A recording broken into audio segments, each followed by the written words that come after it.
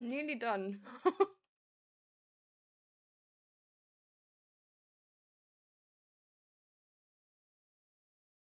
Hmm. I think I'm gonna eat them later, actually. Why is this on loud?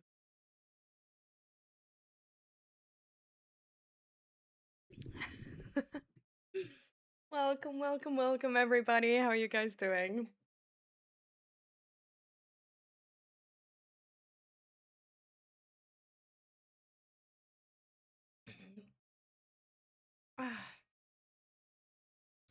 Trying not to melt. Oh yeah, I feel you. Like yesterday and the days before, it's been like really warm. Like now, actually, full sky, cloudy, and it's not that warm. So I hope it's gonna be fine. To be fair, we also like through the night left like all our windows open to just really have it be able to cool down because we haven't done that before, and we just had constantly like minimum 26 degrees Celsius in our apartment in all rooms. In this room, warmer. So yeah, like now having left like all the windows open, it's definitely cooler here. We got it down to 24.5, which is not insanely low, but it's like way lower than 26. So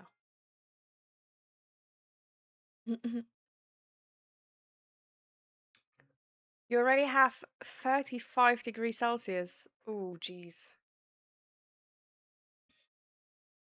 So, like, how warm is it gonna get? Like, above 40? I mean, probably, no. I'm so nervous to get my results, but I'm doing great. How about you, love? Oh, wait, which results? Am I, like, I don't remember. What? Which results?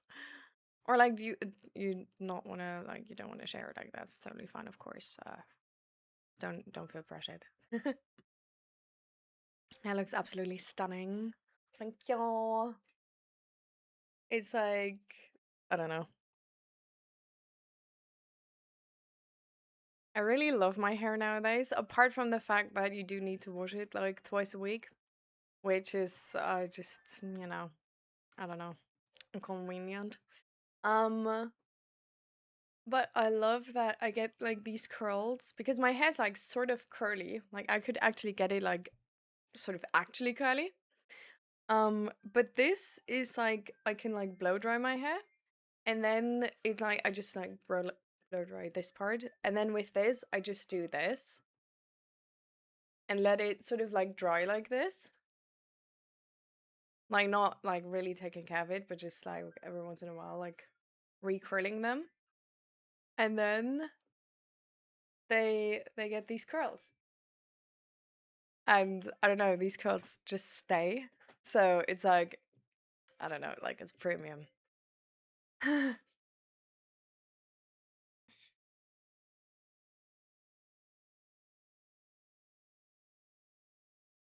35 outside, 33 inside, probably going up to 38, 40. Ah, jeez. But you have an aircon, right, Wolfborn? Like, I really hope you do. And hi, Navandro. Welcome, welcome.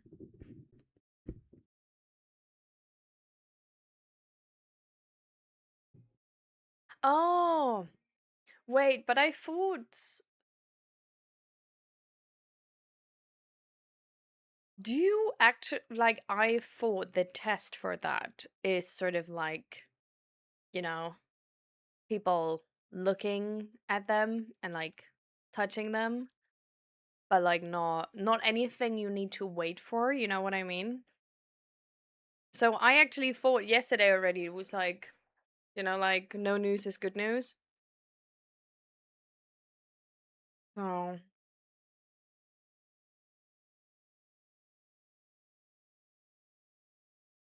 how you been doing? Um, I mean, it hasn't been the easiest week for sure, but it's like I don't know. I love my work right now, so I'm good. How about you, Navandro?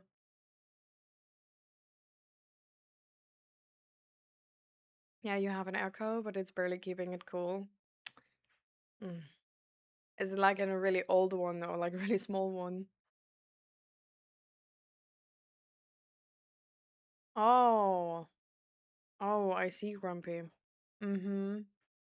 Well, I hope there's gonna be like, nothing. Um, Let me know what the result is gonna be. What are you working on? Yesterday I finished a Python app I made for my mom. I still have to verify the safety because it's like an encryption decryption app. It's essentially because my mom is working with sensitive data of the government and like other like private businesses. Um, and uh, so I made this like encryption decryption app where she can because like so far she hasn't been able to like have anyone like work remote because of the like sensitive data and you can't like send it over and stuff, right? So I made like an encryption decryption app which is able to encrypt the data before she's sending them over, and uh yeah. But I still like I'm sort of like new to the field, right? So I still need to verify that it's like actually safe. Like I feel like it is, like chances are really high. Like I'm sort of like I'm basically sure that it is really safe. Because it just works with the cryptography like lib. So it's not like, I made it up myself. Like no. I rely on systems which it's being used by the military and banks, so it's like there's not much I can fuck up, but I just want to I don't know, like before I put my name on it, beep beep, I'm gonna make sure, or at least like more sure than right now. um and uh So yeah, yesterday I've been doing the final release of that because I've been going through like multiple versions, implementing like all the features I wanted it to have. Because I mean, it should technically the use case is it should be usable for a person who's not that um uh how you say that, like not into that type of like, how do you say that in English?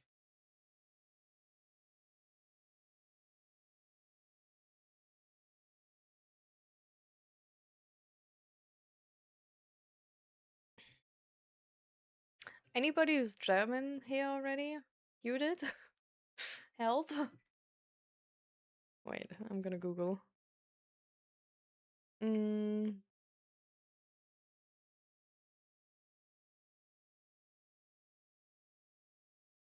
oh, technology. I knew it was such an easy word, but I just didn't.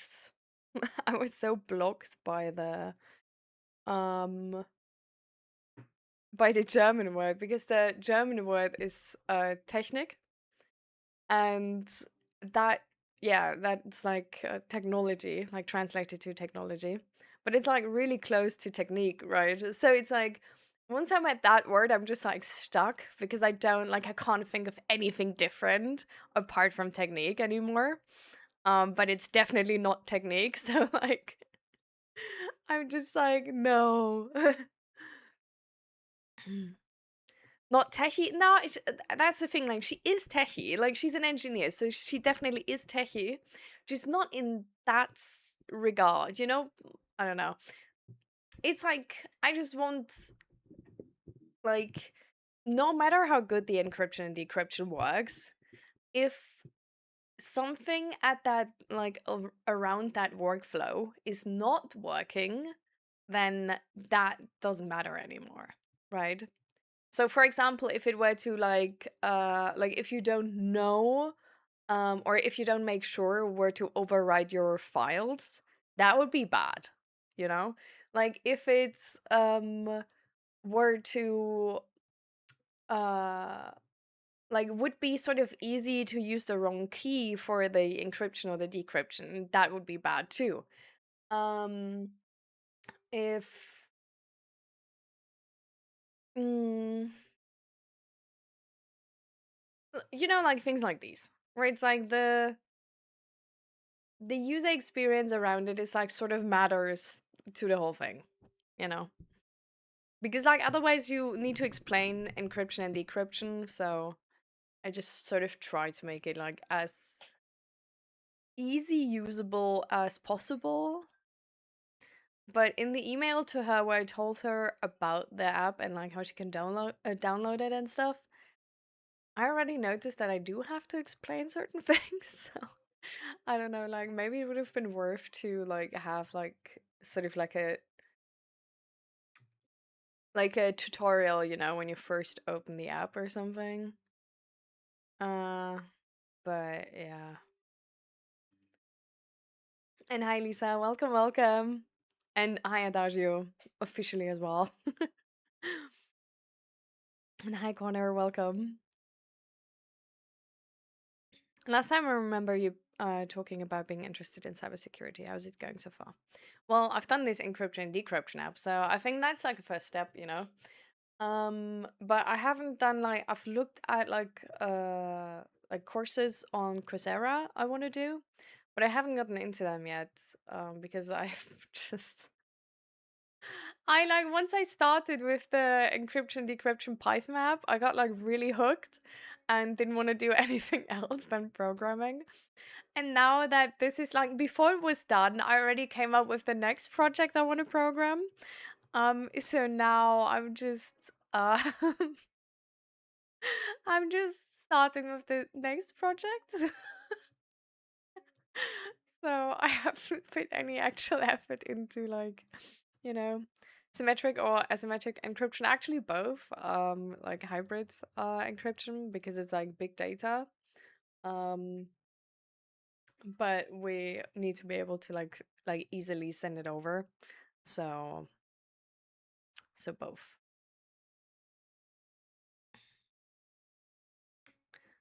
Um does she work for security solutions per chance? No. She's I don't want to leak too much. Let's just say she's like a private contractor for solutions which are technically not security related, but for businesses which are security related. You know what I mean? So it's sort of like indirectly uh important that like she's taking care of the security. I'm currently doing the Claude free courses. What do you mean Claude free courses? Give me a link, please. I need to know. I don't know.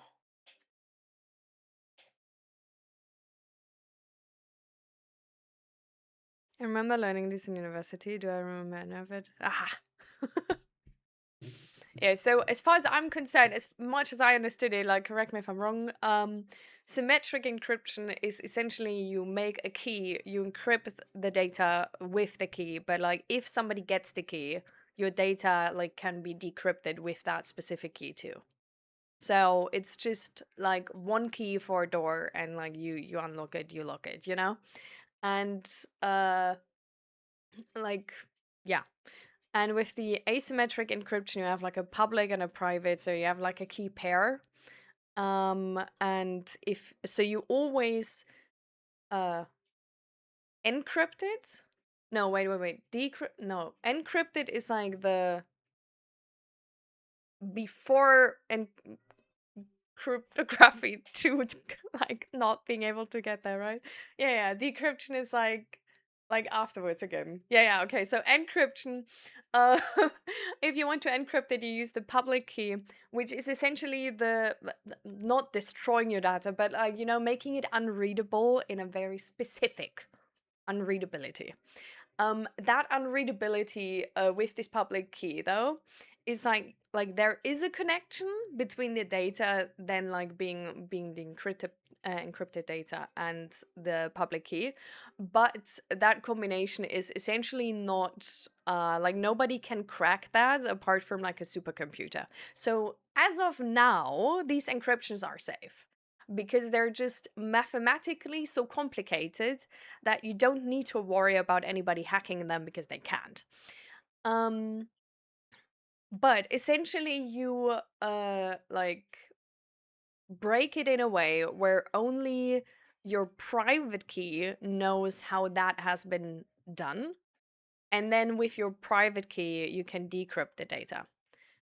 So people can, like, if you put your like public key on Instagram or somebody, people can send you files or can make files which are encrypted for you, where only you can decrypt it because you have the private key, but not the other way around. Like they can't take the file, have the public key, and be like, okay, I'm going to decrypt it now, because it's the wrong part of the key essentially.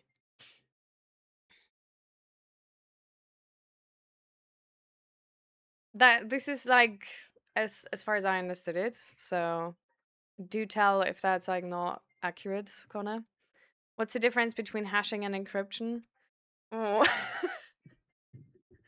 So that part I didn't look into too much actually. I don't know what specifically hashing means. um, I think like as far as I know, a hash is sort of like a, well, I don't know if it's technically a random number, but just, it's like a long ass number which is borderline random. Um and which is, I think it's made from your system uh situation essentially. And this is because like there's no actual randomness as far as, again, as far as I'm concerned. I'm just getting into the topic, okay? So don't I like, oh, you're like, I don't know, telling lies. Like I'm not telling lies. I didn't understand it then. Um but as far as I understand, randomness is actually like a mathematically really complicated problem because there is, with PCs, it's hard to create actual randomness. So a hash is, to my information, created uh from the time, like the very specific time, and your system like sort of taking everything into account, because we just expect this to be as unique as possible to sort of be able to translate that to an actual randomness. um but there's also like really interesting businesses. I don't know if you've ever seen it, but there's some security blah blah blah business which actually has a like a really, like a wall full of lava lamps, and is making out of that image, which is ever changing. They create uh yeah, like keys which are like sort of random. Looks really fancy. People are allowed, like, it's in the entryway of their like business stuff, and people are allowed to walk there because it actually creates even more randomness, so it's even better. So it's kind of really cool.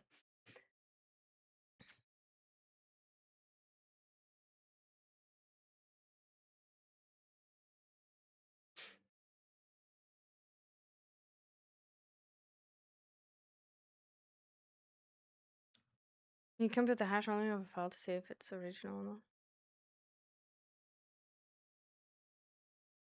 Oh, so the hash is actually this like the thing you like calculate over the whole file. Like that's, like, you know what I mean? I don't know if like calculate over the whole file is like correct, but in like German there's like, I sort of like understood it with like the um well, in German it's called Quersumme. I don't know if it's called like, how is it called in English? Like um and it's not specifically that, but it's like sort of going in the same direction, or at least somebody explained that to me. So Quersumme is essentially, if you have a number like 235, then the Quersumme would would be 10. So like all the like even though, you know, it's like one number, it's like just the single digits sort of calculated together. So it's not specifically that, but sort of the same system. At least somebody, you know, like explain it to me that way. But yeah. And hi, Mr. Dio. Welcome, welcome. And hi, Relaxing. And hi, Perry. And hi, Judith. Cross total or cross summons goal. Ah, okay.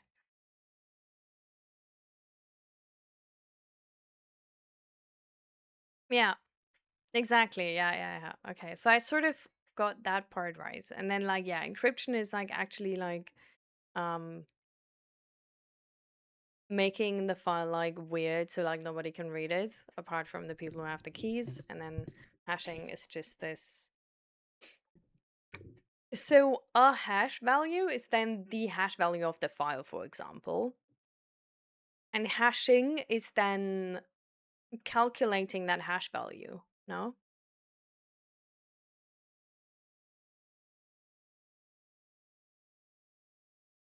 And you have news, Mr. Dear? This week, Tuesday, I went on 2 dates, and the second date went really well. I found another woman who liked me. I liked her, and we kissed. Wednesday, I felt weird having two people I like at the same time, vice versa. But Thursday, told me she met somebody else, so I wish her well. Hmm. Yeah, I can imagine.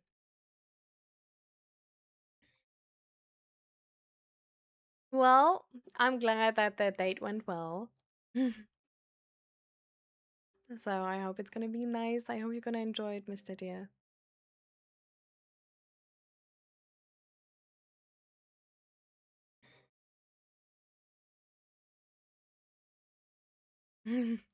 Hey, Lady Crane, the human Waterbuch to your service. Thank you, Judith. And hi, Dark Azazel. Welcome, welcome.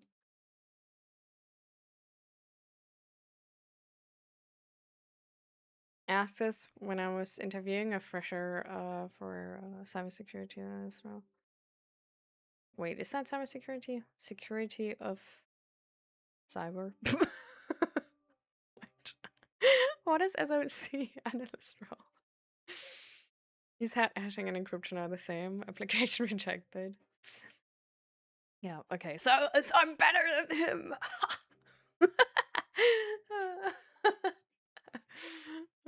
Security Operations Center. Oh, okay. So, okay, actually, like, I'm just gonna, like, guys, we're gonna go into mental health in a second, okay? I just want to ask Connor one question. Um, if, so this encryption decryption app I made, um, it works to the point that you put data in, you encrypt it, um, and then like when you try it, like it has like the file or whatever like you encrypted, it has then like the dots encryption thing at the end. And if you try and open it, it's all like scrambled eggs, you know. If you decrypt it again, same file comes out of it. And it's like with the private public key works perfectly. Like you can't use other you know, like combinations and stuff like this. So expected behavior is all I'm saying. Like from what the app should do, expected behavior 100% fulfilled.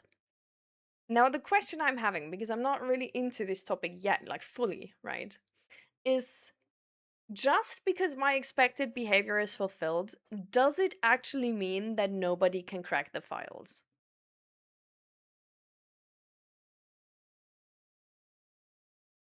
Like, what tests could I do or should I do to make sure that the way I encrypt it is actually bulletproof? Or do I not really need to worry about it?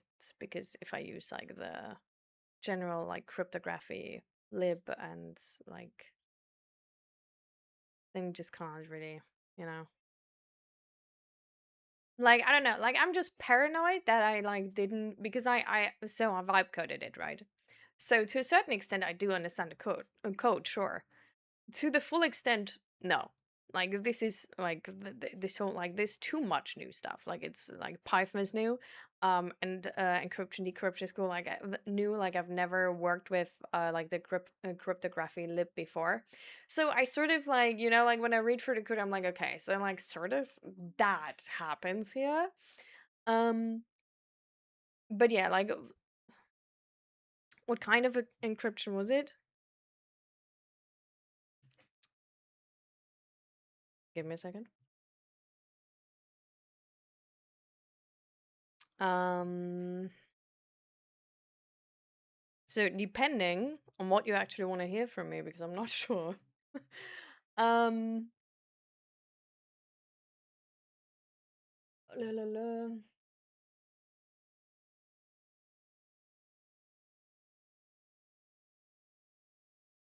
So it's like the wait.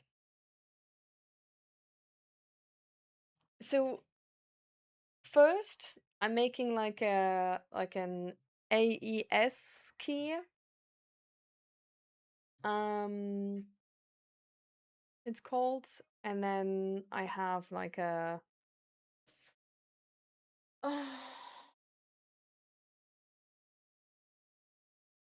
like a RSA 4069 layer, or whatever, you know.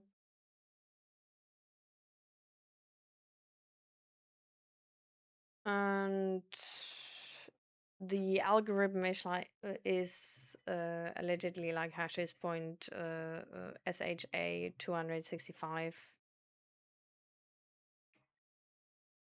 I don't really know what you want to hear from me. Like to that point, I don't really understand it, right? Like it's like sort of like I know like sort of what is happening where, but like all the specific words and stuff of like which if you like have properly learned it and not just like trying to understand what's happening based on code, that part I'm not, you know.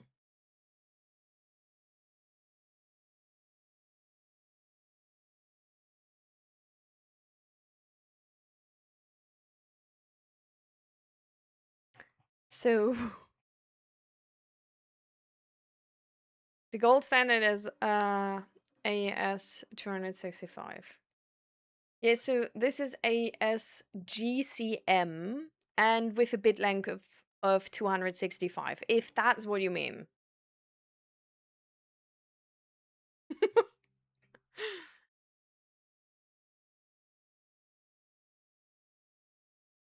Security of cybersecurity, yeah.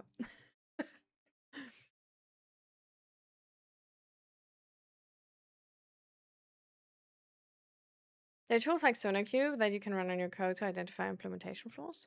Hmm. I'm gonna write that down. Give me a second.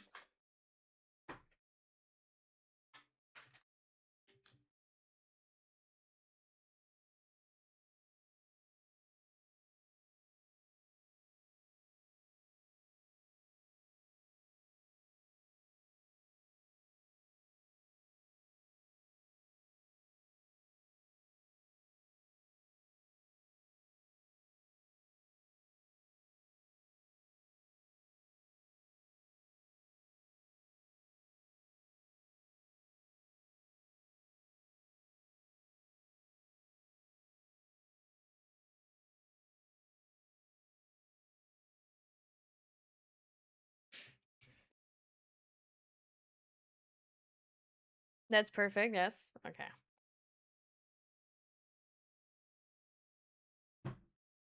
So, what will SonarQube specifically identify? Like, what type of implementation flaws? Like, implementation flaws are really about like how to implement the like cryptography lib and like if that is like properly secure, or implementation flaws like I don't know, just like poorly written code, which is not really like like security. Like, is it gonna identify security concerns or both? Okay. Oh, that's really nice.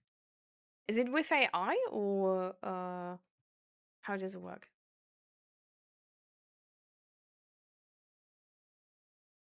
And hi Jay, reads too much. Welcome, welcome. I'm sorry, guys, that I'm just going like full on into like coding cybersecurity right now, but you know, you gotta like use the time you get with like experts.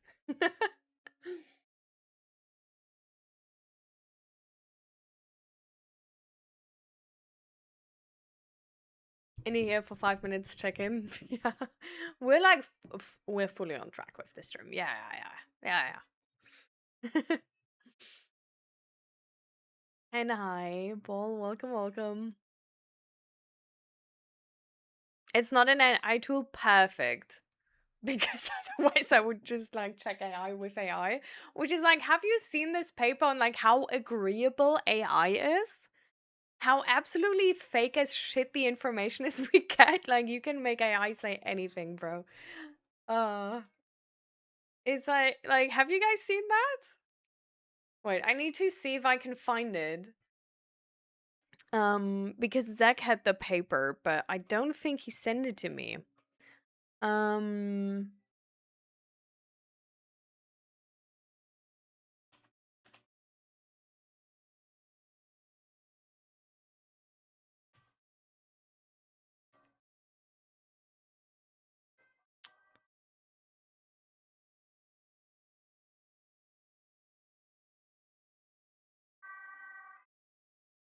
was- mm, I don't think this.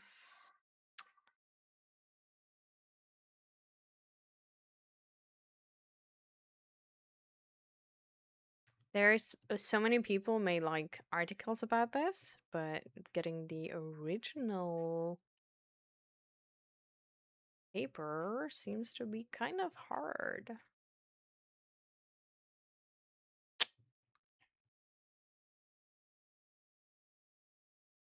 Hmm. Okay, I'm gonna look it up and send it in a Discord. Or actually, I'm just gonna ping Zach to give me the paper.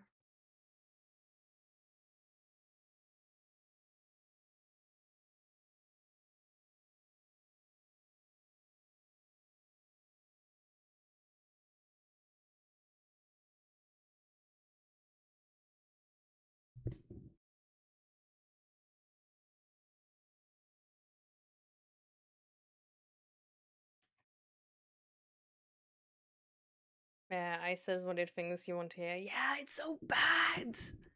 Like people think it's objective. Ooh. It's like worse than like it's such like I don't know. I feel like so low-key, I think AI can be a great system. I think it's really smart to have a tool which can make our world less complicated. I think our world is too complicated right now. There's so many things we need to learn and know to actually have full options. And AI can make it easier while not taking too many human resources. Now you can argue all day about water and like you know if it's actually sustainable, all of that. I'm just saying AI as the system, I don't think it's that bad, and I think as like how sustainable it is, really like sort of in terms of like water usage and all of these things, um there could be better solutions, right? Like so those are problems where I feel like they're not specifically tied to AI because you can like figure out better solutions for them. um, but I think for specific circumstances, AI could be a really, really great system, and I think there's a lot of potential. I think the way we use it as this chatbot who's like not accurate on information, actually, so not really able to make complicated systems easier because it just lies to you. It's like an ill informed friend, right? Where like you shouldn't rely on like your friend who's like, I don't know, like a barber or something for like juristic no, juristical is not the thing you say. Um for like lawyer type advice, right? Like that's not a good idea. Um or at least like not entirely, you know. Um but that AI is so agreeable and so nice is honestly something which is worrying me because I feel like it really, like, because it behaves like a regular person you text to, it sets a wrong standard, you know? So I think, I don't know, I feel like getting used to the fact that you can talk like like an absolute asshole to somebody, and that person is going to be like super nice, change their opinion to yours and all of these things. I don't know if that's too useful, honestly. Um I feel like changing that standard can be really harmful because can make us intolerant to actually like be friends and talk to humans. Because humans gonna have emotions when we talk to them a certain way. And I'm not saying like, oh, we're responsible for the emotions of all the people around us, for sure not. I'm just saying I don't think it's bad if we get the feedback that like if we behave like an asshole, people are not gonna like us. You know what I mean? So I don't know, like this whole thing of like also like AI girlfriends and stuff. Ooh, I think it's making us like way more tolerant to actually like spend time with people.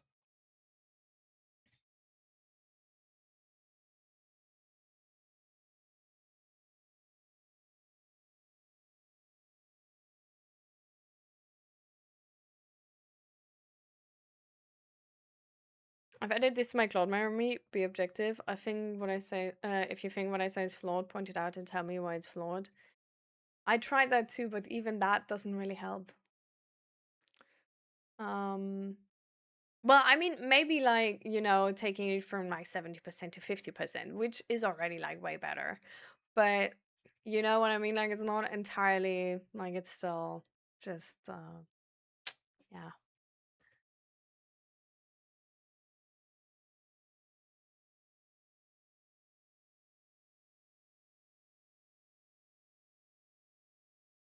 AI once convinced a person his mom is a Chinese spy and convinced him to kill her. What? Oh my god, I didn't hear of that. That's insane.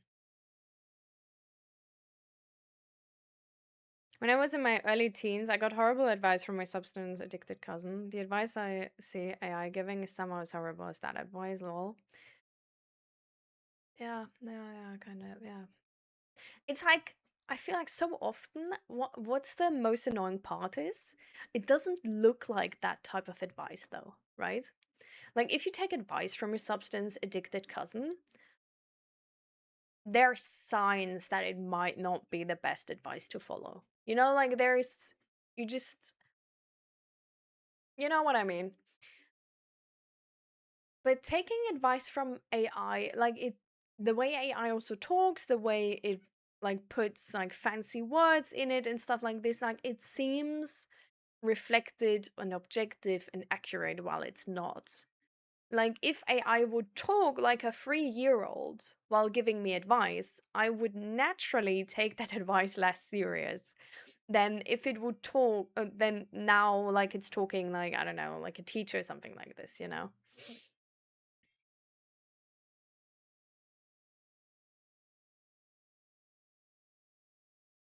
It's trained on shit GitHub repos with bad practices, then these guys will upload it to GitHub. Yeah, I mean that's of course the classic problem we're gonna get with AI. Like this is already why I have like my resource list, right? With all the links I think are good because there's so much AI slop and so much general slop doesn't even need to be from AI. Humans are very capable of that as well. But there's so much slop and now more and more AI slop in the internet that actually good resources are just you can't find them anymore. It's like a tiny like sand corn, like a specific one on the floor of the ocean. Like it's really, really hard to find. This is why I have this resource list because otherwise you just get insane. Like you can find a study and then the next day you try and find it again. You even know the name, you knew what it said and everything, and you can't find it anymore because the internet is too big. By the version of mad should be fine, yeah. I don't know. AI has been really helpful for me, but I guess it depends on the user, right? I mean, following AI's advice for my emotional problems has been helpful. It helped me avoid acting out of impulse or emotion, which is surprising. But maybe that's a reflection of me trying to avoid doing something rash. In the past, I was not texting my ex. I I feel like AI doesn't need to be like always bad. Like this is, but it's just sort of like it's so close to being good that it's like even worse that it's not as good as it seems, you know? Like if you ask people like how reliable is AI, they will say it's way higher than if you actually test AI how reliable it is. And I think that's just sort of the danger. But again, like I think there's a lot of potential in AI if we would use it for like very nice purposes. Would I eat an ant for 20 bucks? No, I don't think so. Like on one hand, it's like it's just an ant, and it's 20 bucks, you know. But I don't think I could do it.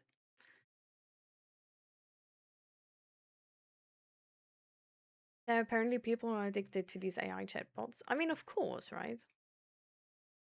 I'm gonna repost what Connor texted, but Nightbot took the link out, so.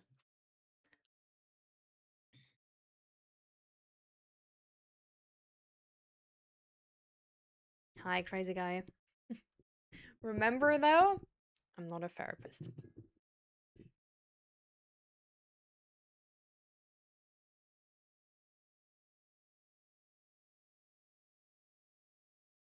Yeah. I have like very, very specific things I still consume. But just general content is definitely also going down for me. The last stream helped you a lot. I'm glad, crazy guy. Got my heart broken last night, so this AI conversation is a nice distraction.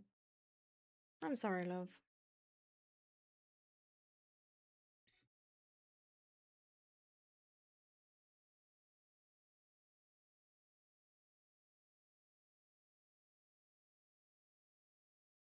Hmm.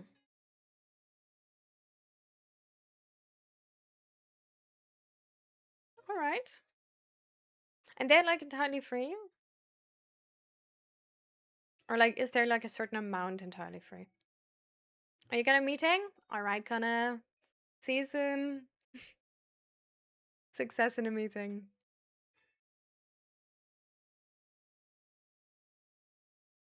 How about stand on an ant for 20 bucks? You mean crush an ant with my foot for 20 bucks? Because I don't think I don't think that's gonna be different.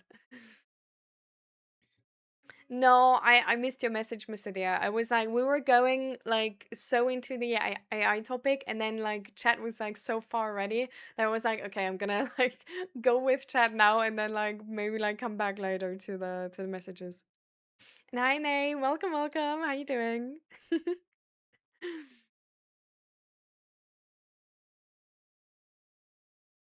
Should I go back to the message, Mr. Dia?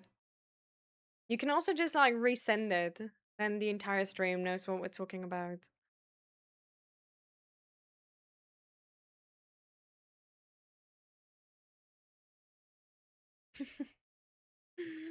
Thank you, Nay. It's self-made. I actually did like a Enderman cosplay. My husband did like a villager cosplay. It was really funny.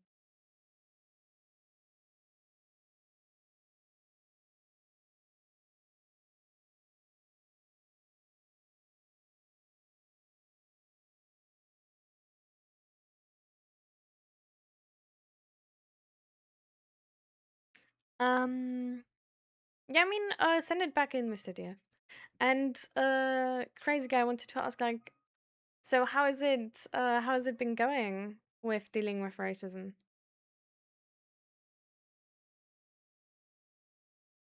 Like, if you say like from the last stream already, it's been going so much better. Like, that's a huge improvement. So what was the best part of the advice, or like what is the thing you like implemented and is working for you?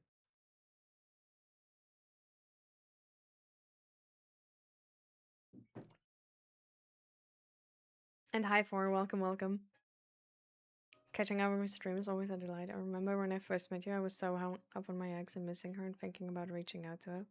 Now here I'm talking about dates, liking multiple women and them liking me. I hope with Girl B it works out. Oh, Mr. Dear, thank you so much. I really appreciate the kind words.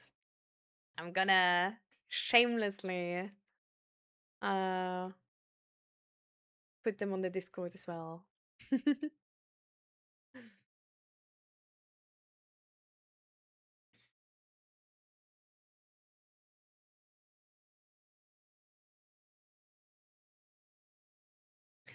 So, then should we start with the general mental health check-in? Because we've been going on a big side quest with AI and cybersecurity and programming. So let's get back to mental health, shall we? So how have you guys been doing since the past stream or the past week?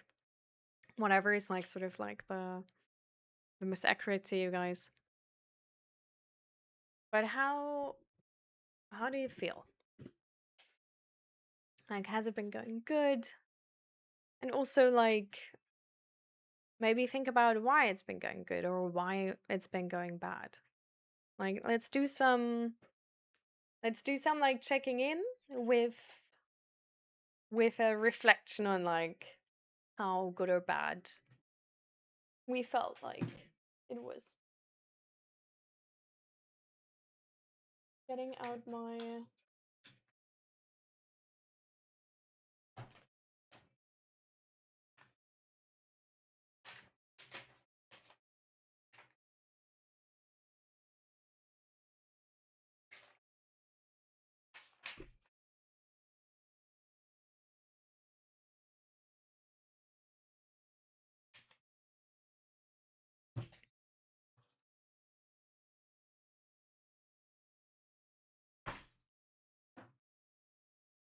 and hi Joe. Guess my question with girl A. Got close and kissed and went on dates, and I thought we were going to date. Keep her options open and take things slow, which was fine with me, but then she picked somebody else. Now girl B is saying the same thing after being similarly close to her as I was with girl A. What do I do? Want to stop endlessly pursuing new women? I think if you want to stop pursuing women right now, then you can. It's your choice, right? Like, it's really fine to just be like, tag 2 doesn't vibe with me right now. Like, you can always come back to it. You know, you can always like start dating again in a few months when you feel like, okay, now you have like, I don't know, are interested to date again or have more time. So it's like more satisfying or feel like it's maybe more on your priority list than before. I feel like dating shouldn't feel like a job, you know? Like getting to know the person you spend your life with. I feel like technically that should be like a pleasurable experience, no? Like that should be a fun experience. So, I don't know, like if you feel exhausted from this, one thing you can do as well, of course, is just try and find out why it's exhausting, right? Because I feel like sometimes it can be really valuable. Like even though, like, of course, we're all individuals, blah blah blah. But sometimes it can be really valuable to see, like, okay, I'm in a situation right now where other people would be like blissful to be in, like they would really enjoy it, but I don't enjoy it. So why do I not enjoy it? Like, what in this situation is not convincing me to feel that joy like it would for others, right? And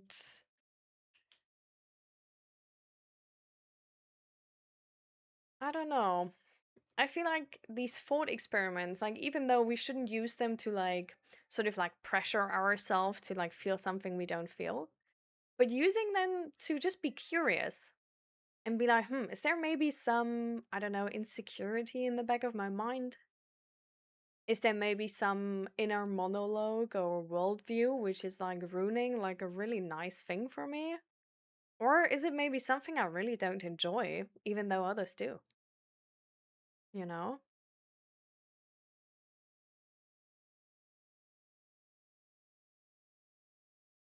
Because it's so much effort, but maybe I could just pause in September or what? When doing other stuff like hobbies. I don't enjoy it because it doesn't feel special anymore. It used to feel so intimate, just like liking somebody. But now it's common, at least with me and some women I pursue. I feel like, I mean, you're sort of like relatively freshly out of your past relationship. So maybe just having more break in between. Like, really have time to not only get over your ex, but also find yourself again. Have some time to really be yourself, develop your own character, enjoy life alone, and then go from not going to another relationship from a place of like, I lost my ex, I need a replacement. But instead of go from your ex to being alone, and then from being alone at some point being like, but now for this person, I do want a relationship. Because then that person is not linked to your ex anymore. It's not a replacement. You don't have a role you had filled, which now is like empty. But you were perfectly fine on your own. You enjoyed your life on your own. And you're coming from a standpoint, it's actually like safer also to find a good relationship because you're coming from a standpoint of, well, if you if you get to that point, some people are really miserable alone and they sort of like need a bit longer to find joy on their own. But if you have found joy or were able to build a single life which you do really enjoy, and then you move to a relationship, it's gonna be because with that person it's nicer than being alone, right? Even though being alone was already really nice. So it's like it's not like desperation in terms of like, oh, like I don't know what else to do, like I need another girlfriend now. But it's more like from like it's a free choice you make in that moment of like I would be fine alone, but with that person, it's actually really fun.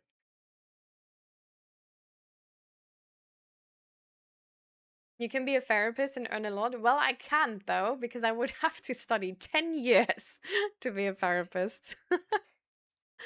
But I can be a mental health coach.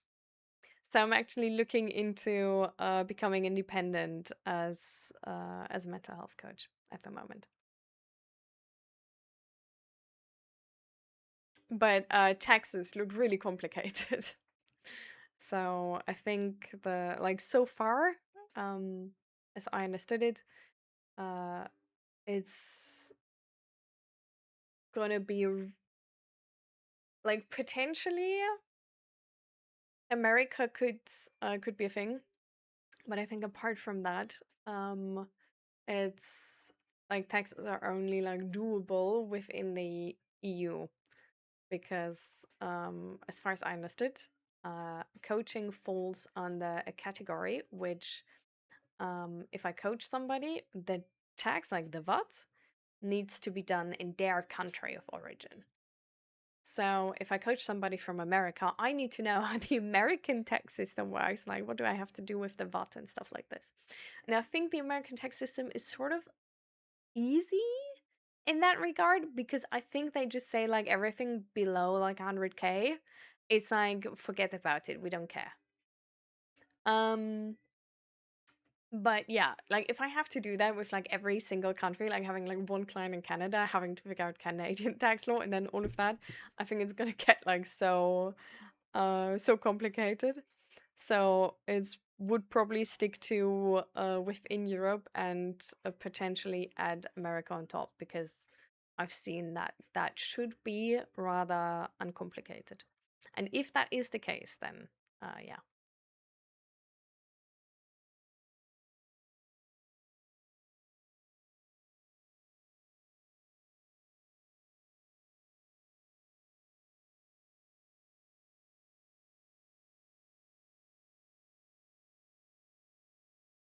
No, I definitely like I also agree with Mr. Soup. Like if you wanna like like don't date like new girls anymore and you wanna make sure or like be serious, Mr. Deer, about girl B, then definitely do tell her.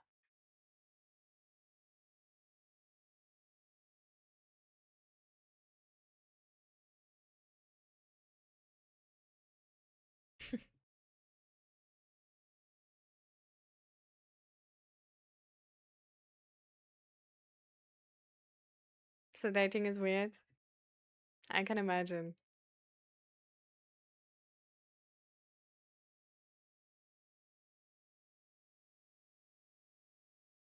What is Dagestan? What?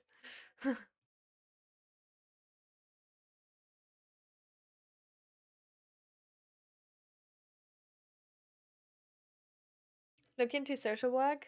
I mean, the coaching is social work, but social work like locally here is like there are jobs for sure, but they just don't really pay well. Like so, I don't know. Like if I would have to find a job, I would pick one which is like financially like more secure, and that would be IT because social work just doesn't pay.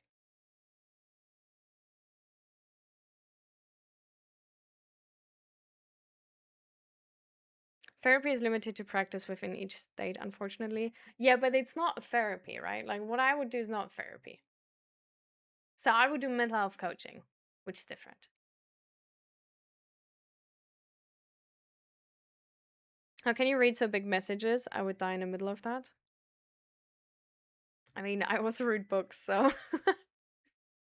it's like in comparison, it's actually fairly fairly short. Girl B, I'll go into a few more dates and see if she's committed or consistent and ask if she wants to be exclusive. No need to rush. All right. I mean, if that's what you want, go for it. You can also just be like, don't try and date like new women apart from like girl B, and don't go on like um new dates, and just see if it like works with girl B, and if it doesn't, then like take a break if you want to. Just see what you feel like, Mr. Dear.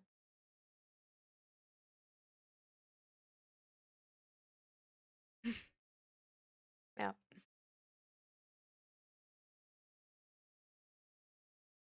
Hello, Tusk. Welcome, welcome. No, it's still mental health talks. We actually we sort of like just started a bit ago because in the beginning we got completely sidetracked about AI and cybersecurity. But now we are on track again.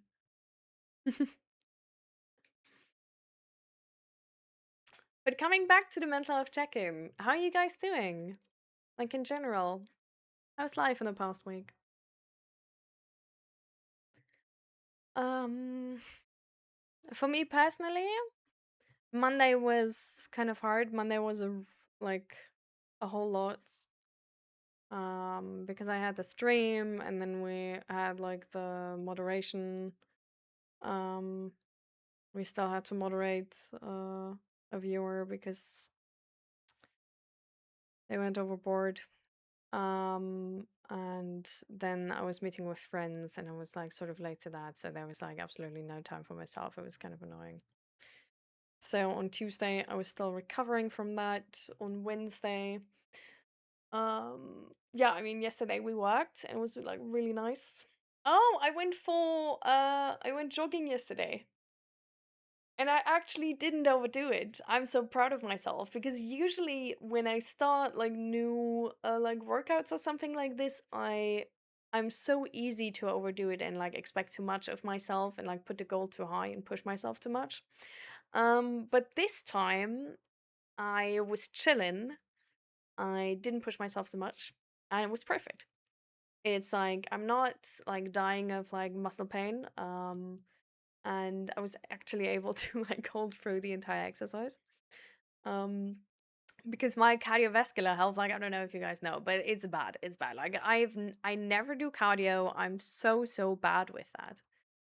Um, and low key it is a health concern. Like it's gotten to that point. So and I hate jogging apart from that too. But yesterday I found the motivation to go jogging.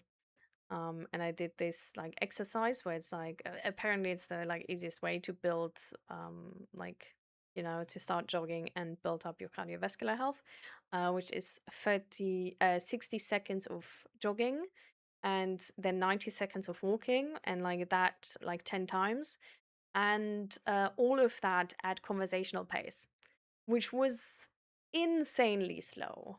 Don't get me wrong, insanely slow. But it was conversational pace. So, you know, we did the exercise correct and it was really nice. Um, yeah. Uh, so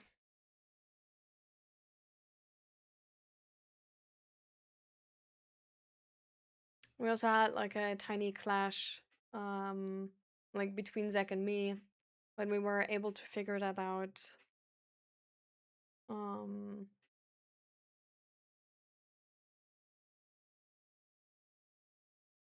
but I'm feeling really good. And I think that's partly because I really love my work right now.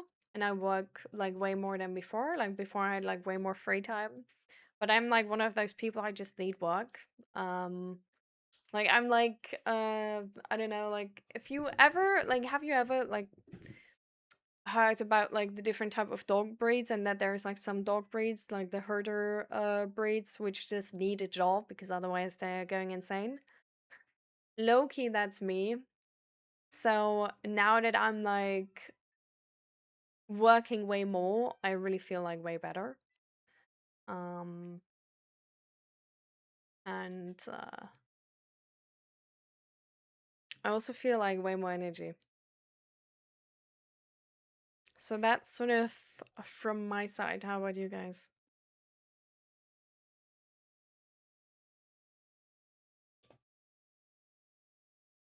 Well, overcomplicating this so much. A therapist told me not everything has to have meaning. Sometimes things just happen. I mean, also that the what you said last time about your therapist is also that they told you that to what was it again? To like enjoy your free time, um, and take time for yourself. Don't work too much, and a bit like follow your emotions. So I don't know if you're like overcomplicating things. Maybe you're one of those people who are like intellectualizing most of their problems and trying to like think their way out of them. For a lot of these people, actually, like the connection to their emotions is more complicated.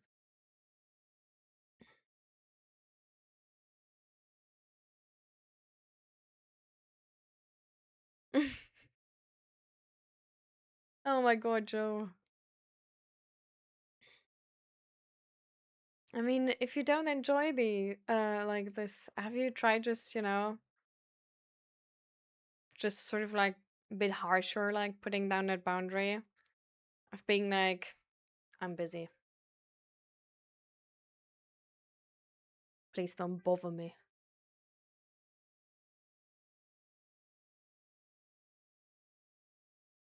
So live. Last couple of days been juggling a lot on my mind, truthfully. 'Cause,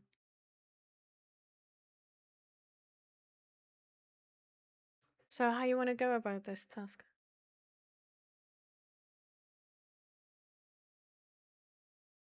Or do you think this has like no like there's like nothing you really like should change or anything about it, but it's just because there's been like things coming up which need to be now like progress decided, done, and then things are gonna like calm down and get back to normal again?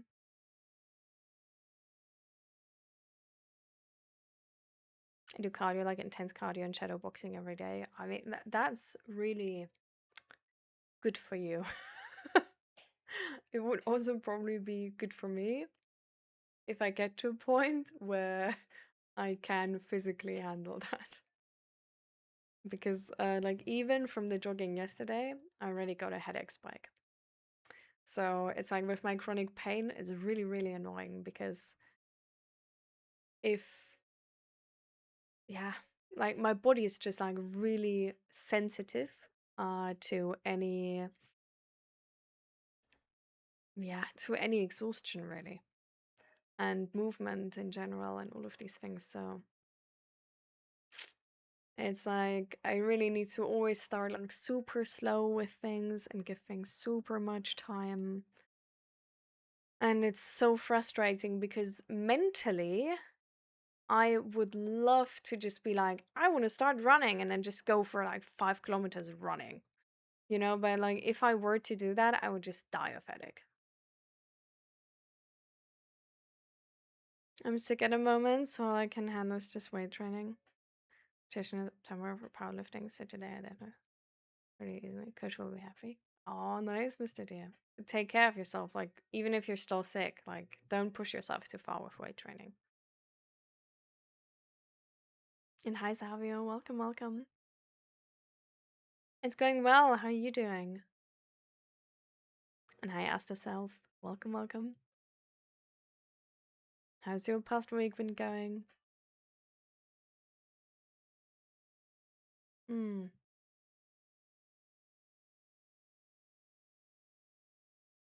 And hi, Lady Ryanag. Welcome, welcome.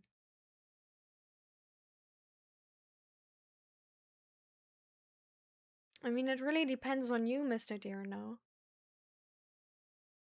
Like, if you feel like you have a question about that, or I don't know, for example, like want a spotlight because there's some help you would need with that, then we can do that.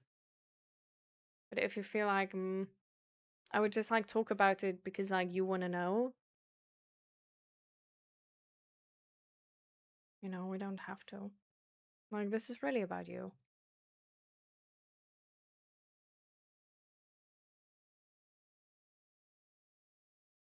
Started into a new job recently, like maybe 1 month ago, and I do night shift. It's a new thing for me, and I don't know. I feel like I'm failing and making no one proud, and the main thing on my mind is my brother. Passed in 2017 unexpectedly, so that's heavily on my mind every day. And turn this age, he was when he passed away. I see, Task.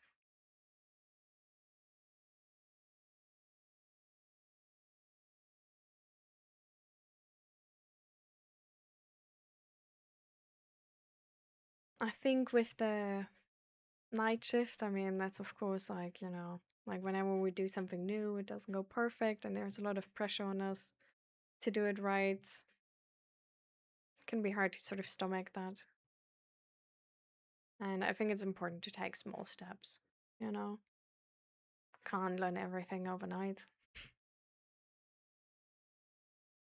Like maybe there's some help you can ask for people to explain you or show you or let you know how you can improve or what you should focus on so that you can like, you know, like get more help in getting better, if that makes sense. Like especially if you feel like you're making no one proud, maybe to also just even ask about what expectations there are towards you, you know?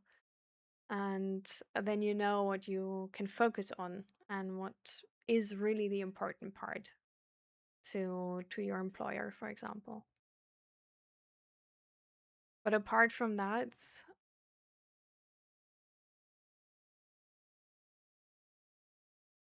I think turning the age your brother died is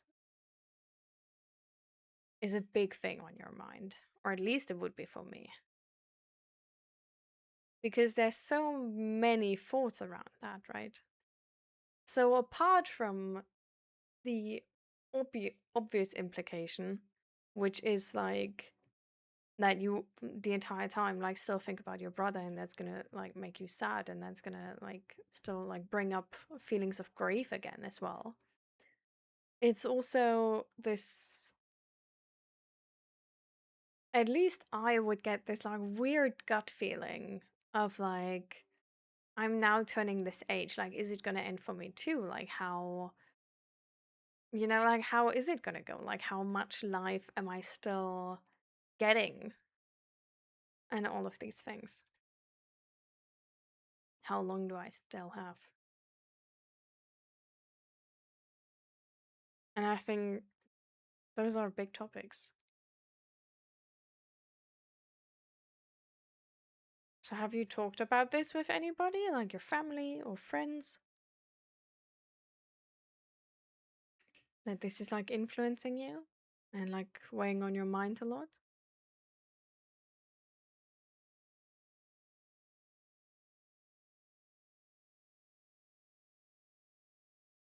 You have a question, relaxing? How to let go past without doing the same thing again. I used to do in the past.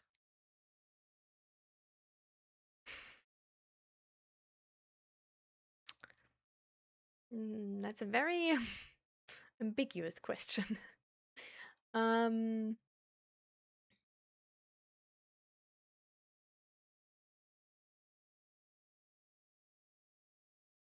I think the most general advice I can give, which is not going to be the most useful for any situation, right? But is like more broadly applicable. Um, Sometimes, if we want to change behaviors or reactions where we haven't been happy with them in the past, but we don't really know what else to do, it can really help to inform yourself what you would like to do different. So just sort of like either just think about it, journal about it, or like really like watch some series, like, or Google on like YouTube, like how other people react in these. Like there's a lot of skits, right, which just sort of show how you could react. And just sort of think about how would you have liked to react in the past. What you like, what would you have liked to say or do? And how would have that worked out? Like would have made it the whole situation better?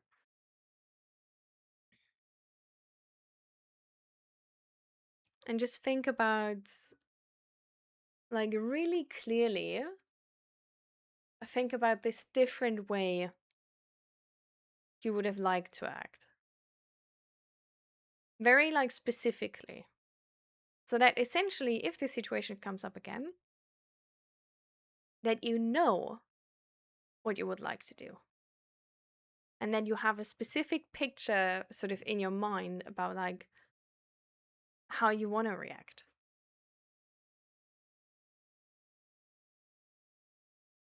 But this picture needs to be realistic. That's sort of the only thing which is hard about that. Because if it's only a thing where you like look back and then you think to yourself, yeah, well, I would have liked to just be more confident, then that's going to be a hard thing to actually put into practice, right? So it needs to be so the different type of behavior you want to do needs to line up with all of the things you can control in the moment. For example, also what you feel.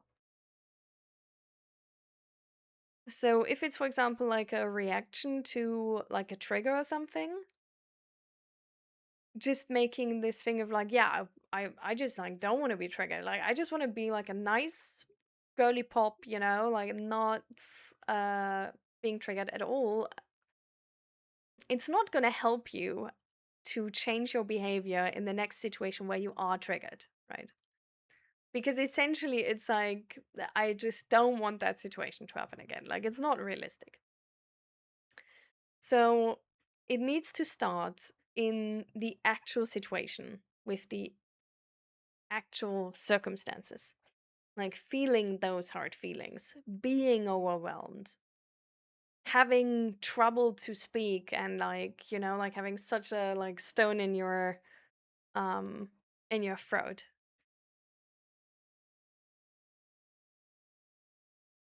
Having a person opposite from you who's maybe pushy and not respectful towards your boundaries.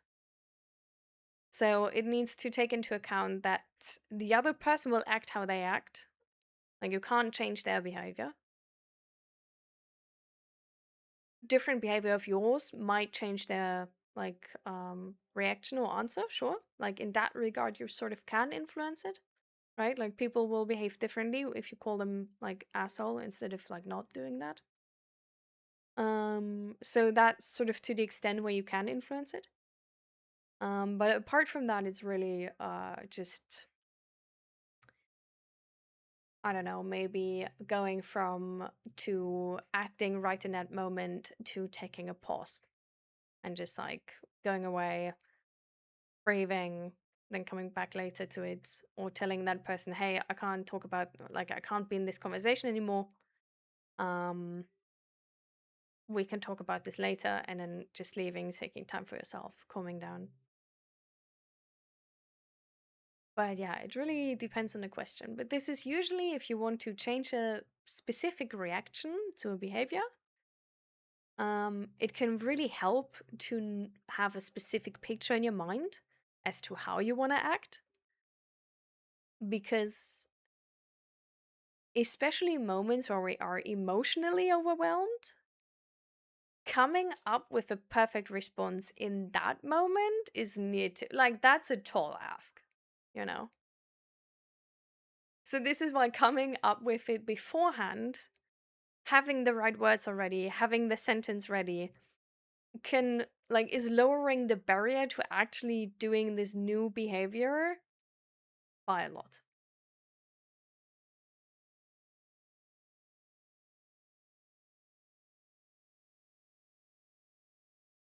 I think for today I will sleep on it, or maybe we come back to it later on the stream. For now, let's focus on helping others. All right.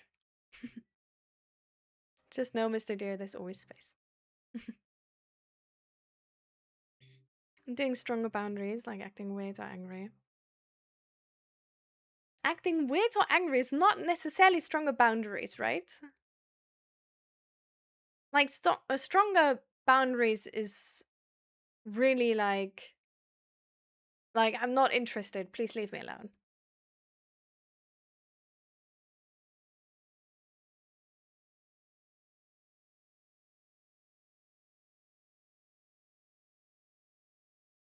Hmm.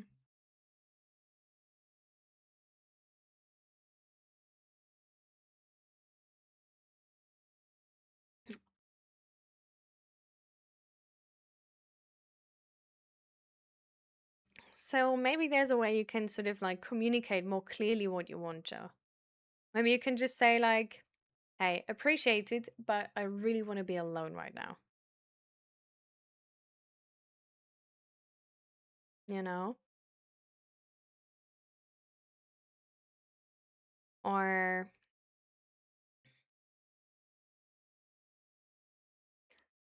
like, it's usually best to like sort of up the harshness like slowly, you know? To be like the other person like comes over, starts flirting, and you're just like, hey,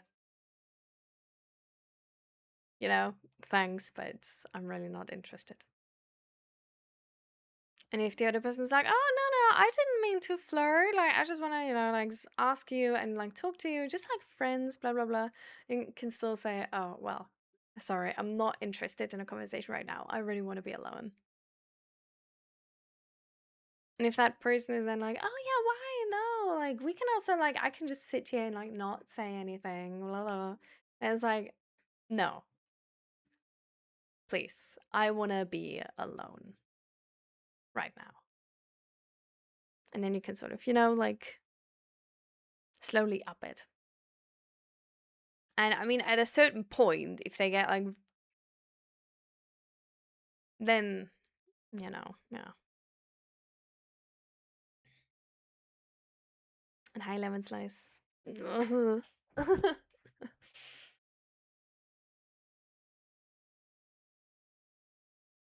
Can I ask what happened to Peaches? Feels like for me they were taking a toll on you. No pressure to answer, by the way. Peaches was banned. Peaches and her second account were banned from Discord and Twitch. I really hoped there would be a different outcome to the situation with Peaches, but there were so many situations where Peaches just crossed the boundaries of the stream and like ignored the rules, made people feel uncomfortable, was rude. And then like yeah, in the last stream they were really like she got like timeouted twice for the behavior because like it was low-key like just taking away from other people's time here. And then she was like she reacted like really dismissive and disrespectful to somebody who like in their message it was sort of like unclear if they might be suicidal. And uh they like technically did say call a hotline, but in a way where it's like shut the fuck up and go, like cry somewhere else, instead of like hey we're here showing empathy and like please call a hotline. Like your life is worth it. Which I then timeouted her for as well because like what the fuck, she also then in DMs with our moderators said that she understood like why she was timeouted for that and stuff. But then later on in Discord actually tried to frame me in a way that she was timeouted for telling somebody to call the hotline instead of the factual thing of like that she was timeouted for being dismissive and disrespectful about somebody's like potentially suicidal ideation. So with that, I was just there were also like so many other things you guys don't even know with Peaches. Uh but yeah, we just hoped like if we would tell her what's not okay and how like she can take part in this community the right way, um it would change. And we were definitely able to see that Peaches does like would really like support and appreciate support. So I really hope that we could make that work. But at the end of the day, it was not. There was no possibility to just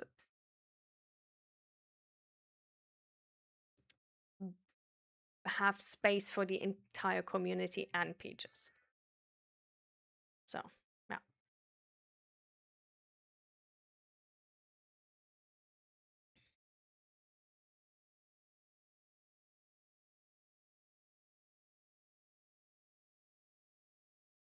You're saying what I think when I think about my brother, and now I'm nervous and scared. So I never really went and talked to my parents or anyone about my struggles, but recently started going up to his grave. I was 11 when it happened, so I never really got there much now. I go there a lot. Like a month ago, I went up and just sat and cried over there for an hour. I'm gonna visit again soon.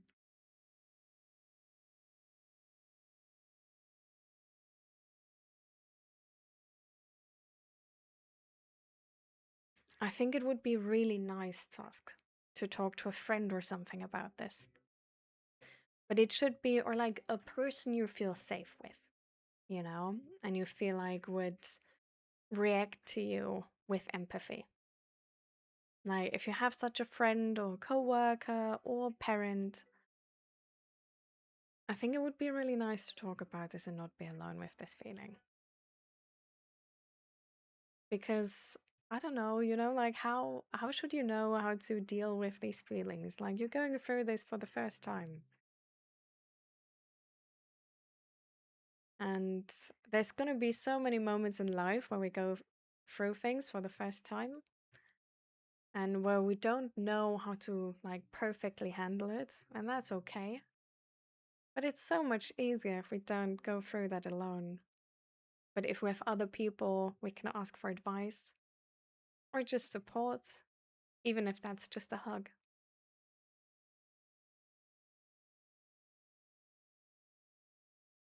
So, do you think you have such a person in your life?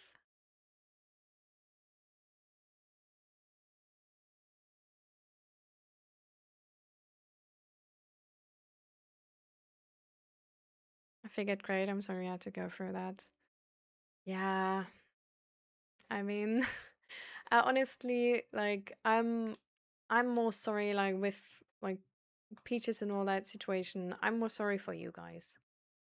Um because there were multiple people which got like really uncomfortable, and where this safe space here got like way harder. And I don't know, it's my job to moderate this safe space and like to a way where it is a safe space for everybody, right? And I don't know, I was a bit stuck on this hope that it would like work out in the end and that we can help, but yeah, I think sort of being stuck on that made some of you, well, put you in a position of like where it was like uncomfortable and not easy to like speak up and talk about your vulnerable sides. So I don't know, like for me, that's the bigger part. But I'm gonna try and in the future moderate better and keep people like these out of our community, um, so that everybody can really feel safe in their spotlight and with their messages. And so I hope I learned enough from this. But this is sort of like a weak spot I have.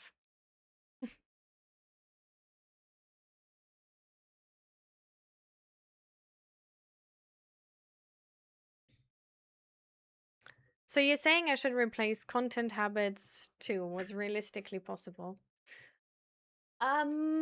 It's sort of, well, your question in the beginning, right? Relaxing was like how to let go of the past without doing the same thing I used to do in the past. I'm unsure how this relates to like replacing content and habits to what's realistically possible. Um,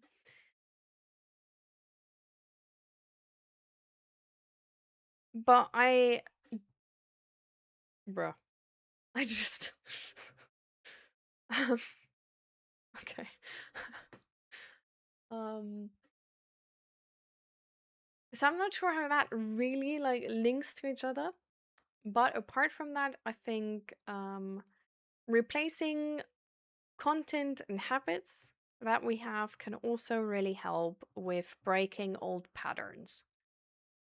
So if it's really like not just getting over the past, but like getting over a pattern in the past, like a habit, definitely like changing your surroundings to the point. Oh, I broke it again. Wait, I'm sorry, guys. I'm like fidgeting with the with the thing. It's like usually this is like well attached, but this is why it wasn't attached. Okay, now I understand. Okay, so now it is actually well attached again. Okay, fixed it. Um,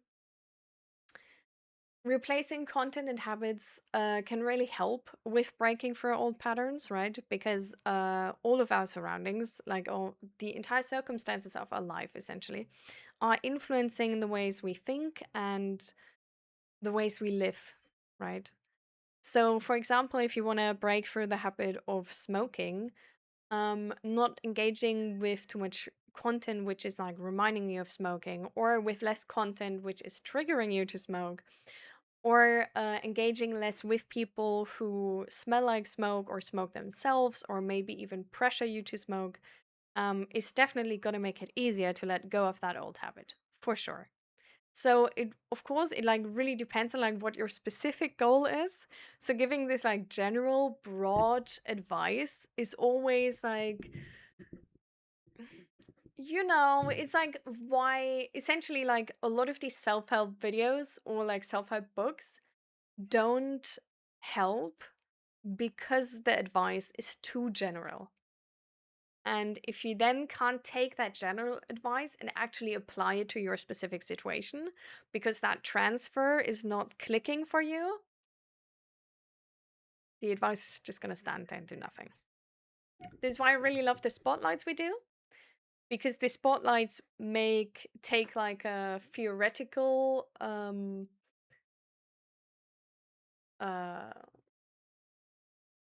missed the English word again.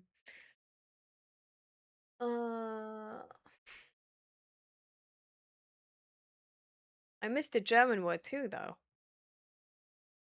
Oh, that's unhelpful. I don't know. It makes the theoretical practical, okay? You all understand what I mean.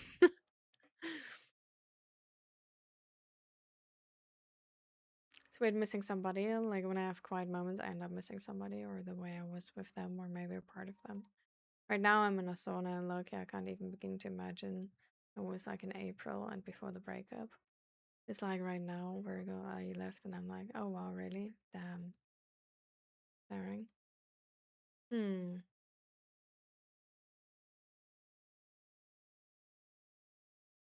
I think this is why grief takes time, really. Like it's just my message won't send. I don't know why. Maybe there's a word in it which Twitch itself, the app, is banning you from like or like blocking you from sending. So maybe you can like check if like some of the words there are like, I don't know, potentially like problematic with Twitch.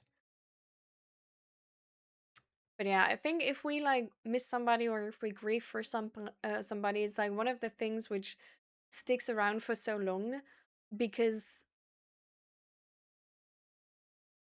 people don't have a very like singular impact on our lives, but usually very complex impact of our lives and are usually really meshed into our everyday life.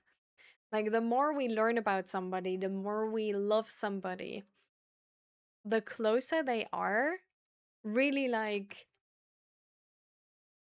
part of our lives, right? So if we lose that part, for good or for worse, it doesn't really matter. But if that part is now gone, there's gonna be just this habit still to think about that person because the way we worked is with that person being there.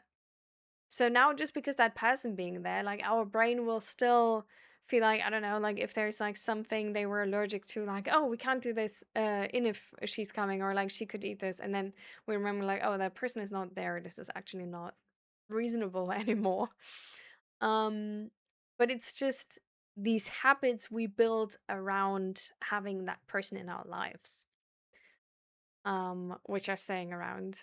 And then also like all the things that person did for us as well, which are now just we have to fulfill through other things.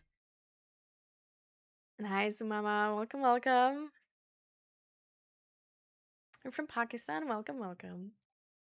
What's the most satisfying moment of your life? Oof. Oh, that's a hard question. Most satisfying? Satisfying. That's a very specific word.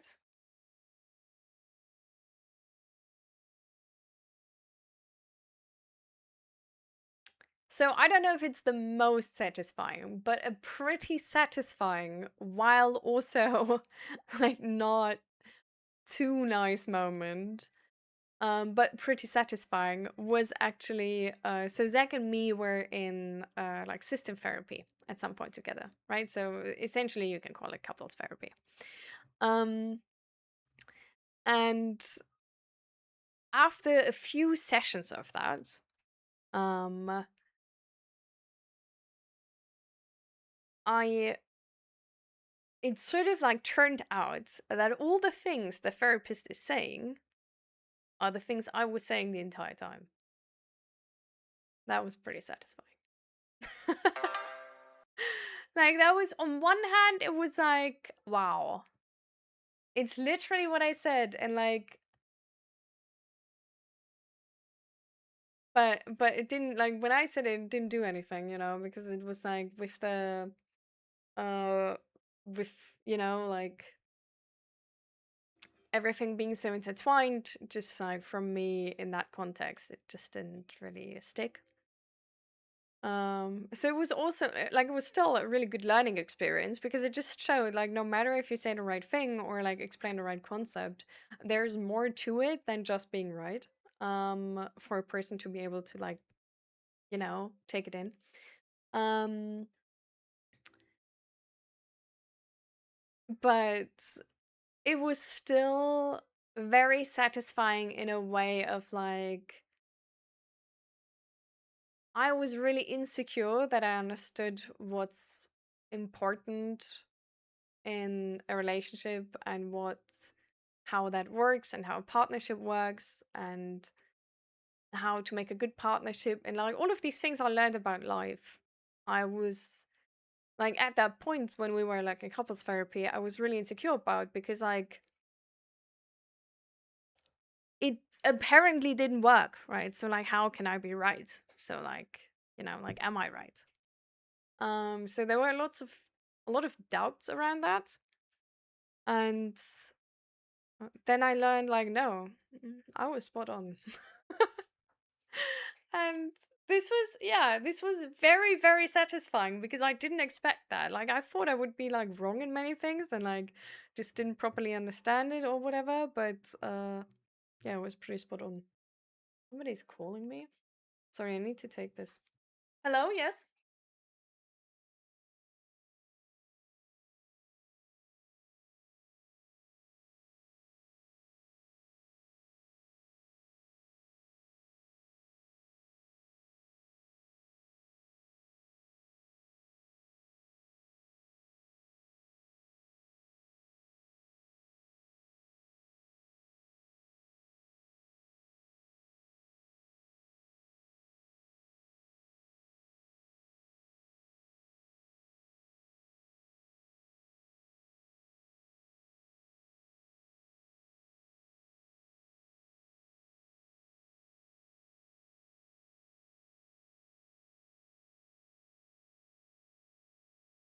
Did my number get leaked? What the fuck?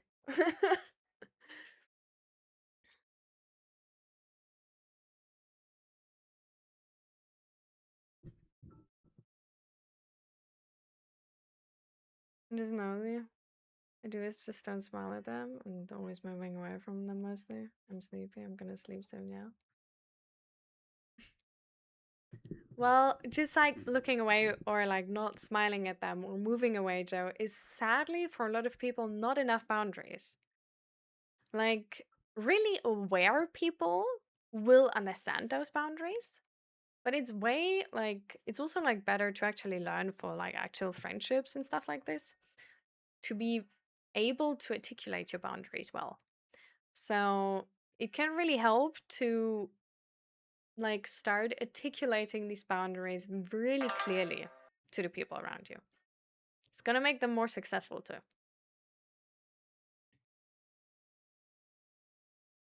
I'm a bit behind chat, guys. So just be aware. And thank you for the follow and welcome. So, Crane, how do you be content with yourself? My biggest issue is never feeling enough for myself while working full time, while in uni full time, while supporting my mother and being a great athlete, percent strongest in the world. Wish I could just love myself for me, but I feel so much responsibility to become stronger so I don't fail as hard in life because I'm sort of alone. A lot of responsibility. Mm.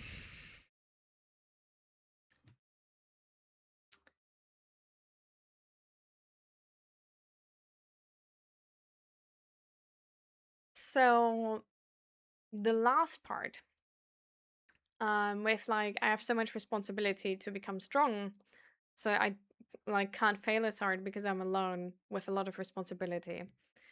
That is a thing where like you can like the way you like phrase the message makes it like really obvious, right? That it's fear, right? So you want to become strong to essentially not die because you fear that if you aren't strong enough, there's going to come a time where that will mean that you will fail. And that you need to always be like stronger and stronger and stronger, and that you just continuously don't feel safe.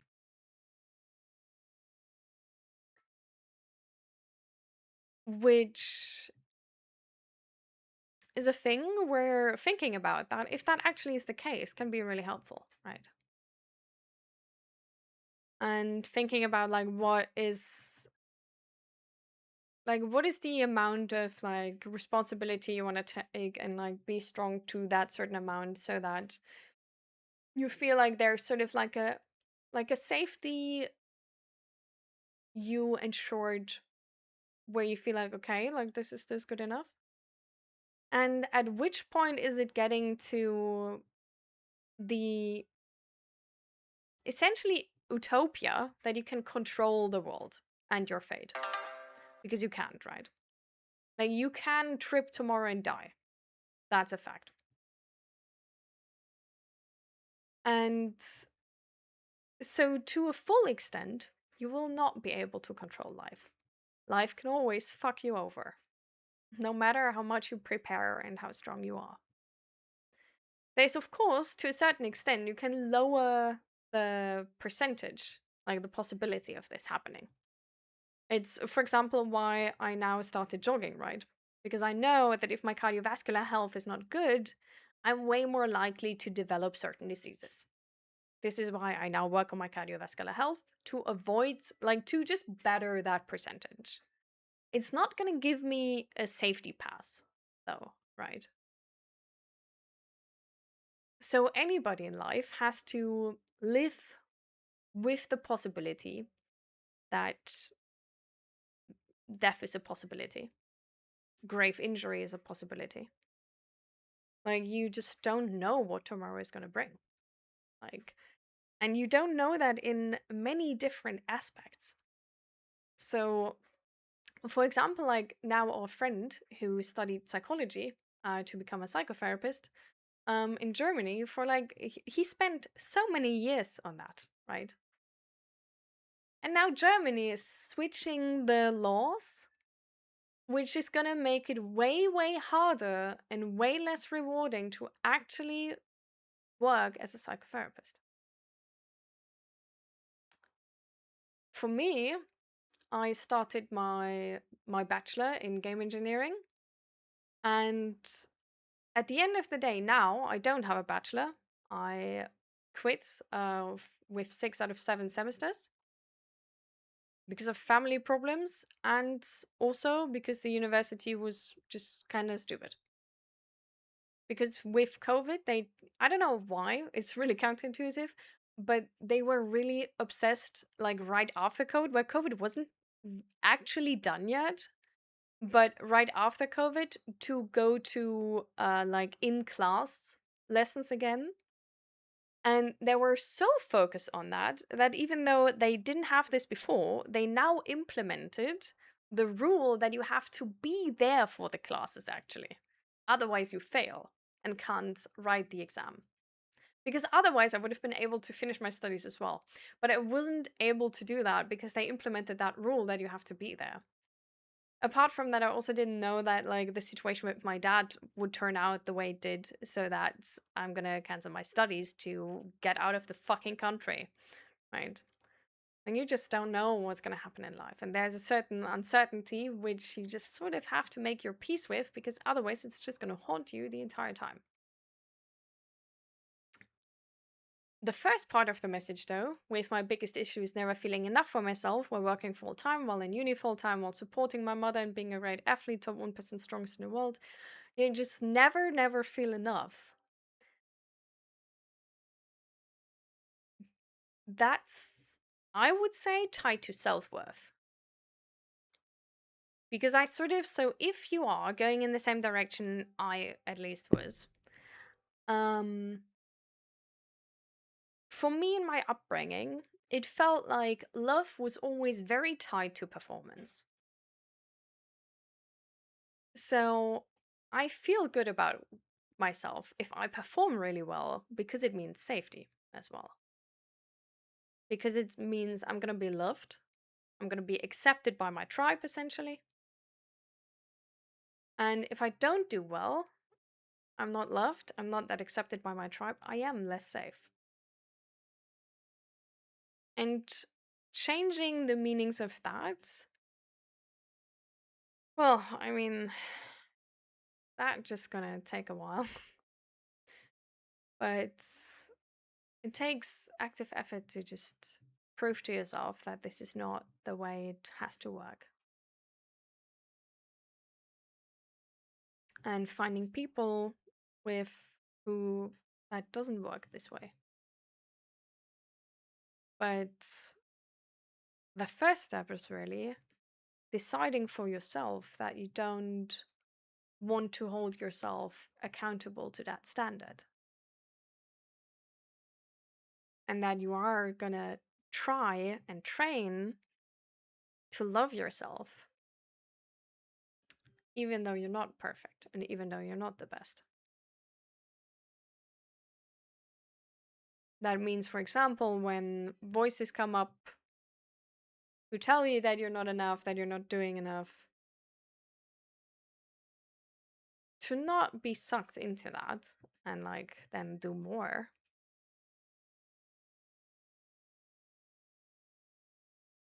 But at the beginning, less with actual, you know, actual conviction, and more with, I will train myself that I am safe without doing too much, just experiencing and seeing that it's not that bad.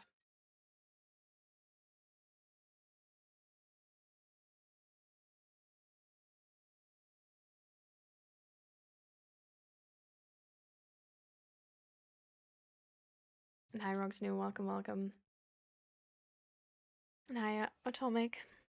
I'm glad you're happy today, Rehan.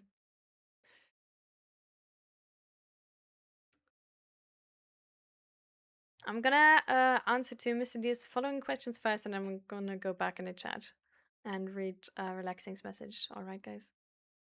Exactly. I'm pretty anxious as a person. While I'm fearful of a lot of things, I always rise to the occasion and overcome a lot. Felt safe with my ex, knowing I could take on the world, and but she'd be by my side and have my back. As I fail or feel burnt out. Hard feelings life on my own because I always want to be better. This isn't fair for my future partner as well, because I don't want to pressure them into being my emotional safety net.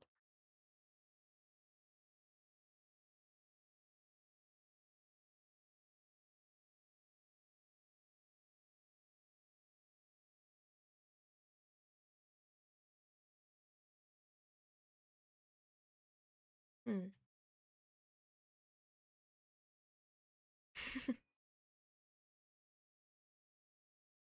Be curious in that regard about yourself, Mr. D. But really curious, maybe less about the intellectual side and more about the emotional side. Try and see how your body really feels if you do certain things.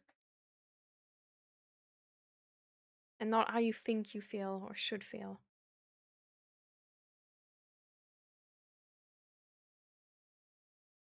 Conditional love is very, very prominent, for sure.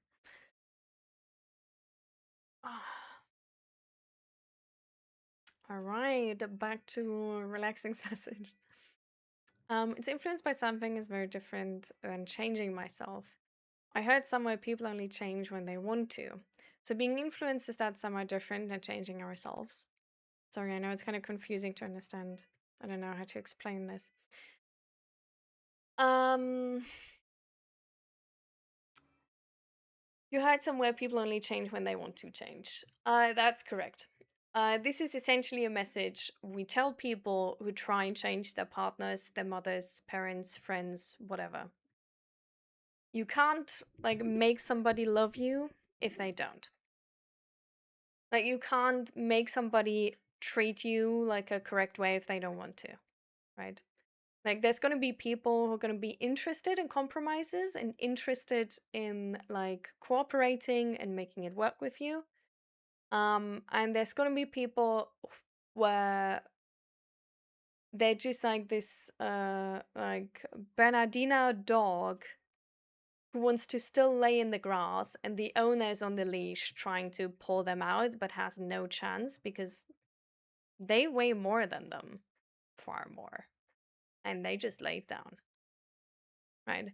So it's not useful to try and push some people to be different because changing is hard. You don't just change. And if they're not committed to it, it's not going to happen because a lot of the change is going to happen on the inside, not on the outside.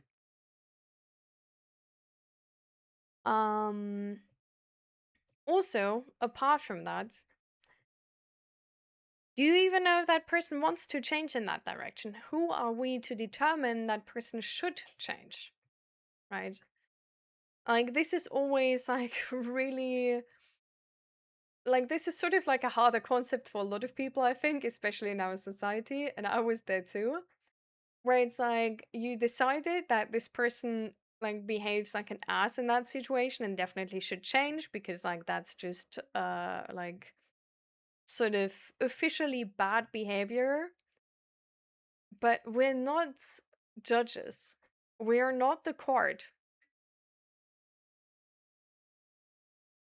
It's like you just run into walls and you waste your energy on that. Like, this is what you essentially do when you try to change people who don't want to change.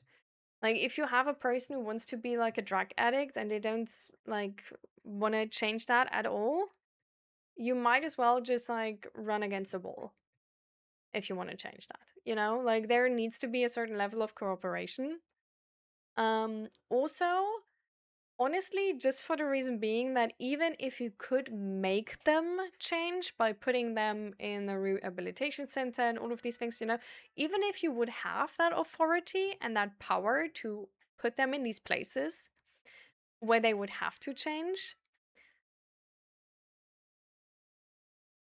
if you have a relationship with them where you want to be chosen by them, you can maybe change them, but you can't make them choose you.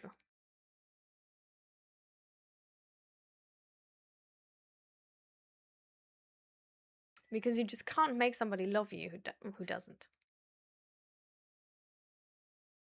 So that's on one hand very important. But we're all influenced by things. We're influenced the entire time, constantly. Like everybody is biased. I am biased, you guys are biased, everybody is biased. People who don't know they are biased are usually even more biased because we are all biased and they're not aware of their biases via VR. Or like, well, if you are aware of your biases, well, if you're aware on some of your biases, because you will probably never be aware of all of them, but if you're aware on some of your biases, you're probably going to be. You have the ability to be less influenced by these biases because you can point them out to other people and then they at least know that you're biased. But we're all biased and we're all being influenced by what's around us. This is like, this starts in childhood.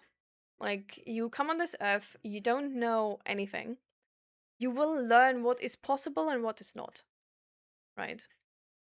Like, if you've never, like, this is why so many things in history were regarded as magic and impossible and dangerous. Because you learn what seems possible And then you create such a consistent worldview of that and such a rigid worldview on that you feel like you know where possibility ends. That you are ready to burn people on the stake because you feel like you know where possibility ends. And then 1,000 years later, we see flying planes and are like, well, this is normal. So there's this perception that we know what is right and what is wrong and what is possible and what is not possible and how the world works and how the world doesn't work is wrong. We know a very limited amount about the world. We understand a very limited amount. Tomorrow, somebody could like come up with a different result to some of those like big mathematical calculations, and then the whole world would go insane. And even if you don't look at this big scale, but I'm just saying, like, this is like where it starts, right? So you're born, the worldview you learn is biased already. So that's already influenced essentially by how we grew up, with what people we grew up. Then your biology comes into play because maybe you're blind, maybe you don't hear, maybe you just see colors different than other people. Maybe your brain is interpreting information different than other people. Maybe you feel you have a different feeling for time than other people, right? Like we all have like this whole thing of like, oh, there's neurodivergent people and there's neurotypical people. No person is the same. We have an average where like if you see entire society, on average, people have 2 legs. Well, actually not 2, it would be below 2 on average. But you know, like it would be closer to 2 legs, I guess. So there are sort of certain averages we deal with to make sense of the world, to make it a bit more simple. But these averages represent the average of a mass of people, not the individual. So no individual is going to be 100% the same as this average. So your biology works the same. So the way you see, the way you concentrate, the way you interpret things, the way you focus on things, on what things you focus first, and all of these things, there are certain averages, but in the end of the day, it's still an individual question, and the way you do experience the world with your sort of from that biological side is going to influence your worldview as well. And so those are sort of, you have the like one point being like once you're born, you just learn a certain picture. There's like big picture influencing. Then you have our biology influence, which is influencing who we are. And then you have all of the small things, which are influencing us on a daily basis. For example, ads. Like what ads we see, what media we consume, what movies we watch, what friends we have, what fashion is in, what trends are going around. Like all of those things, like all of the content we consume and the things we hear on a daily basis. Also from friends and family. That's also going to influence us. So, this is why we can make things easier if we acknowledge this influence. Because if we don't acknowledge this influence, a lot of our decisions are going to rely on willpower alone, and there's just a certain amount of willpower you have.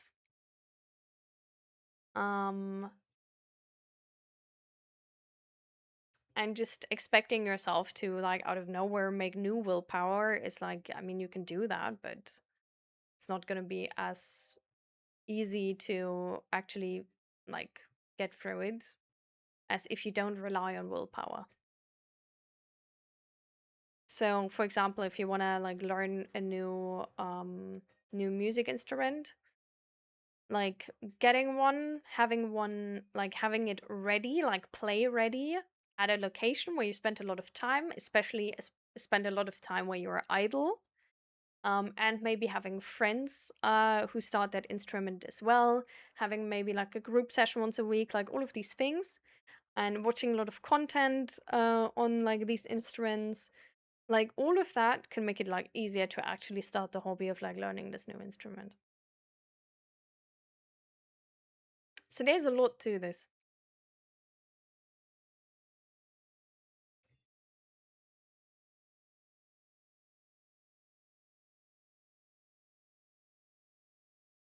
And Rihan, your mom is getting into witchcraft for you. Oh my god, I think that's so cool. I always love to hear if parents like get into a new hobby for their children. Like that's commitment, that's love.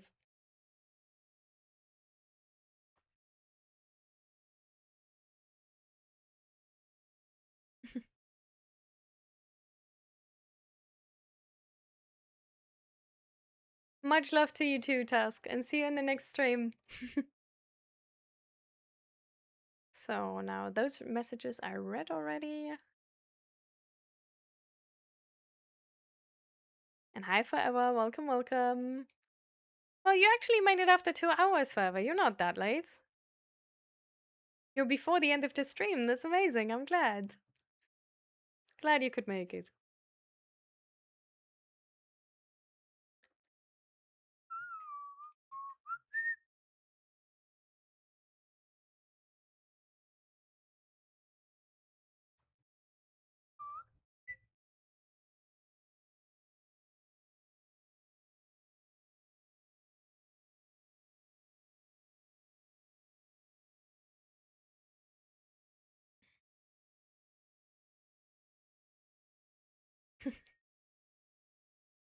Is it confirmed the person who grew up in an influenced environment gonna be like that, or same environment influence people, for example? I myself am very different from people around me who are influenced by religion, controlling behavior, abuse, and all that stuff, but I don't like that. No. This is not what I mean. This is uh this is why I said there's many things which influence us. So what makes up a person is all of those things combined, right? So our environment where we grew up is one big pillar of how it influences us. So for example, if you grew up poor, that's like, or well, if you look at like or if you're living poor, we know that like crime rates are higher. So that's, for example, like one of the things. Is everybody then a criminal there? Of course not. Of course not. Right? Because there's so many more things which influence us. Because our biology is already influencing us, then we have all of these day by day influences, the culture we live in, the society we live in, like so many things influence us. So all of these things which influence us, but we're influenced constantly, but all of these things stack onto each other and sort of like mesh into each other. Like it's actually I wouldn't even say maybe, well, they sort of stack onto each other. It's sort of like training an AI, right? Like you sort of have like a core mesh you make up, which is the first years of like living and like your biology. And then everything else is going to be integrated into that.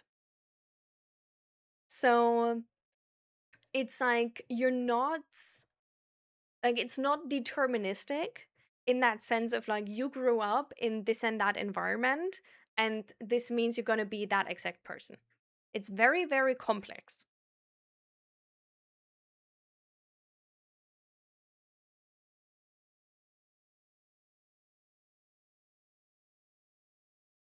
Wow. I'm poor. Am I a criminal? Exactly.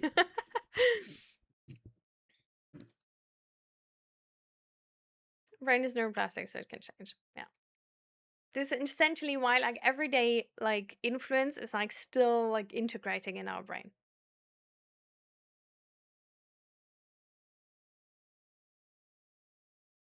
AI is strict training. You have to retrain the whole AI, but your brain can change and adapt in real time. Yeah, but like in terms of like how the neural network works, right? Um,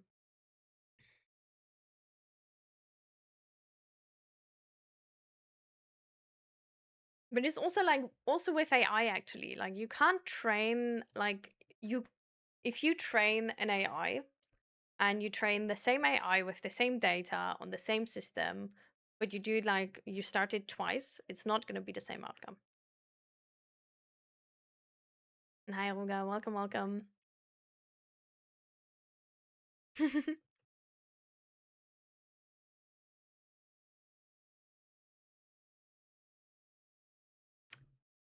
Even AI is not deterministic, or well, at least not to the point where we understand it.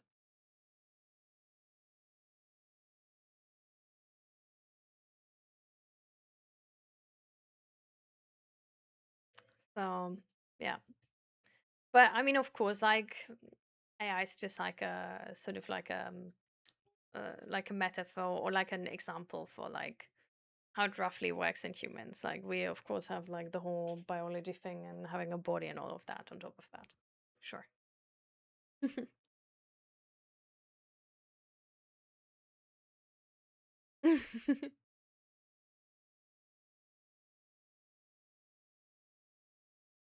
Aw. And welcome, Snags. Welcome, welcome.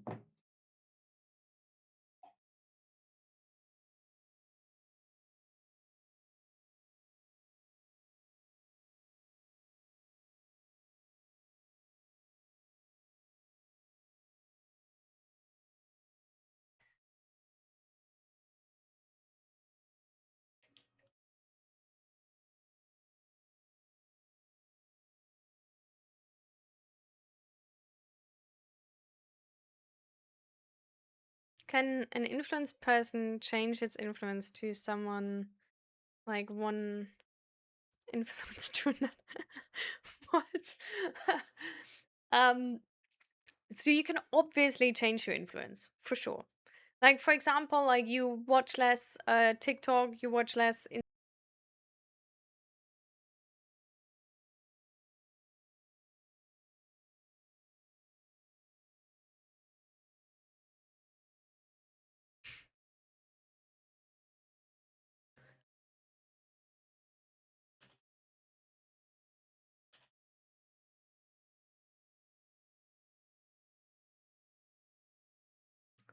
So I don't know what just happened, but my stream was just gone, like just disconnected and then reconnected again. Yeah.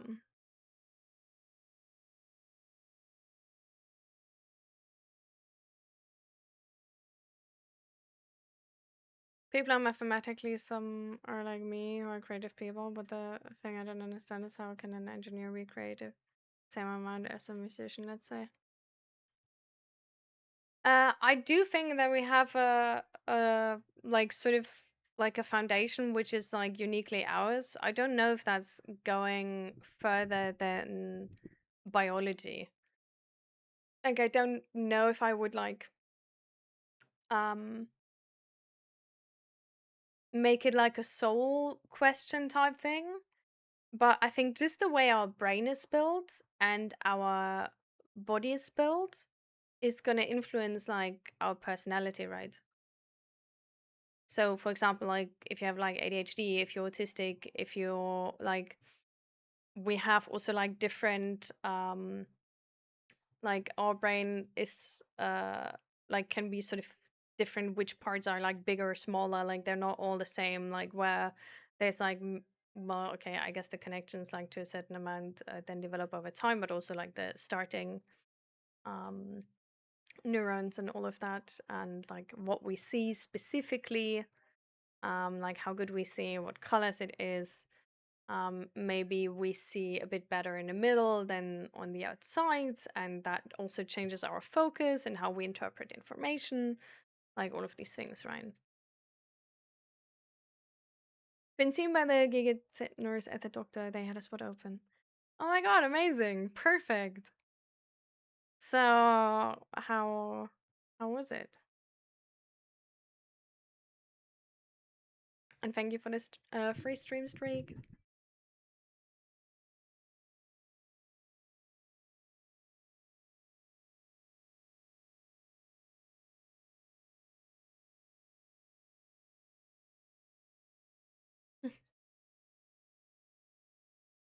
Of a chicken compares. It doesn't deserve. I don't have billions.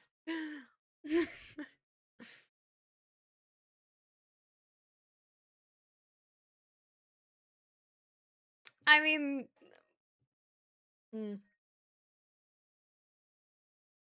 like we can certainly try. Whatever.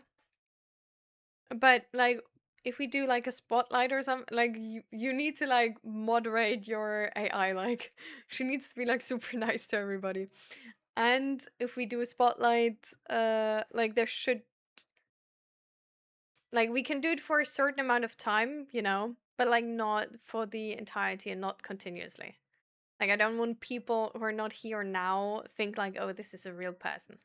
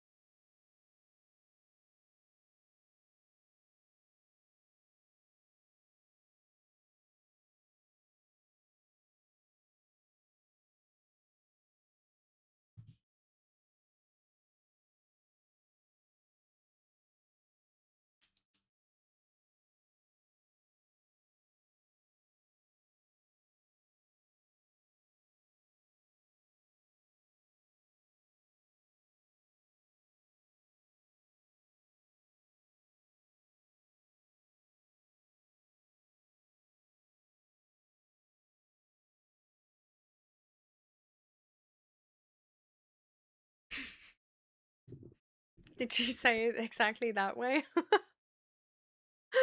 No ways, Nox.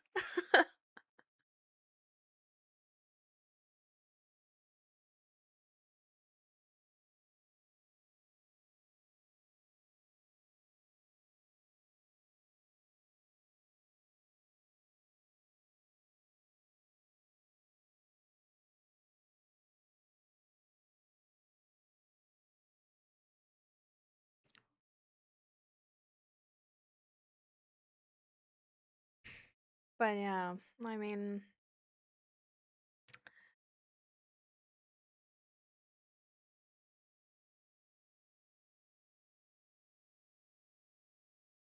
not in the exact words, but she made sure I did get it. Hmm.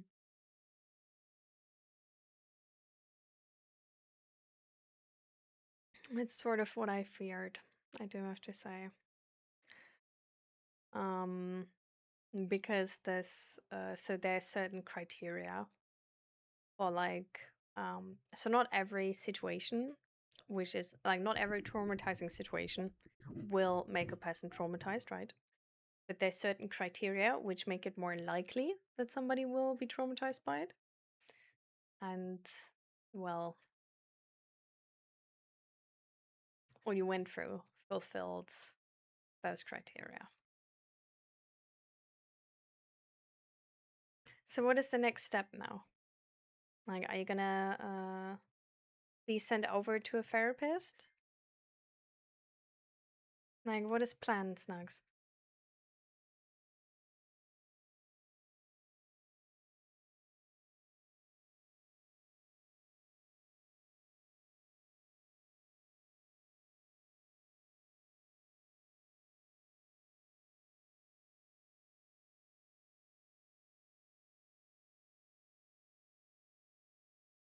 Oh, rough. Okay, that way makes way more sense.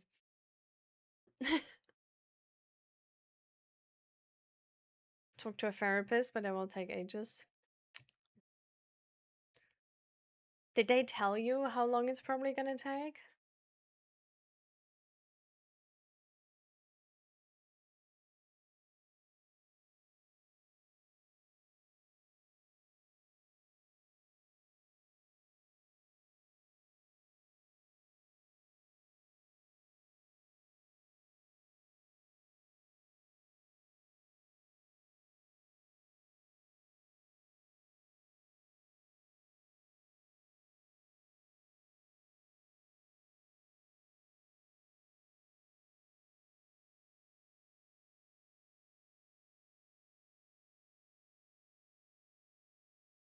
People change when they want to. Is it different from scenario to scenario? Like, for example, an ADHD person want to change themselves at work, but the ADHD distract them by dopamine. I mean, we can like exclude ADHD person from this specification, and just say humans in general.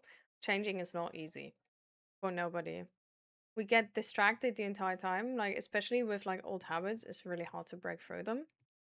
Um, so like of course, like certain things are gonna be harder for certain people. Doesn't need to be like specifically like I don't know, like ADHD or autism related, but just if you're just it just really depends on like how close to the core it is. Um, but yeah, I mean, like for example, like for an ADHD person to become a person which is essentially neurotypical, like that's gonna be hard. ADHD people can do like train their like the traits of ADHD they're suffering with to like suffer with them less and like get better at them to a certain extent. Um but it's sort of like the exact same as if, I don't know, like if you have trust issues, for example, and like really severe trust issues, it's going to be harder for you to change things related to these trust issues than for a person who doesn't have trust issues, right? So it just sort of depends on like the thing you pick you want to change, like how hard is it for you? And for everybody, certain things are going to be really hard, and for everybody, certain things are going to be really easy. Um,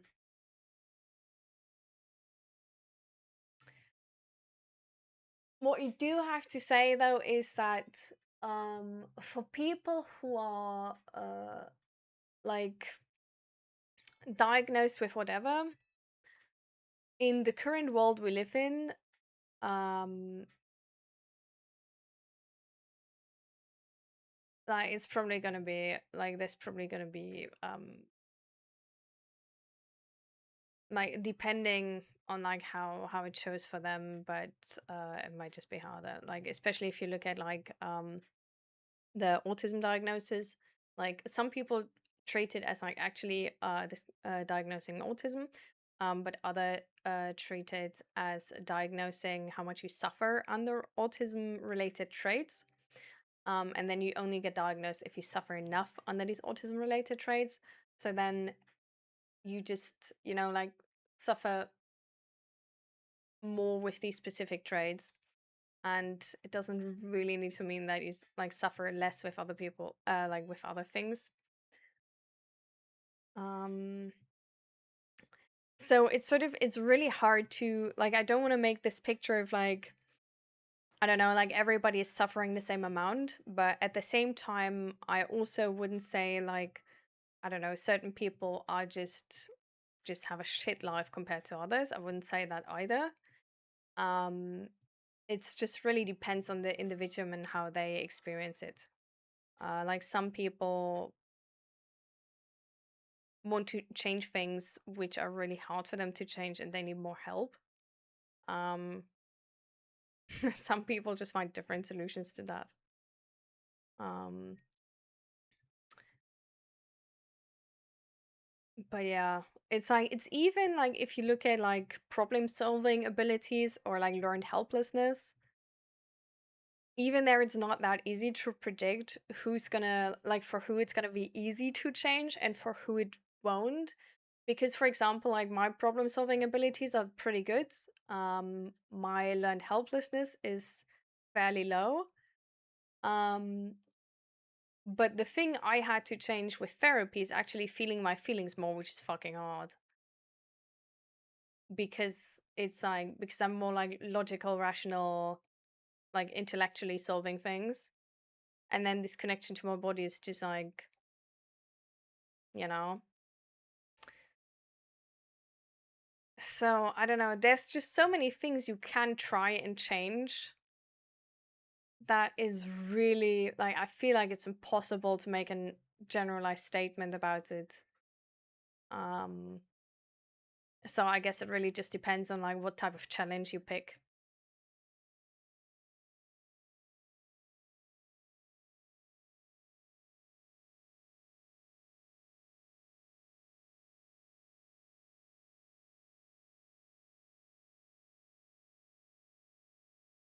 I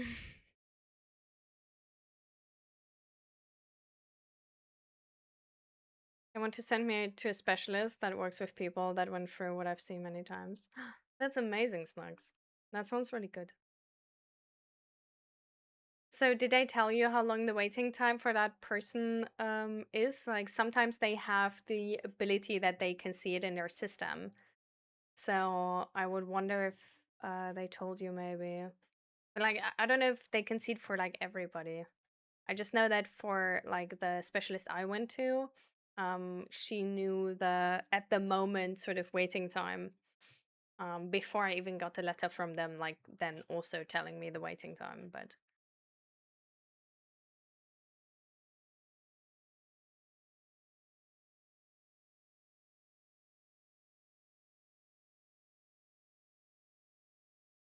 also find people are mathematically inclined, control the world, and are praised. The whole world revolves around them. But that's me being resentful. I have a lot of like hate in my heart in that way.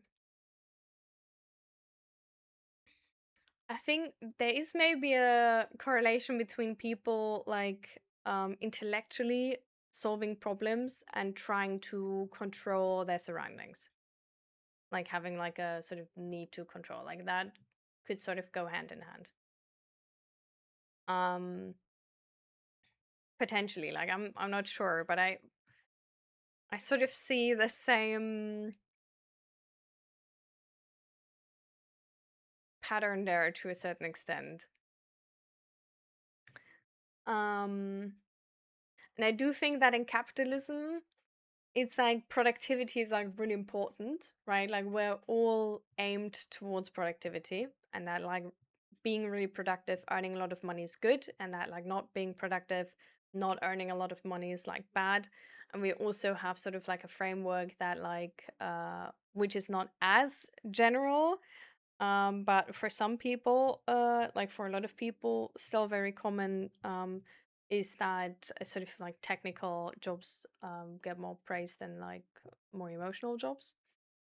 Um, so I don't know. We definitely do have like biases in that way, but I guess it really depends also on the community you're in. I think nowadays, or like probably always already, there were people who just like see different and shape a different culture in their friend groups.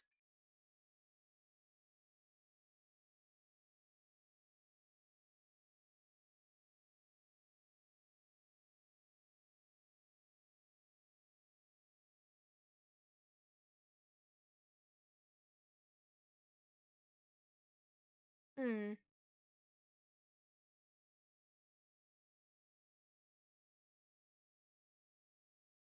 Feeling your feelings is really hard. Yeah. You tell me, bro. 9 months to 1.5 years.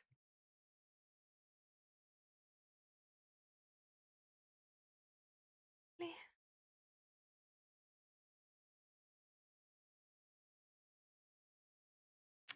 Is there maybe a different specialist?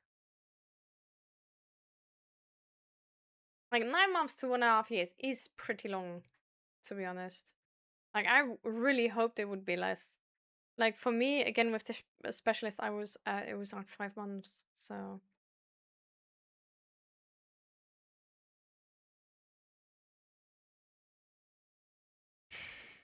I don't know. I just hope they find a spot early or something.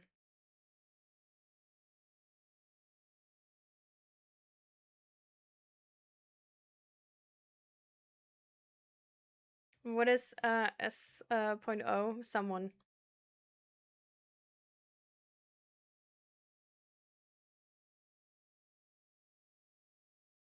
I'm calm most of the time, but when I got angry, my anger is very high inside. Like my mind, I'm like I'm gonna end them.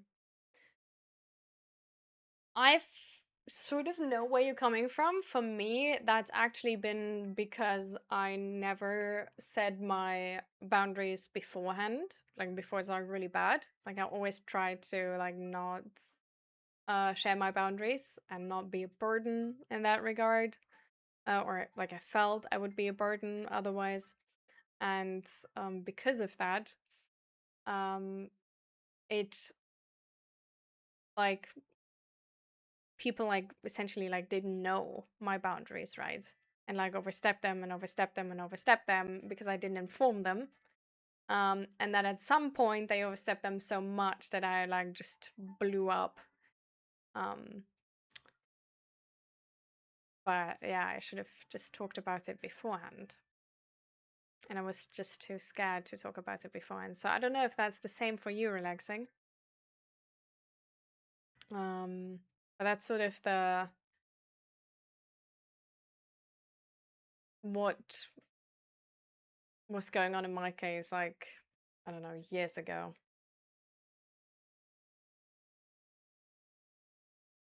And hi, Maria, by the way. Also officially.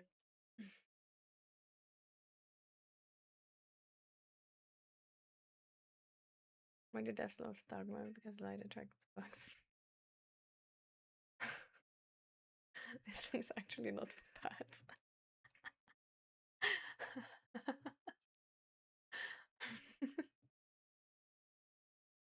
I don't know, I like that one. Maybe we need like a joke channel in the Discord. Would you guys like a joke channel in the Discord? I think we should do that. I think that would be good.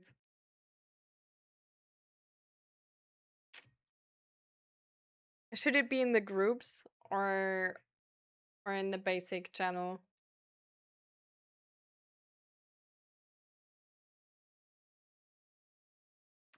No, I think for jokes like yours, like Lisa, for example, was here yesterday and told us like so many dad jokes.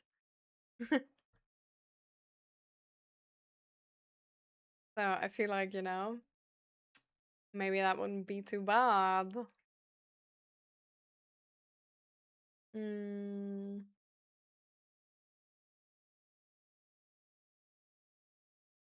I don't know, with the groups maybe.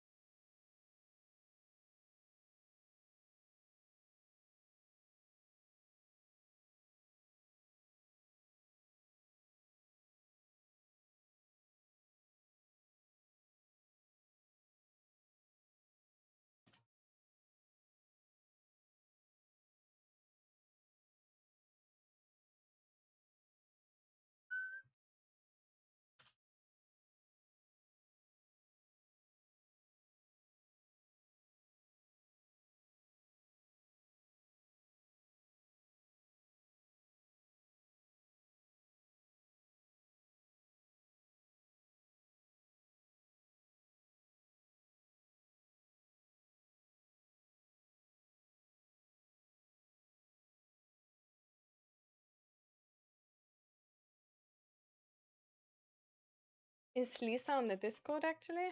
Yeah.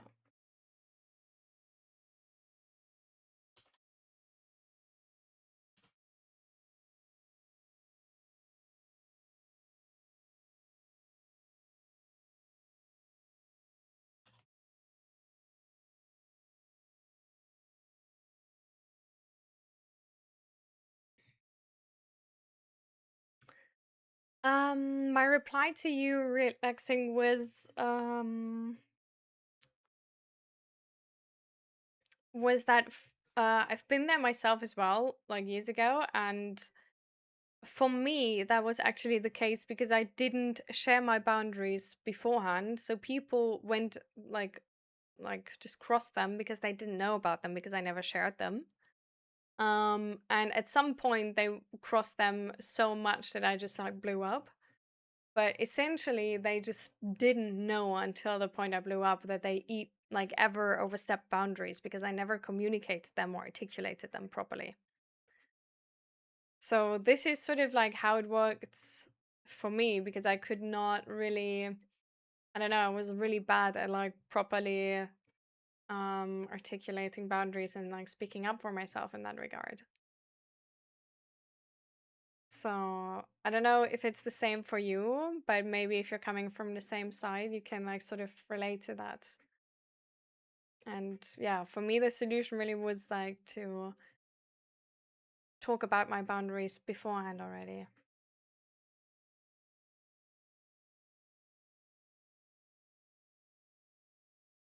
My situation, I'm gonna cross boundaries anyway.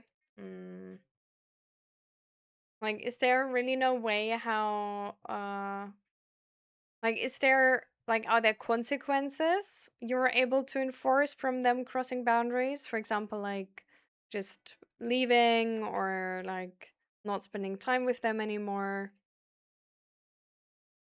or any like that?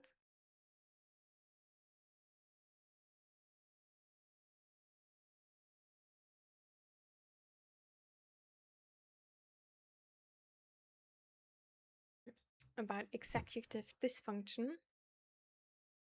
I can write it down to, like...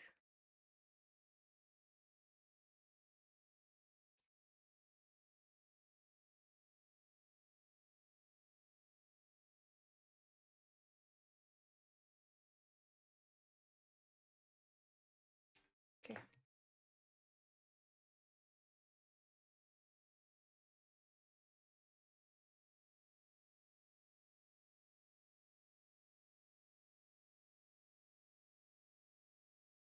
Mm.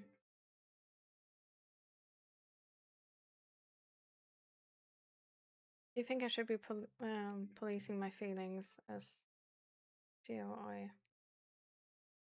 What is a GOI? As good... What? As good and bad feelings, because to me resentfulness isn't good, but every feeling has a truth behind it. Should be handled with care.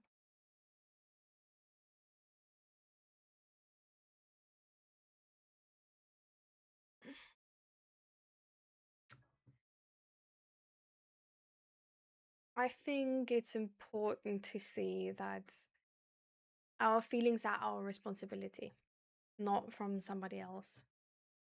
Like, other people can take them into account, and for example, with like people we love, we usually expect that they have an interest in taking our feelings into account. But technically, everybody who like doesn't want to like care about this can just like not have contact with us, and we cannot have contact, like can have no contact with them too.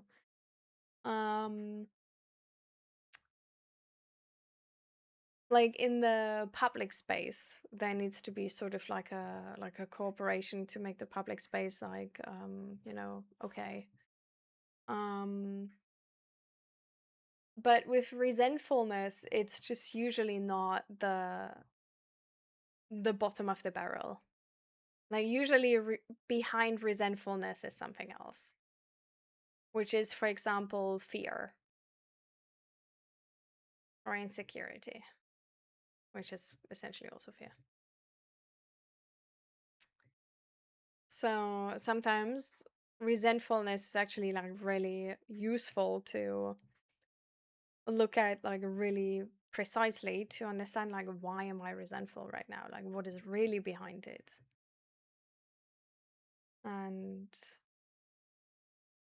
sometimes it doesn't even have to do anything with this situation right now, but just within sort of unresolved feeling of unfairness.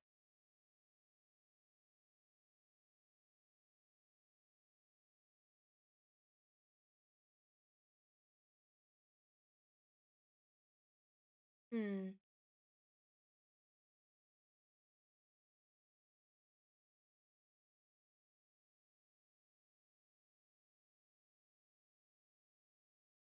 Well, I mean, thankfully forever you can like sort of choose who to be around.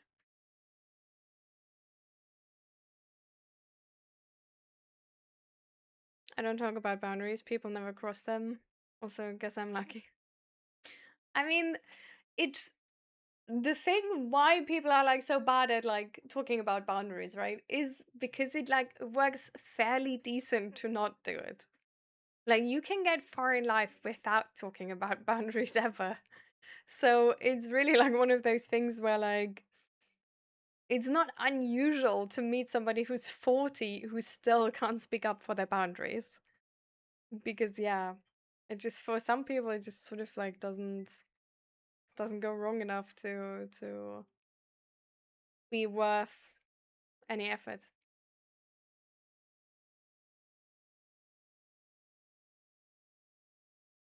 Yeah, physically beat and mentally abused.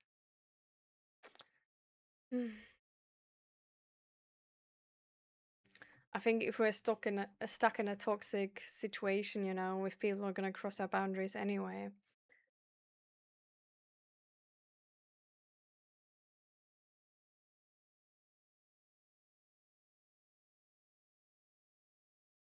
I don't think we should judge ourselves for being like angry at the other person and like not being able to show it, because there's a lot of pent up anger.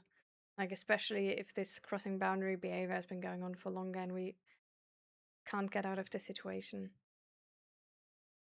So, you know, don't judge yourself for like being angry like that, relaxing. Just try to get out of the situation. Like, try to save that money and get out of that situation.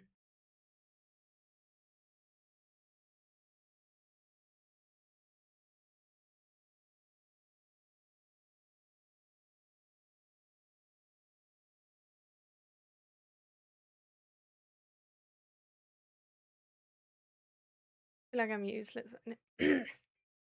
I feel like I'm useless and inferior, but that's something to work through with therapist. I mean, if there's like sort of like a deeper story to things like these, then especially if it's sort of like has to do with what you've like how you grew up with the past, you know, definitely really good to talk about this with a therapist.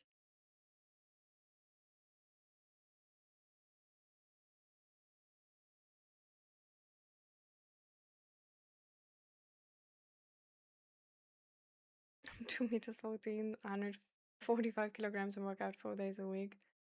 I think me being a giant might help. Yeah, that might help, yeah. I mean, good for you.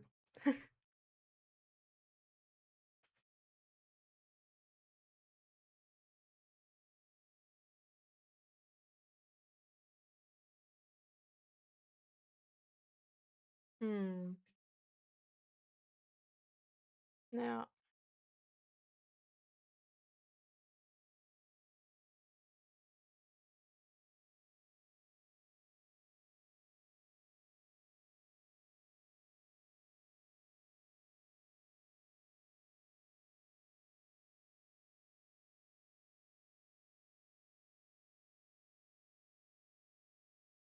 That's exactly why in like situations like these where, you know, like our past has influenced us to a big extent and is still influencing us. It's really good to talk to a therapist. To just be able to shape a future where that influence might resolve itself, hopefully.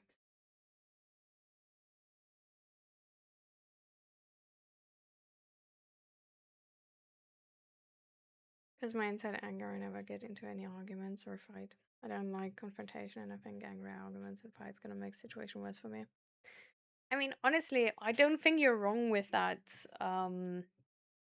judgment. Like, if you can't, if there's no possibility for you to actually enforce your boundaries of like leaving, for example, and you get like physically beat and like, you know, like mentally abused, it's like speaking back might very well just make the situation worse for me, because there's no possibility to actually like, you know, make it better for you. Or like, I'm just saying, like, if you think that judgment is like true, that could definitely be the case. Like, toxic households are just toxic, and there's a reason we try to help people to get out of them.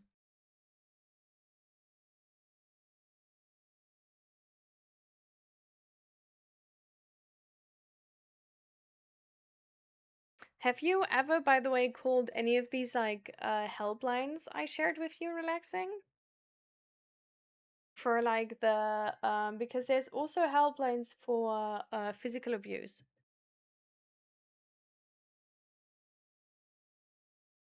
So I don't know. I just wonder if like they might be able to like offer you a place to stay or something in a different country or in a different city at least.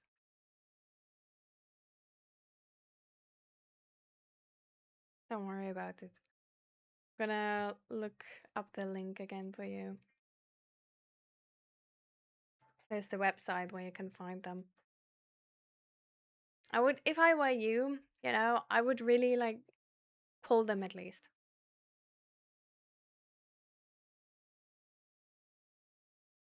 It might be considered normal. It doesn't mean that there's no helplines for that. The helplines are not made by the government, most of them. Most of them are private organizations who want to help, who see that there is a problem in their society and they want to give people a chance to get out of there, even though society itself and especially the government hasn't changed the situation yet. So, usually, specifically for places where it's like still like considered normal, the like what the helplines offer might be like really, really big help.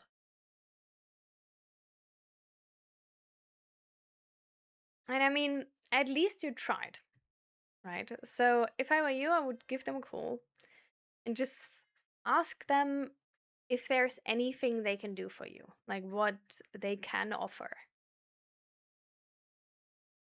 And if there's nothing they can do for you, well, 5 minutes of a phone call or something wasted, but at least you put yourself in the position where maybe there is something they can do for you.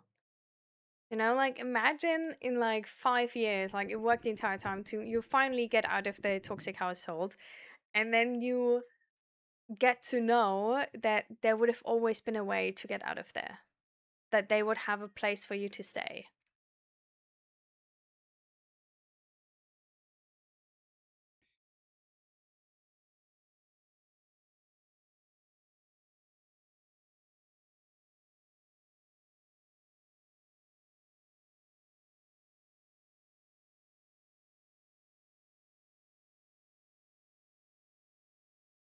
I mean, you know, they definitely were influenced by the society they live in. But that influence maybe didn't turn out that way that, oh, they think it's good. The same is for you, right? Like, you were influenced by that society. You don't think it's good, though. Like, that influence, like, turned out really different for you.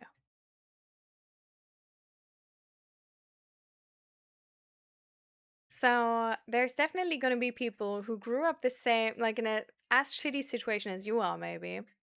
Or maybe even shittier, who then were like, this is enough. Like, I'm gonna, like, start something, some initiative to help people.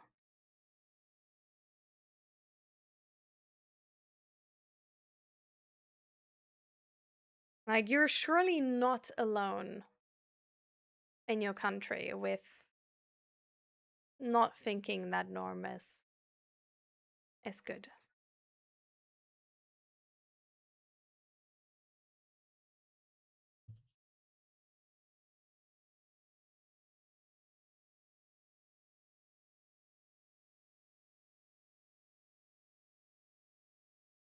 I mean, technically, they don't even need to be from your country, right? It could also be people who like moved there and then saw like, oh my god, like this is like people need help here, and then like started that helpline. So you won't know unless you give them a call and see what they got.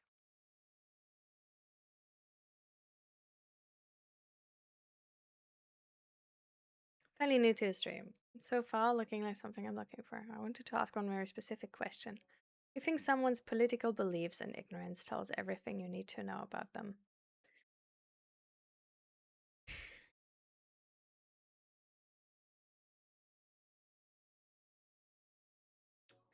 I mean, it really depends, I think, on what you need to know about them, right? Uh, because we can have friends for like multiple different purposes, right? Like some of our friends are maybe like the funny friend you want to make like really good jokes with. Like some of our friends are gonna be like the people like we come with like big problems to, because with them talking about things just feel like so normal and so nice and you feel safe with them. To other of your friends you might go to if you want to be pushed and you want, like, I don't know, if you need to start a new hobby or something, and you know they're gonna be just the right push you need to actually get it done and to get your ass out the door to like go jogging or something like this. So I think there's a lot of different places for people in our lives. And I think depending on like what sort of like purpose they're supposed to fulfill in your life, or like what well, like if you don't know them yet, it's really like what you expect of them, I guess. Um it can not matter, but it also really depends on your person, right? Like for example, if you're like, I don't know, you're trans and a person is like politically like completely against trans people, probably your existence alone is like, you know, like no matter what their purpose is, like just this combination won't work on any level. Whereas for a person like me, right, I just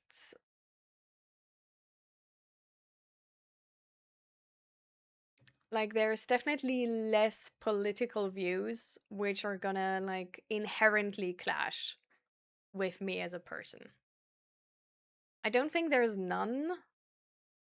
Um but I guess there's less.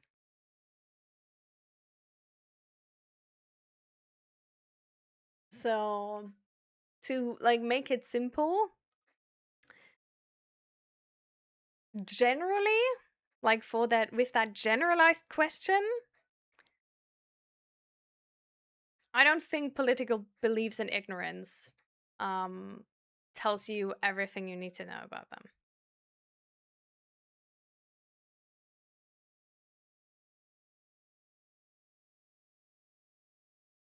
I'm a million percent in the side that it tells you everything you need to know about them.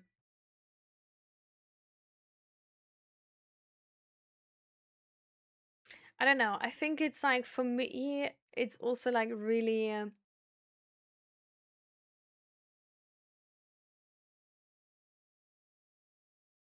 like I don't like generalized judgments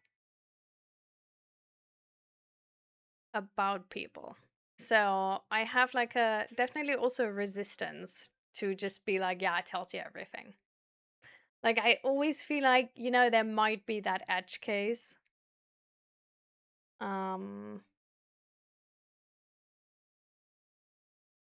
I think it would also matter to me like why their political beliefs are what they are. Like I don't know, is it stupidity or did they actually like do they actually understand what they are believing, you know?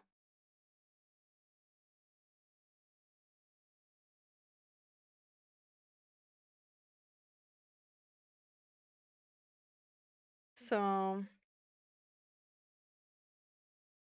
and yeah, again the purpose of that person in my life. Like are they supposed to become a good friend? I think there it would be like more likely to be like, well, I don't think that's gonna like really be possible with a person where like the major like my major idealism essentially doesn't really align.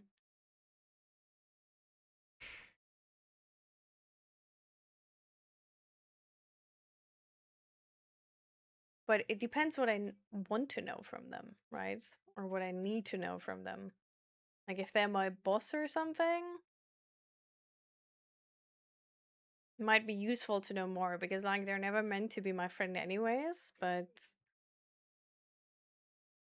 I guess it would be useful to really understand like where they're coming from to like see if there's like anything like how I can sort of like make that work with my idealism.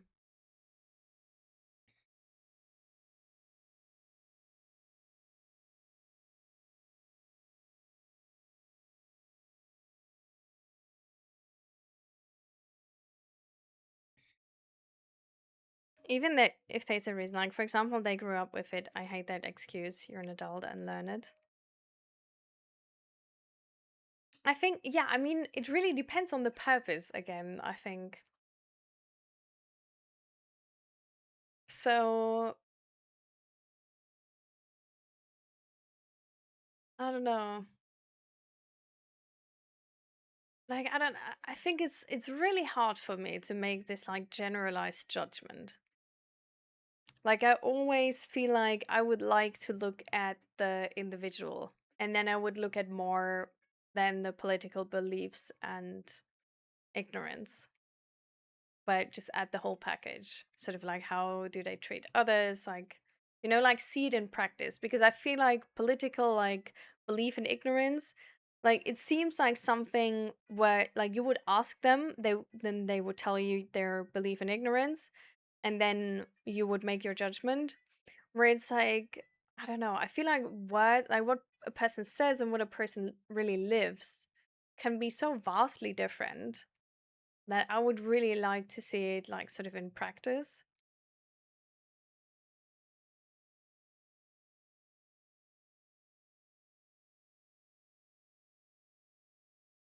And yeah, I don't know.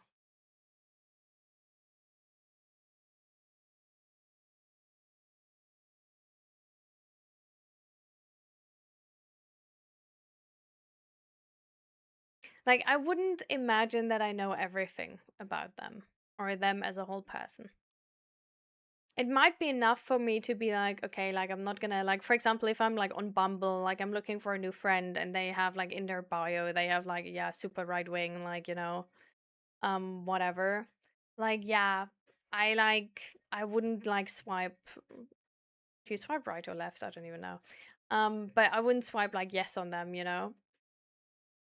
because it's just like I'm like so not committed to that person yet that I'm not gonna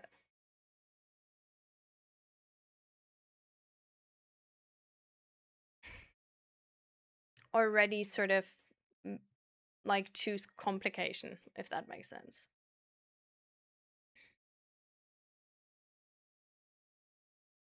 But I don't know, like I think if I know a person or I get to know a person like from a friend group or something,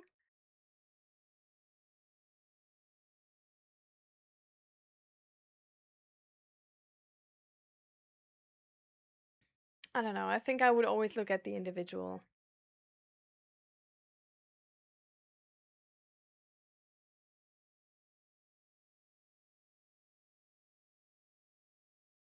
I can imagine relaxing.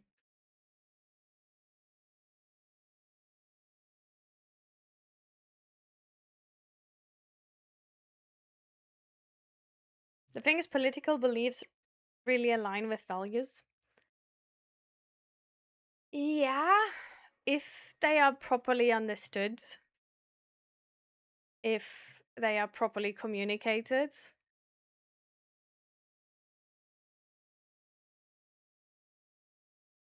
So, I don't know, like, I don't know. I think it's like, yeah.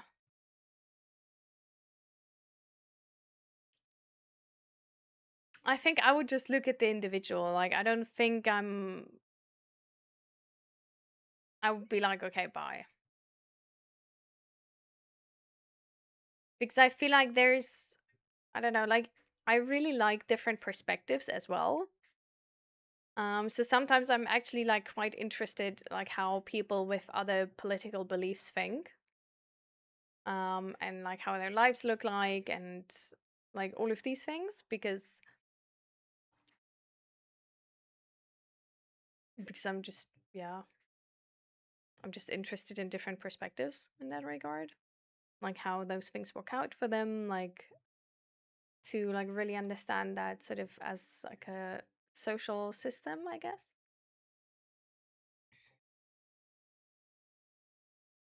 So, what is your ideal man or woman ideologically? Um,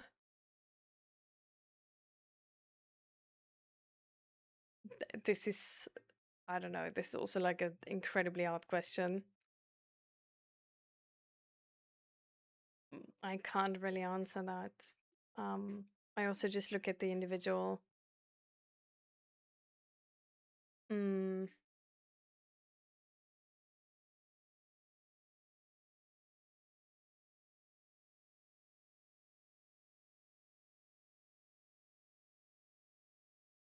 I like people who love themselves, if that makes sense.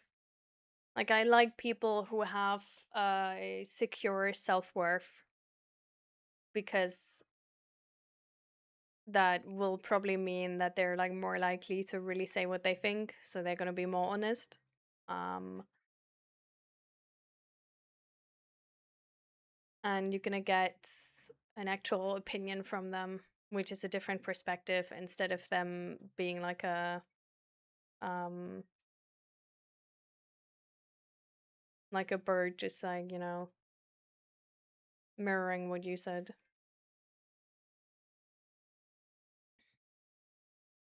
So I really like, yeah, people who are themselves.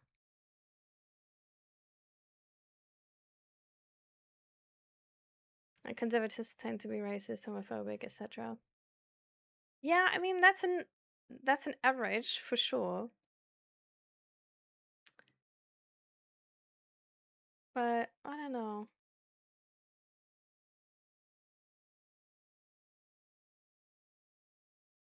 I don't feel comfortable to make that generalized judgment. I feel like it's really simplified, and I don't like simplified versions. I think people are really complex. Um and I wouldn't feel comfortable making that judgment because I would feel like there is that 1 in a million person where that judgment is going to fail me.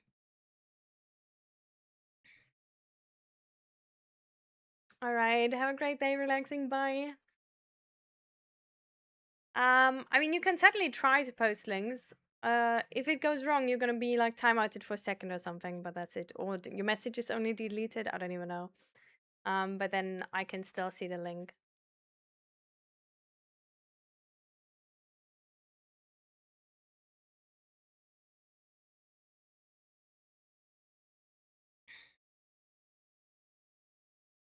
I definitely think like on this planet, like we somehow need to make it work, right? Um, so I feel like it's not really useful to be like, I'm right, you're wrong. Just in terms of the general um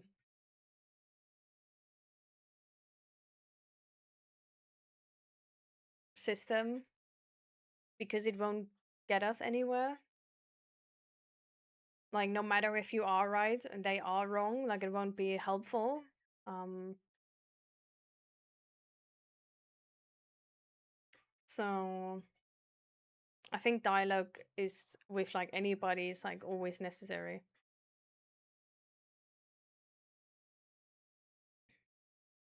Yeah, I think people are really complex. I think our system is really complex. I think our society is really complex.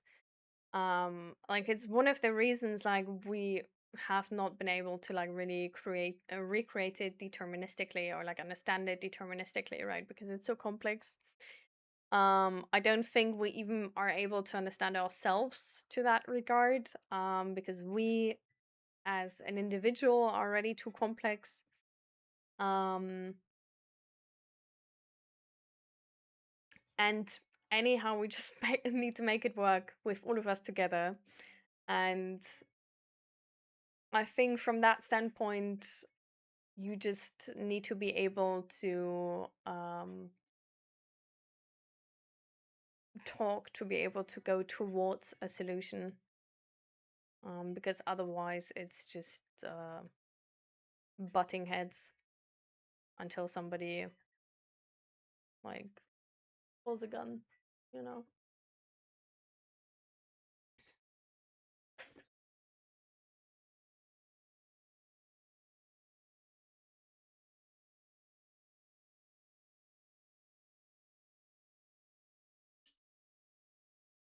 I think general actually like too much certainty. The hell? Um, too much certainty in judgments of people is actually usually harmful. um,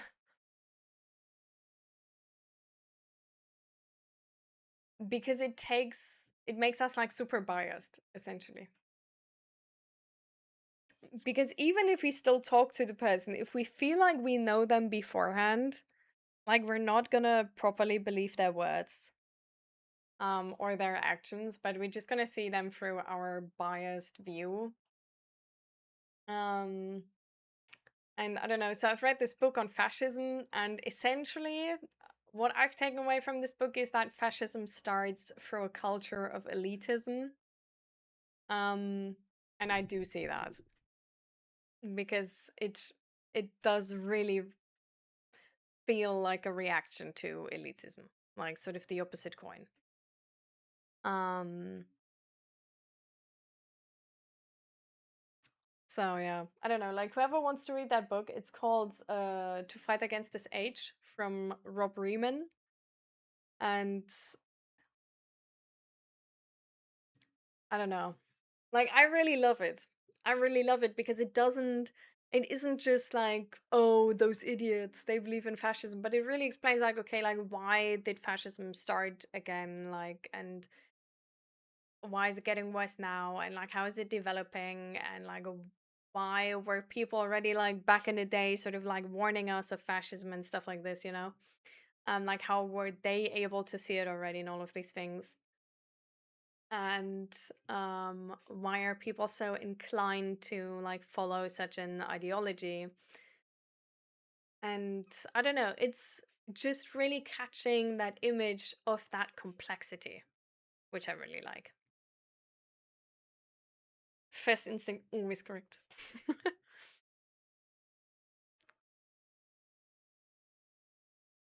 Do I have a game on this channel? I am.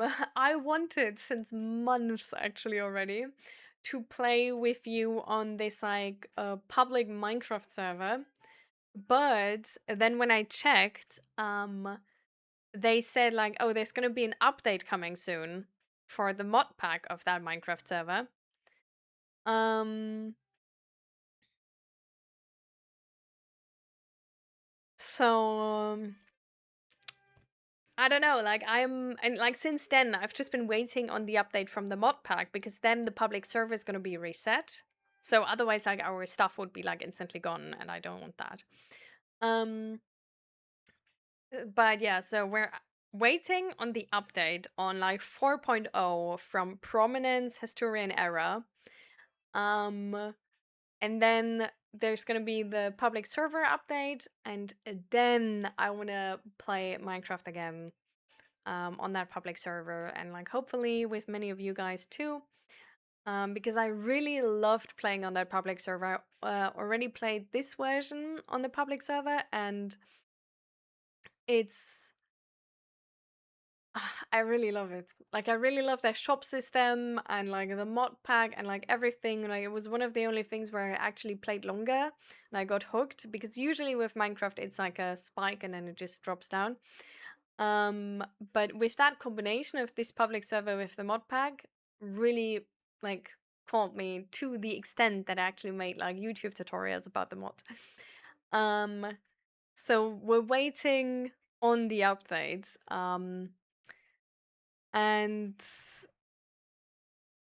it's allegedly, as far as I'm concerned, the update should be uh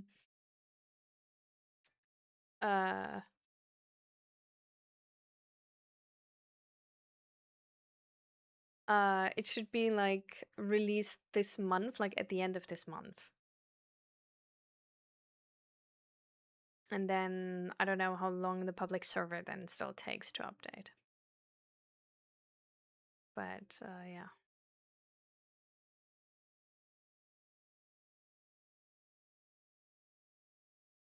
Oh my god.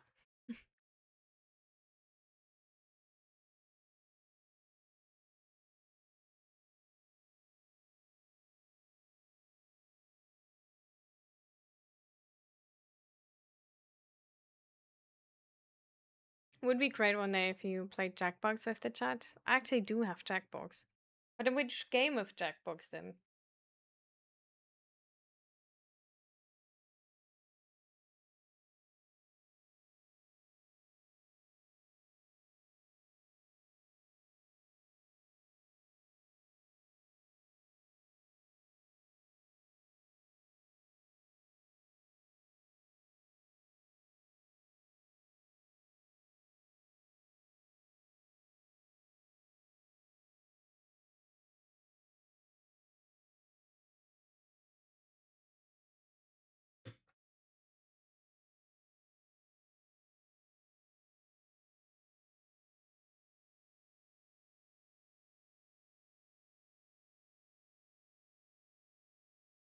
Finally, the protein shake done.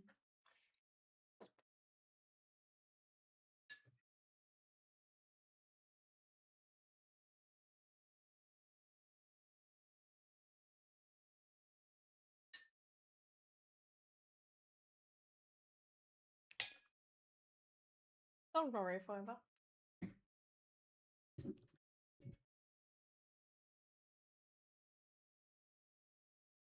The wheel of enormous proportions. I don't even know if I have that part. Like, in which Jackbox is it? I've never heard of that.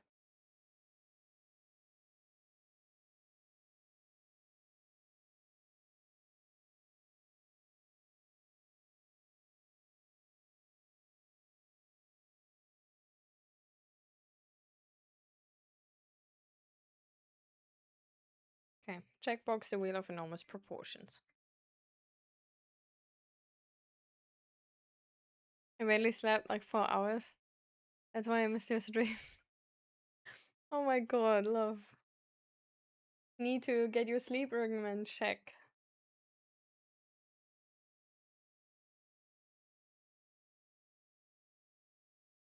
Like me too. My sleep rhythm is like super fucked.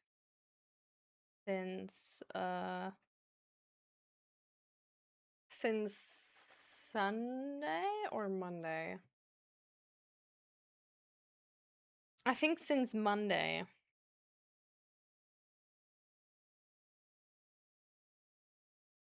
Like Monday night. So essentially Tuesday. But that was like really no, no. I wasn't able to sleep at all. It was so bad. At some point I actually like went to sleep on the couch because it was just I don't know, the bed was way too warm. And then the cat was the entire time like playing with like some cardboard box we gave him. And it was like way too loud, but I was able to at least sleep at all. So yeah, I don't know.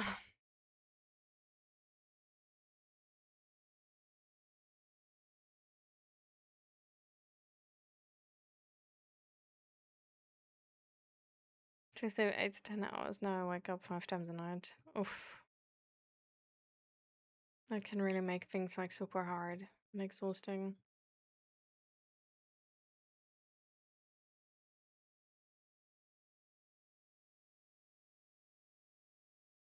Will you, by the way, keep talking to the, or is it planned that you keep talking to the GP nurse um, until you get into therapy, or how's the plan there, Snugs?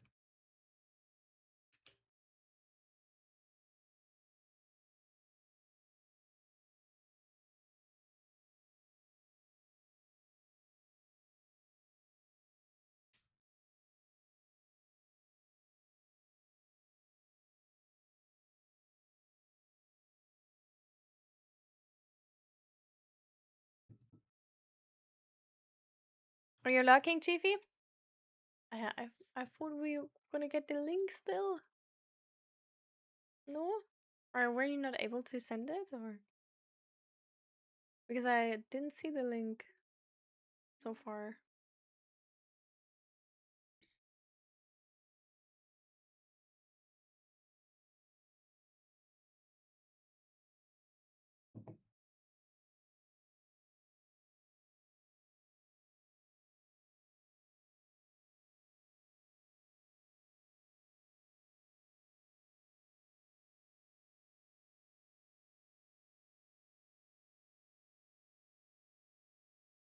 Mm.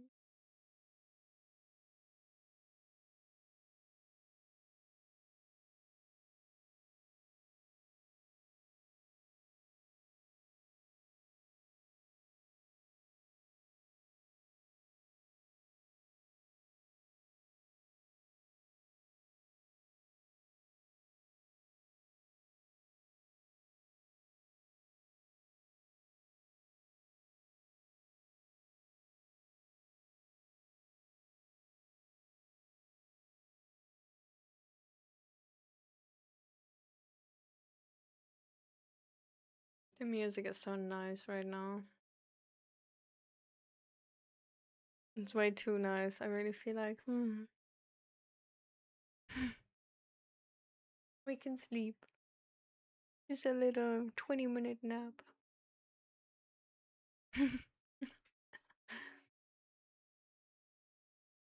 had the idea she didn't want to see me again, so I don't know.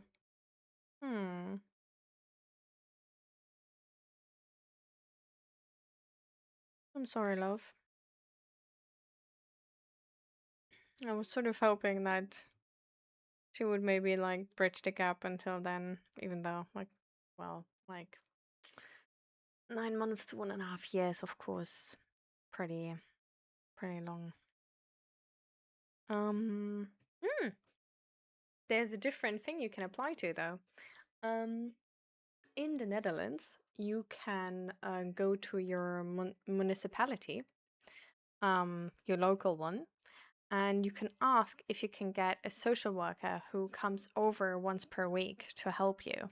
They can help you, like, they're essentially just like for like any type of help. So if you need help like cleaning your apartment, they will do that. But also if you like want to talk to them, they also gonna offer that. Like it's really like they're the people who like one person job, like they do everything. Um they're usually like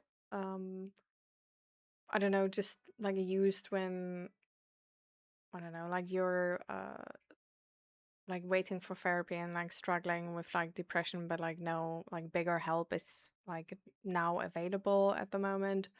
Or for example, for like people with like autism or ADHD or with like other problems, you know, but it's really just like it's separate to the therapy system as far as I'm concerned, and it's really like managed by the municipality, and you can just call the city and ask them if they have like a program with these like social workers and how the application process works and all of that stuff, and that might be interesting as well. Exactly. So then you would just have like a social worker who comes like once a week and is just like checking in on you, maybe helping you out in like some way useful to you. Also, some places have waiting groups. Um, so when I was, for example, waiting for the specialist, they had a waiting group there I was able to join, and that was pretty nice as well.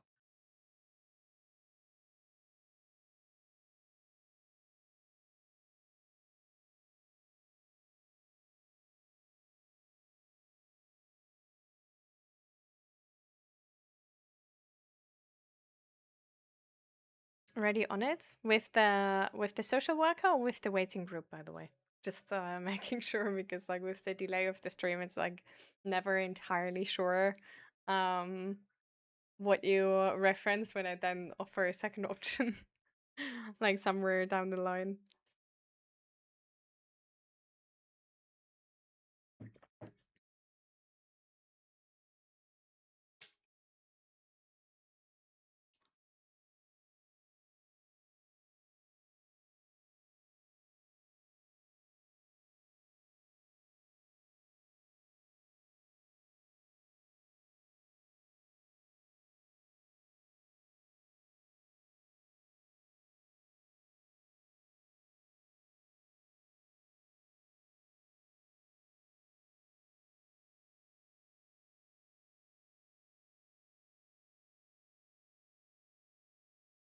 Okay.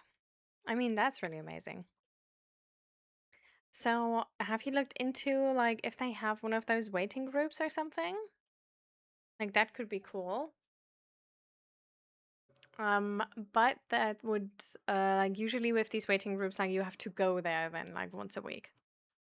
So I don't know how that or, like if that would be possible to you. But yeah, they could have it like I would see like two specific possibilities there. So if the specialist where you're going is part of like a bigger institution, um, then that entire institution might have a waiting group for like everybody who's like waiting to get in on that institution. Um, and then the other thing is maybe even like from the city that there's a waiting group where like multiple of these institutions have like put themselves together to establish such a possibility.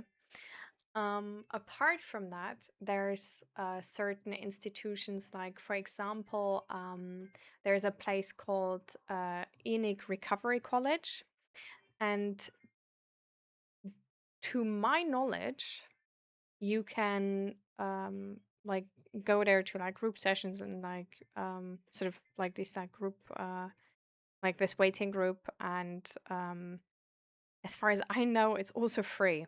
Um, so that would maybe be an option too.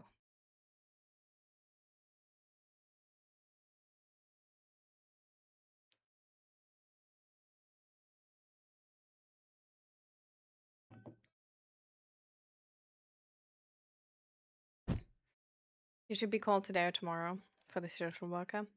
Amazing. I'm glad, Snugs.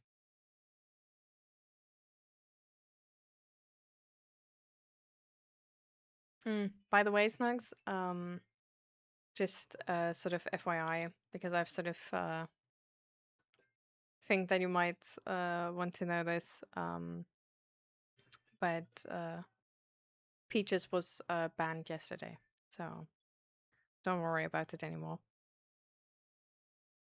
This, yeah, the whole situation has forcefully resolved itself now.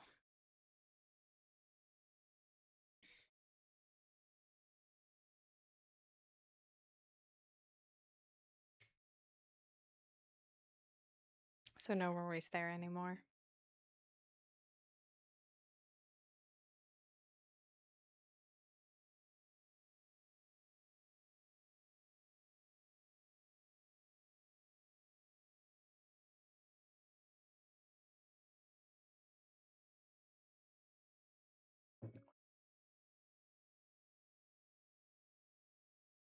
Apart from that, are there any bigger questions in the chat still, or bigger topics we want to talk about?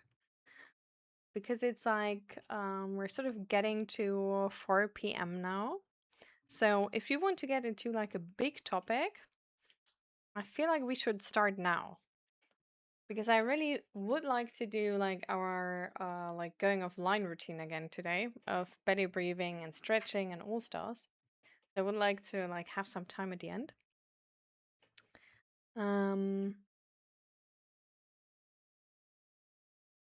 So is there any sort of bigger topic we should talk about, guys? Still. And hi, Donovan. Welcome, welcome.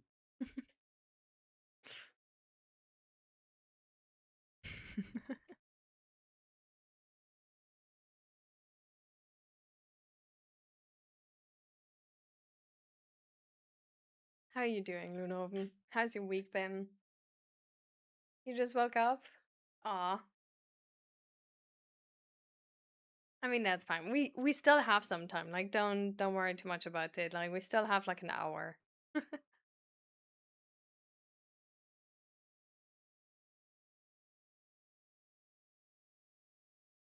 Yeah. Yeah, I think it's really like so like Peaches was a she, but yeah. I think um I really hoped there would be like a different outcome to this and then we would find a different solution with her, but yeah, it's just the boundary pushing behavior just sort of escalated at a certain point and then there was no possibility anymore to like actually make it work. Yeah, I mean, you didn't know.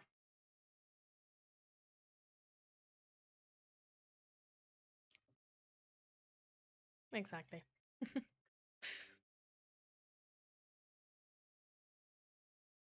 The week has been tiring since I have to look after two adorable beans. I can imagine.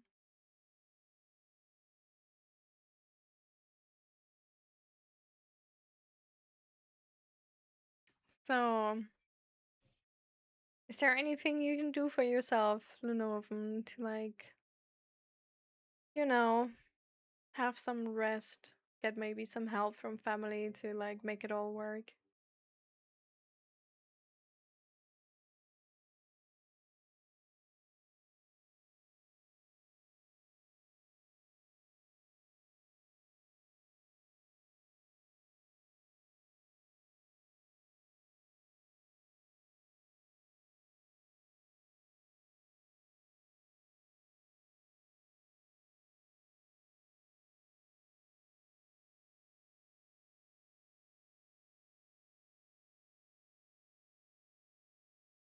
So weird that I can just like take the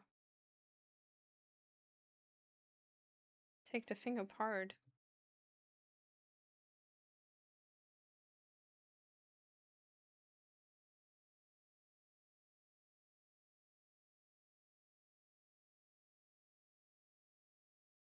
Most of my family are at work and partner's asleep since he just got back from night shift. Aw.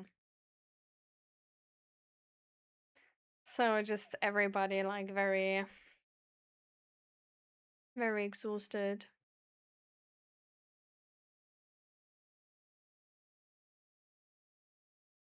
Hmm. I mean, maybe you could find like a babysitter who's just like helping you every once in a while, or just like watching them for like an hour or two while you can like, just sleep or something. But I don't know if that works with like if the babies are so small.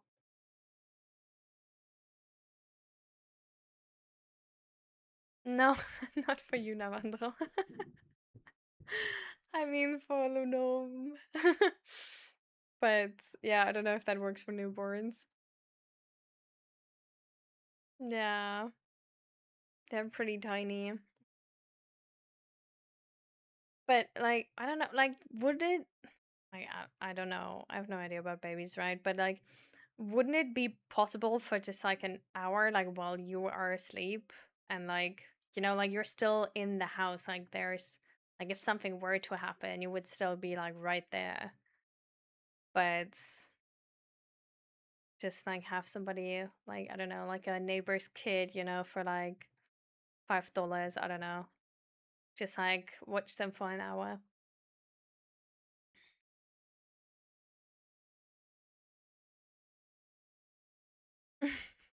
No, Mandron was really not meant for you.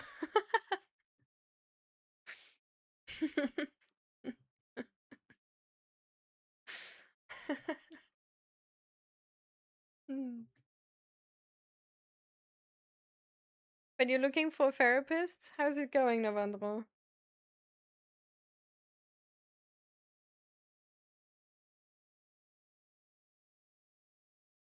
Watching these two is everything I need. Okay, so you're tired but happy, you're saying.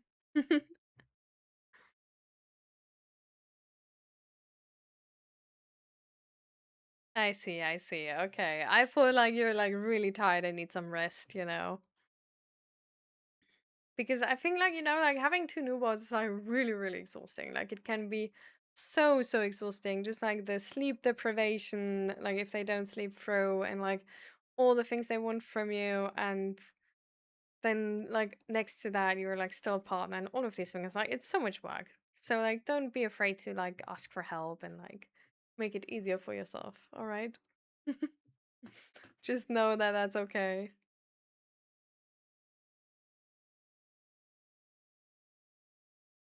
Feel so uninspired of music lately. I just make sad stuff now. Hmm. Maybe it's just gonna take a bit for you to find like a new thing you're interested in forever. You could try and make like totally different things like you've never done before. Welcome back, Indy. What did you break at work though? Rough. Again, changed my psychologist and psychiatrist, but yeah, let's see. I still did some serious. Hmm.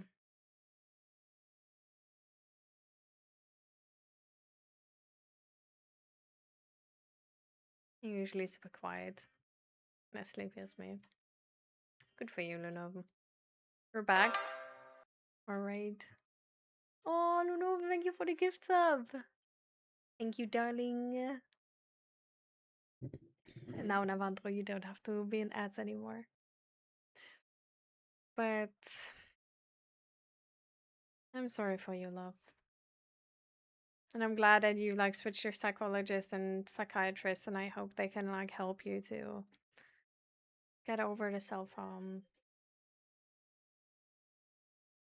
Like, well, process whatever is behind the self-harm, really. But you do know the like crisis hotlines, right? Because I don't know, like if this has been like a problem because you were sort of like in between psychologists, like there's this website and you can like there's like also like a section for like specifically which tells you which helpline is, for example, for LGBTQ people or something like this. And they have like multiple different topics and yeah, they've given me some mats for self-harm. So like since then it's sort of like stable, but like before that it went like unstable for a bit.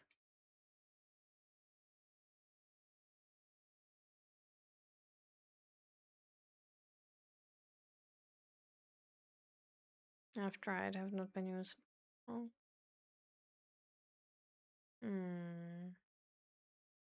I'm sorry for you, love. Definitely let the psychologist and psychiatrist know, Navandro. Alright? Like you can still like call them or like send them an email and tell them that it's like not like fully working yet. Hmm.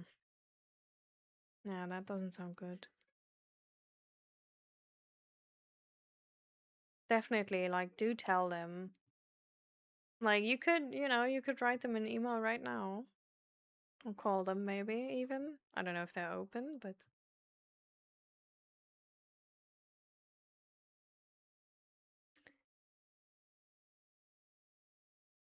I don't know what the cat is taking apart in the kitchen, but something.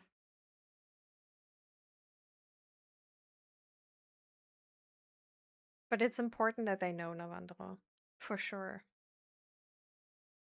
Like, especially if the self-harm episodes can still be this bad that you, like, need stitches. That's the thing, they don't share their personal contact info. Um, but I think they should have, like, a work email, no? And, like, usually there's, like, the phone number to call them, which I mean is not like a direct phone number to the psychologist or psychiatrist, but really to the front desk.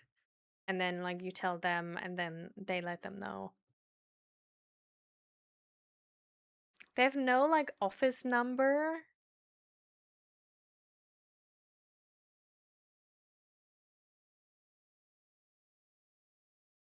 How does it work to cancel appointments then? Like if there's nobody you can call, like, huh? They have, but things didn't work like that. Okay. Well, okay. Then through whatever channels they have given you to like inform them about stuff then. But it's good that you'll tell them.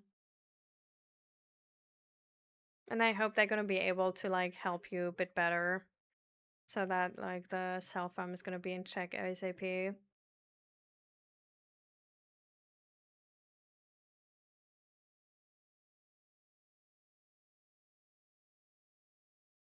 I mean, I completely understand that it's like, like too much personal care that you can't like just like entirely focus on a single patient.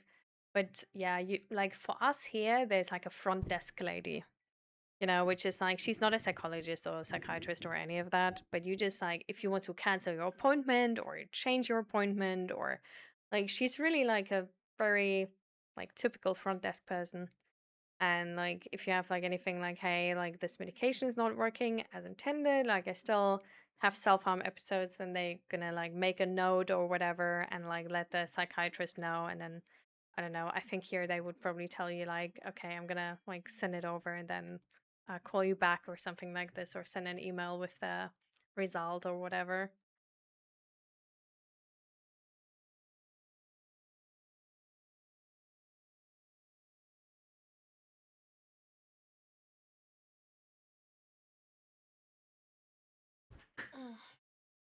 But I don't know if that's they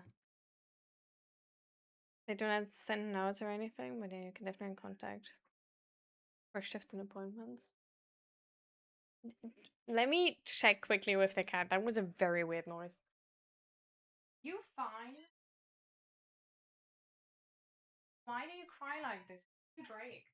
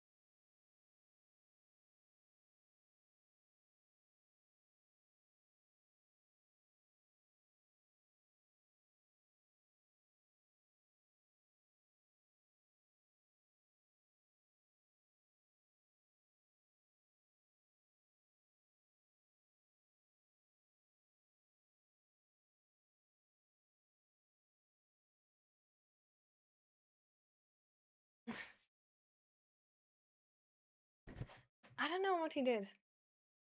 I don't know.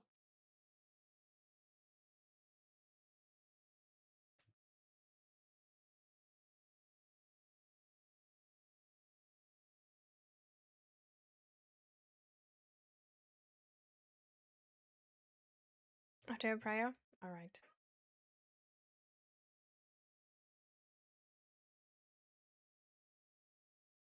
Relieve mental pain. Yeah, self-harm is like very oftentimes it's used for like emotional regulation. And hi, brownies. Welcome, welcome. You wish you wouldn't live in South Africa? Does it have to do with what you told us yesterday?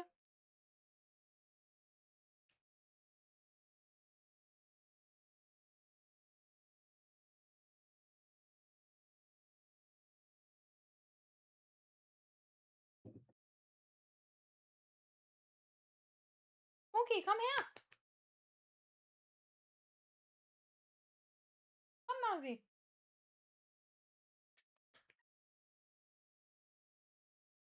Come on.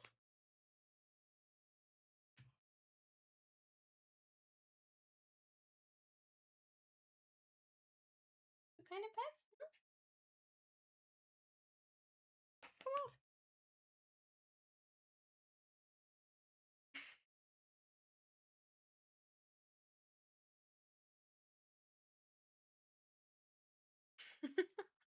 He just sat there and looked at me. Like, no, pat me down here, please.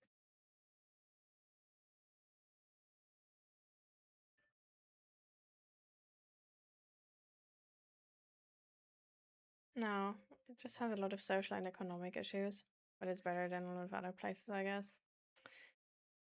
Yeah, I mean, there's the Netherlands, Germany as well. There's a lot of social and economic issues right now. That's sadly just I don't know.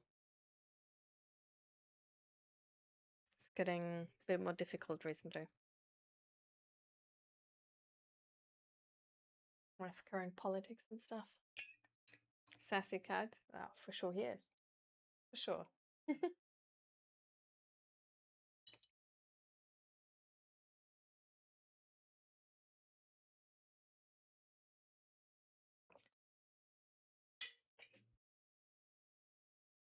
Stay hydrated, guys.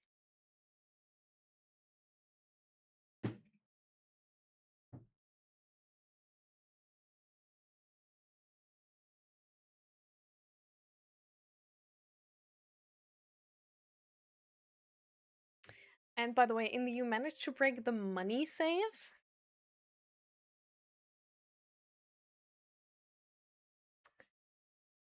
How did you break the money save? By the way, like, shouldn't that be like hard? Like, should it be sort of like, you know, because it's a money save, shouldn't that be, you know, like not as easily breakable? By the way, like, why is it? How? It's that's the only question I have.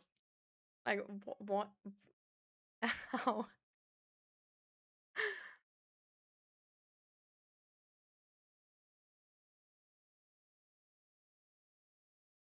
I refuse to move since one of the beans just woke up. What do you mean? Now she's just laying on me. Aw, that's so cute.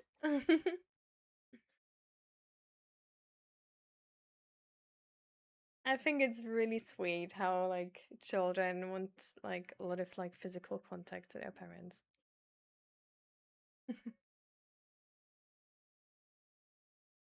Like I'm also a person who like I love hugs. Like I don't know. Like it's really like it's odd because like I'm not like I'm very bad and awkward at like initiating hugs sometimes. Um but I really love hugs.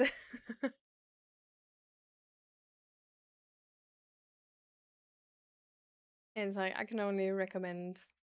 Like I started this like sort of tradition of like if like friends are over to like first like hug them to say hi, hug them to say bye, and then when they like stay over like for the night or something, also like hug them for like good morning and good evening. And it's I don't know, it was really like I felt like really anxious at the beginning to initiate it, even though it was like such a like why would you feel anxious about something like this, you know? Like worst which can happen, they just say like, ah nah, no hug for me, and then you know it's fine. But I was like really weirdly anxious about it. Um, but I got so much positive feedback for it actually. Like so many of my friends are just, oh my god, I love the hugs. And I don't know. So sometimes it can be really, really worth it to actually put yourself out there and like try something like this. Um, because like some people will really like appreciate it and love it even though they didn't do it before. Welcome back, Navandro.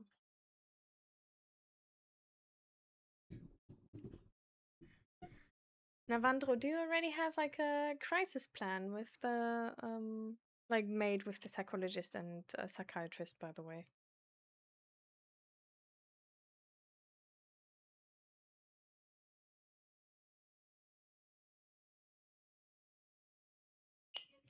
No.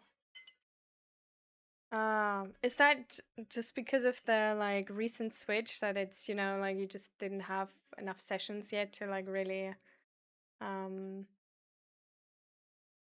get like much already like done or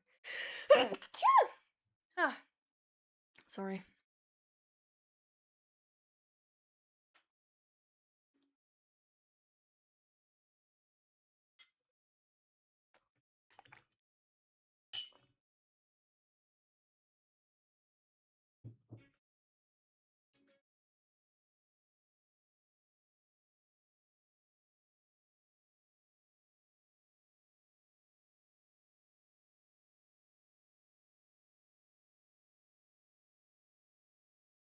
I mean, maybe you can start the tradition as well, Indy, with just like hugging your friends to say hi and hugging them to say bye. Maybe your friends will be like my friends. It's gonna be like, oh my god, I actually love that new tradition.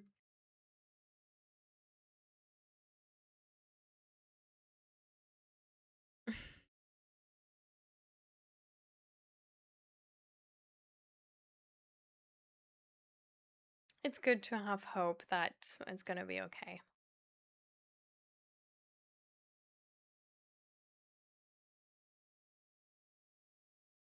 I feel like hope that like at the end of all of it, it's gonna be okay. Can really be the thing like getting you through some dark days.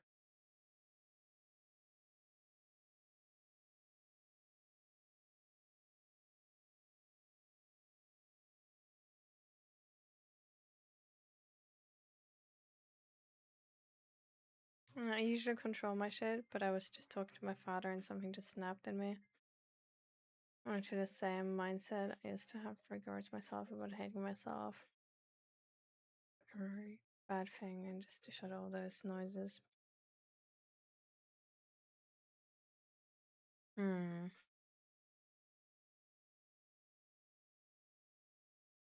I mean, something like this is scary.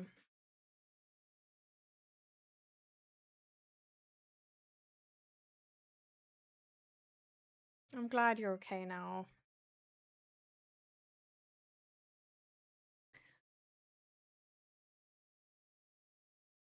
Maybe it would be good to like ask your like psychologist if you can like the next thing make like a crisis plan.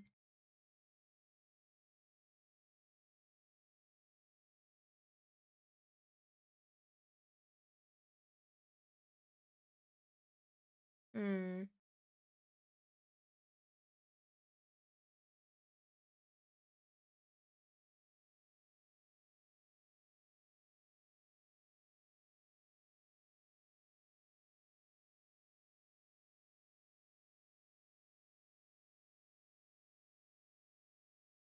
But I hope your therapist and psychiatrist can like really help you soon.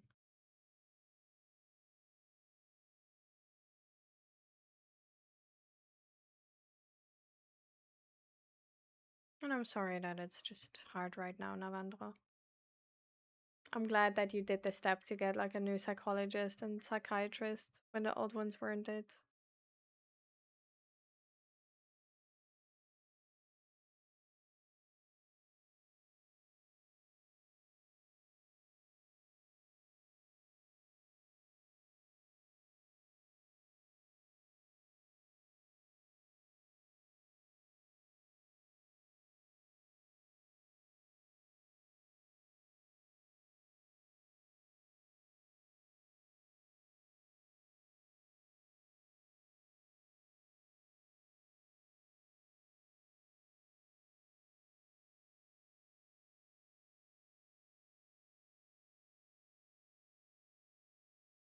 Hmm.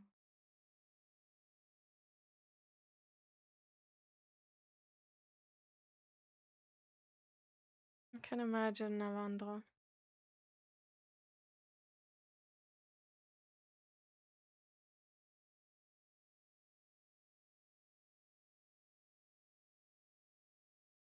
I'm sorry it's so tough right now.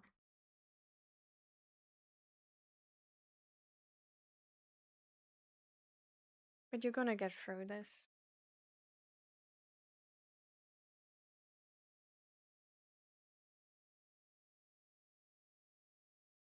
You're already on the right track with the new psychologist, new psychiatrist, on the meds, and then letting them know that it's,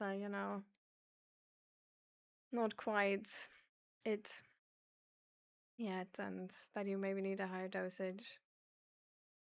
Then making the crisis plan and talking about them with everything.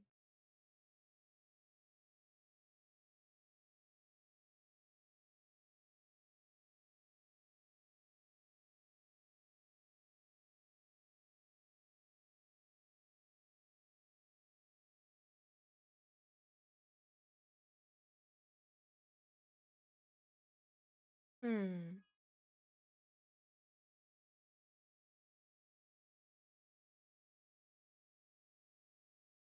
All right. Bye, Navandro. And thank you for sharing. And big huggies.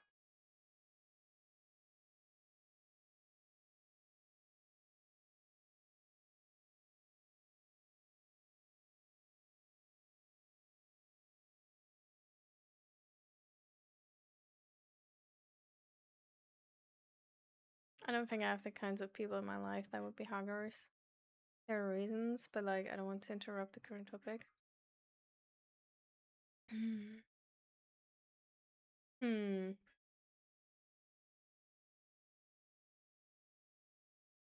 I mean, sometimes people can surprise you. So I would always sort of be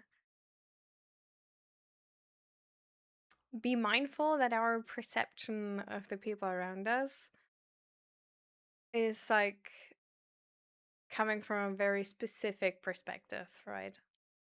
So there might be things we don't even know about the people around us because we can't see them from the perspective we're coming from. So never say never. And also maybe that's a time to make new friends who are huggers.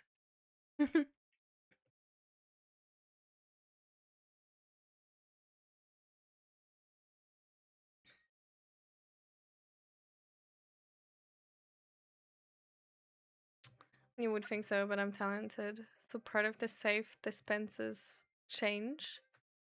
So you can exchange money without opening the whole thing for safety. So I put an old crappy note in the machine.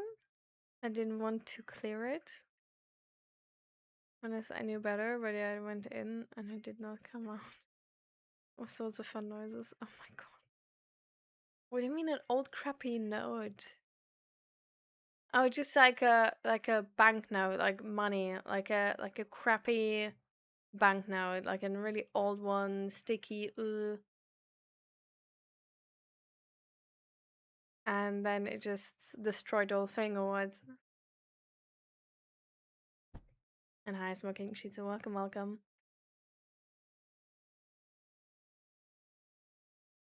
Yeah, for sure. Can be a really nice skill as well.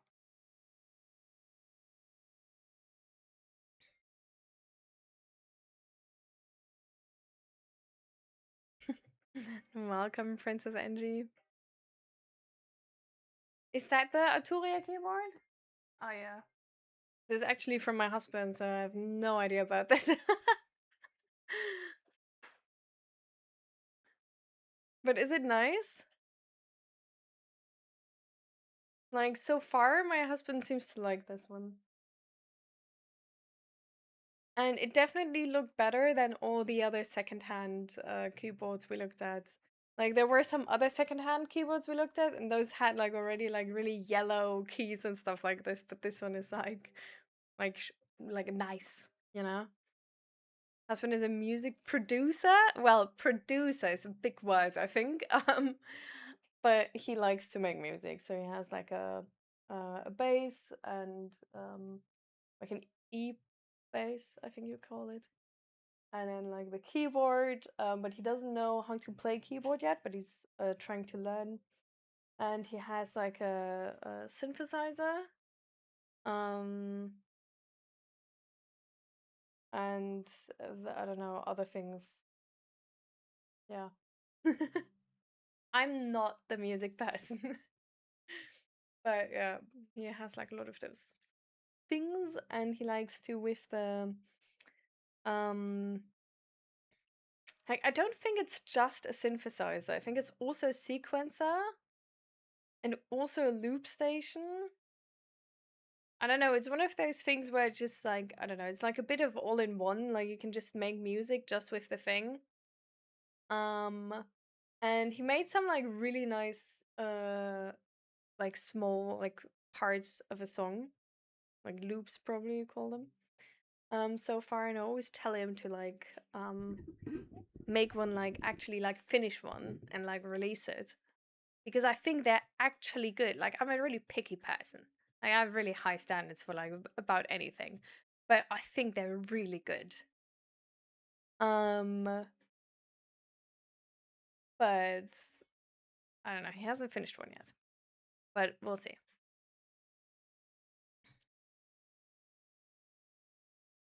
Describe Big Brother in one word. You mean the TV show Big Brother?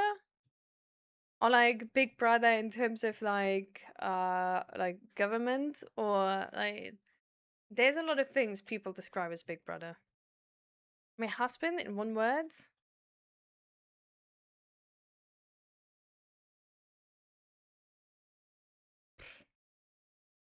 One word only.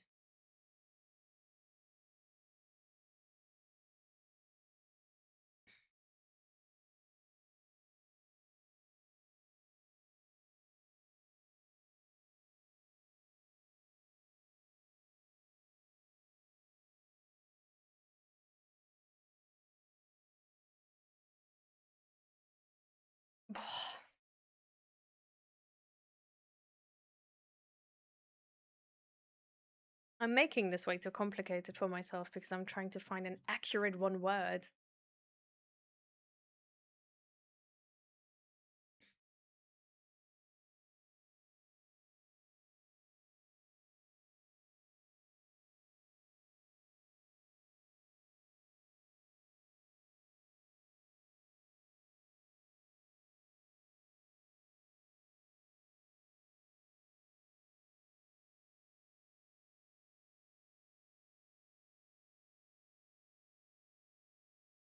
Ha! Ha! I found it. Home. Mic drop.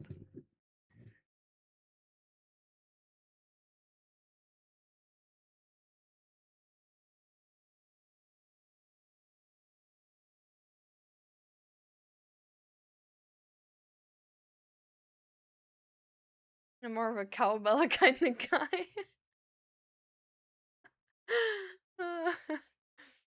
Hmm. Did you say or no? Home. I said home. Oh my god. Yo. Imagine. Jesus Christ. Oh my god.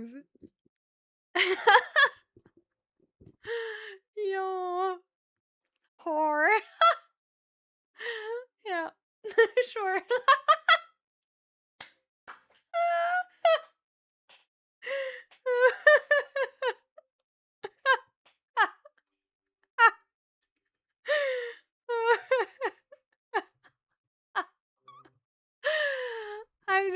I'm just telling people on stream that my husband is a whore.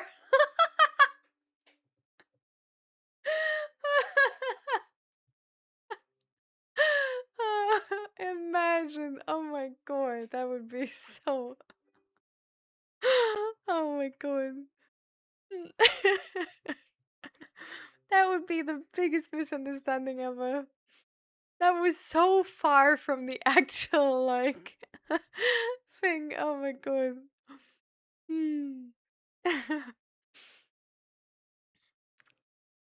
Yeah, banknote. I don't know if yours are the same, but we have two kinds of legal tender. The older banknotes and the newer banknotes that were redesigned, but the older notes starting to fade and be all dog it's. Yeah, okay. So, but then just putting an old banknote in, like, broke the whole thing. What?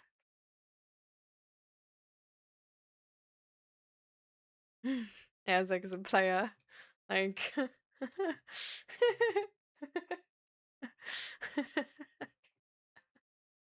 Oh.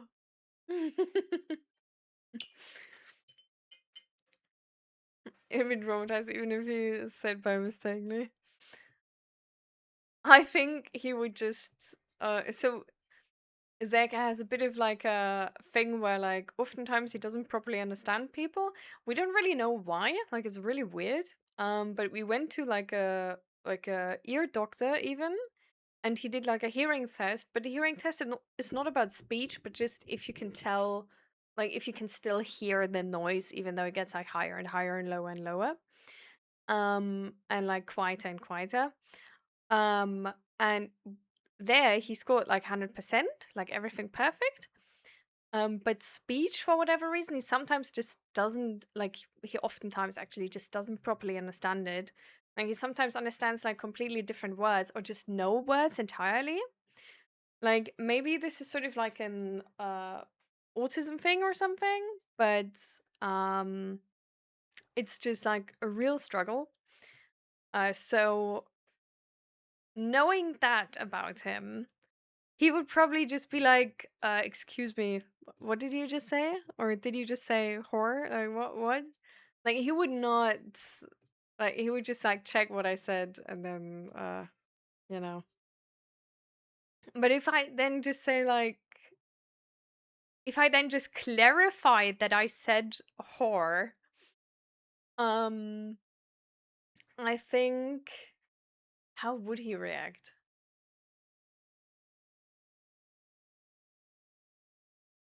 I think he would look at me and trying to see if this is a joke or not. Maybe even laugh. Sort of like you know that when you like when you feel like this can't be like the other person can't mean this. And you just look at them and like in your eyes there's like still this like very analyzing look and very like okay how are you like I'm gonna like notice everything about your face, and then you just like laugh like ha ha. Like how are you reacting to this, sort of like maybe like this even, um or just be like how can you say this? Or that, I think.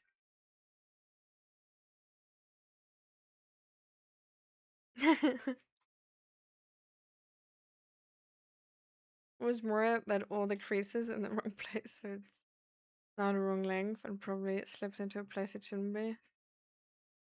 What? It's now the wrong length? Did the money machine like make like paper pieces out of your old note you put in there, or like why does the old money notes like old banknotes is the wrong length now? Huh?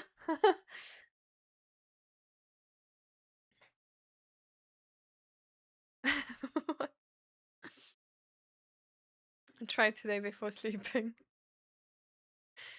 Before sleeping, if I do that like right before bed, I think it could come across a very different way. You know, like no.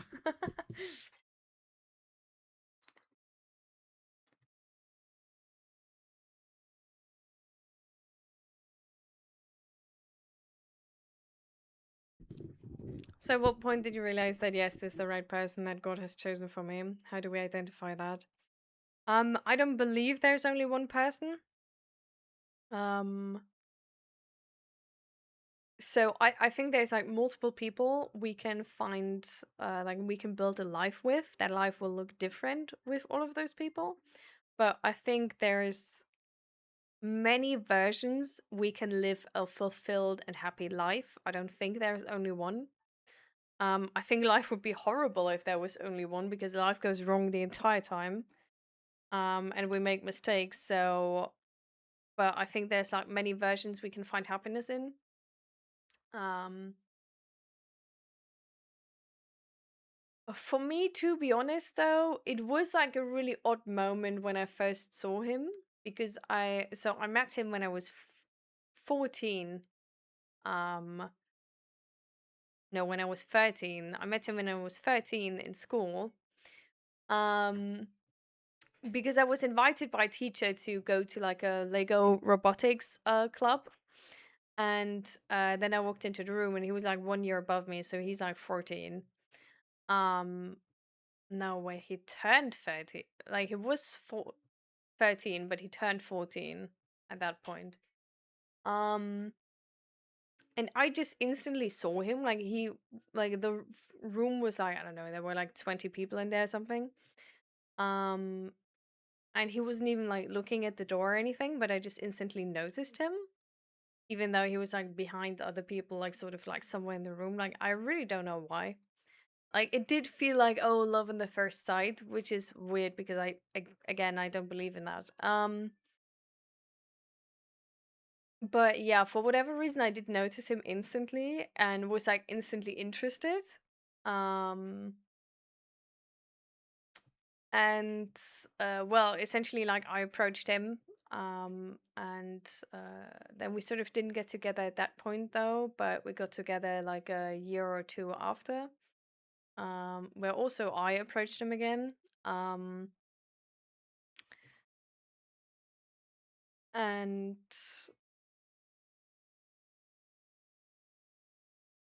I don't know, like I can't say this is better than anything there could be. Like I don't know, right? Like there's a possibility for all of that. Um mm, and it wasn't like always perfect, right? So like we went through like a lot of troubles together. It was in the beginning, it was definitely a toxic relationship as well because we were both like, I don't know, we didn't have the greatest households to make a good relationship. Um and so now it's sort of like we're making it like all work, but there's still like differences where like we don't really know if that's like 100% gonna work out. So for example, like I'm like back in the day, like we both were like we didn't want kids, but now I'm like maybe I do want kids. Um Whereas he's more like, I don't know if I want kids though. So we still have to see if that actually aligns. So I don't know. Like we don't know yet if it's maybe that like he doesn't want kids because he fears he's gonna be like a bad dad, and like it's just sort of like fear motivated to like avoid that, because he is definitely like an avoidant person. Um, but uh,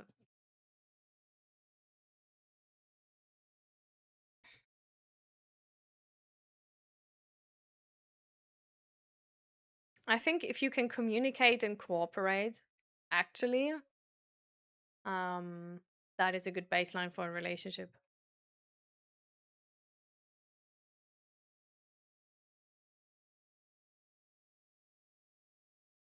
So I don't know.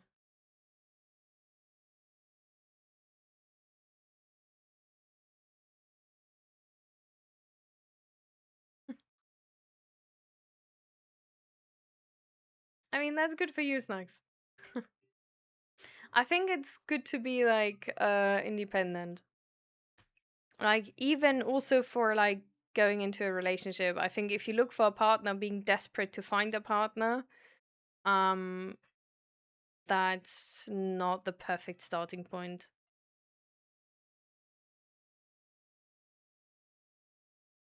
You noticed him all shy. I wasn't shy back then, guys. Like I instantly approached him and tried to like rizz him up. So like I'm not like I was invited to his birthday like 2 weeks after this or something.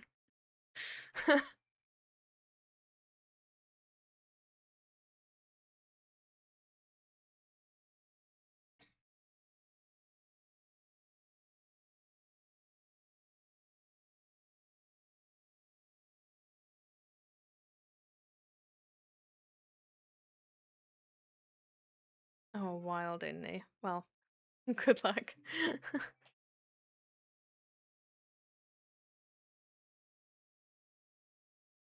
Yeah, for sure. Did you start dating immediately or were you friends first?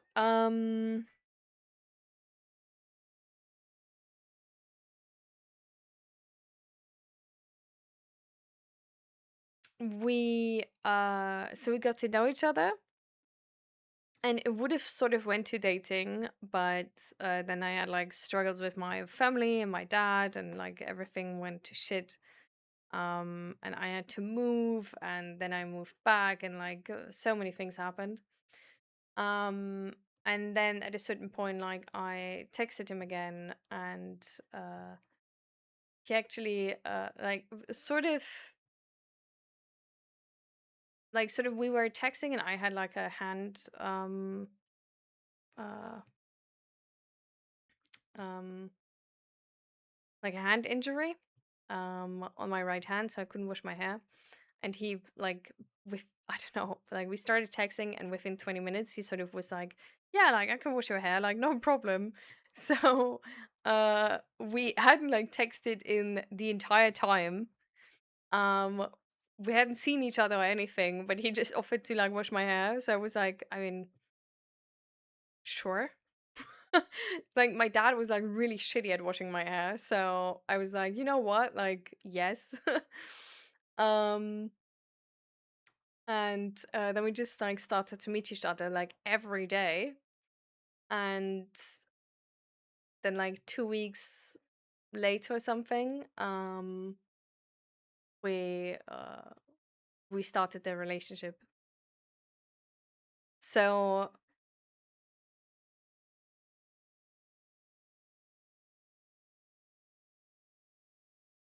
yeah, it wasn't really like we were like long-term friends before that or anything.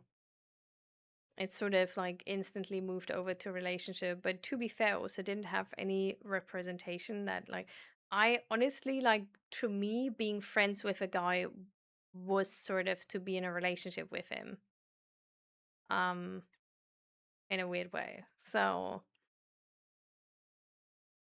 like I was raised in that regard like pretty like old school. um so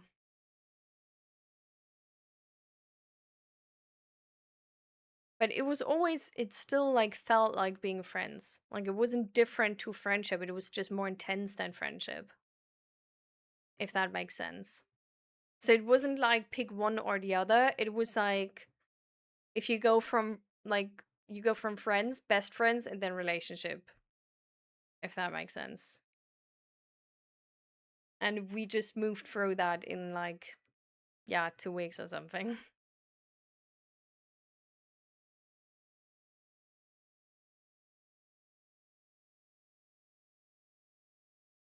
They might use those words. Yeah. I think people would describe this like thing at the beginning as like love on first sight, probably. For sure. Still want to be friends with your significant other too. Yeah. So this is why like I don't really like, I don't know if like like some people describe that it's sort of like either you date or you're friends, and like if you've been friends like you can't date anymore. And to me, that feels completely counterintuitive. Like, this is not at all how it works for me. For me, before we ever like get into any relationship territory, we need to be friends. And sort of from like really good friendship, then comes relationship. Because it's like with friends, I want to spend lots of time because it's cool with them. With best friends, I want to spend so much time because it's really cool with them. It's always fun. And then there's like relationship where I want to spend like all your time, like all my time with you because it's just it like everything is better when you're around. So like it's sort of like it just upgrades in a straight line. Like you can't get to relationship without like being a friend or without being a good friend or like a best friend. So yeah. I don't know if that makes sense for other people, but this is how I like feel about it. Like for me it's really weird when people describe it like there's like two different lanes and you sort of need to pick. Like that I can't relate to that at all.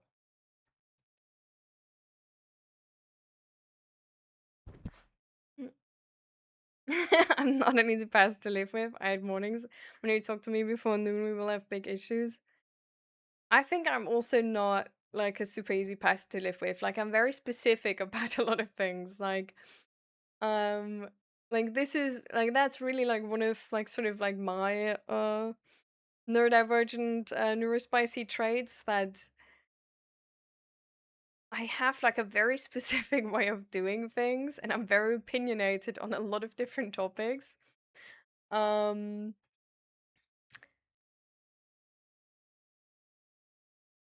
So, and like on, I'm not very able to make compromises on certain things. Like, for example, like just being spontaneous can be really hard for me. And then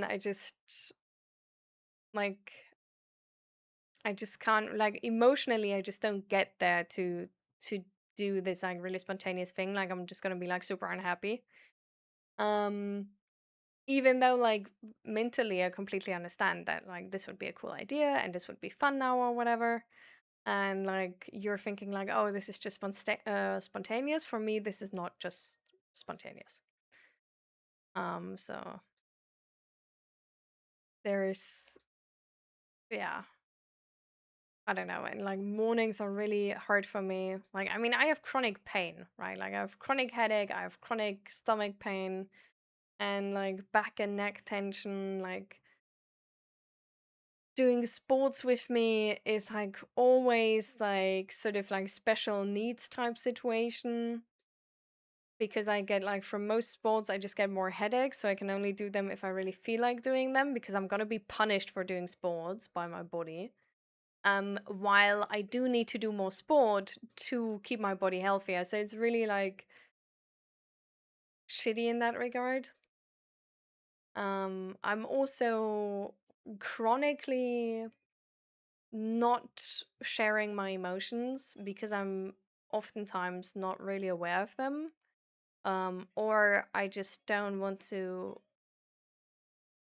like mention them the entire time. So for example, like with my chronic pain and with my headache, I won't mention my headache except there's like a spike in my headache. But apart from that, I let you know once that I have chronic headache. And then you can ask questions, and I'm going to explain to you that I have 24/7 chronic headache. Like, it's not like I get a migraine attack every day or something. Like, no, I have 24/7 pain the entire time throughout. Like, I don't know how not having pain feels like. And once I explained that, I I won't really bring it up again because it just because it just feels like me like repetitive info. Like it just like you know this already. And I just sort of expect people to like then also act like they know this. Um but since I am quite productive even though I have chronic pain and don't really like like oftentimes it doesn't show that I'm in chronic pain, like to the outside, because it's like really easy for me to sort of like hide my emotions because I'm not really like well connected with my emotions anyway. Um, like sometimes people can forget that I have chronic pain and just treat me like a regular person, where it's like in a lot of situations that's like the way I like to be treated. But then there's gonna be situations where I don't know, Zach is for example like pushing me to do something where I don't feel comfortable with it, where it's like you can't you shouldn't push me for this because I am in chronic pain and I am already pushing myself quite hard. So when you then on top of that push me, it can be like instantly too much essentially. So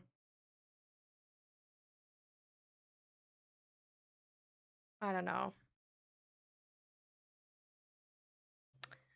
And also one of the things why it's hard to live with me is um so I am sort of like my like I don't have an official diagnosis, but my psychiatrist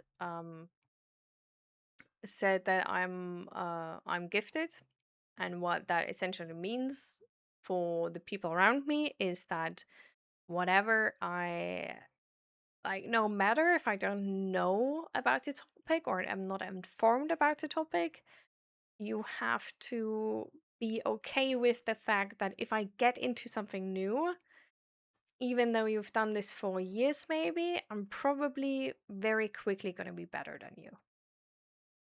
And this is like not something I say like, oh, I'm so good, because I definitely also have my topics where I completely struggle. But it's just a thing where I notice that I'm running into this problem with people where they're not okay with that, and where they feel threatened by that. So, for example, also with like board games, like logical board games where you need to make like sort of like logical connections, like for example like Bombusters, if you've heard of that. It's like the game of I don't know, 2025 or whatever. um it's just I'm good at stuff like this. Even if I'm tired, even if I'm in pain, I'm going to be pretty good at stuff like this. And if you're a person which feels easily threatened if somebody's smarter than you, then being close to me is going to be a horror. um yeah.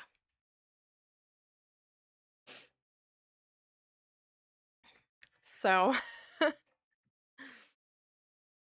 it takes the right person, or like a sort of like not the right person, like it's only one, but just like a person which fits with that roughly.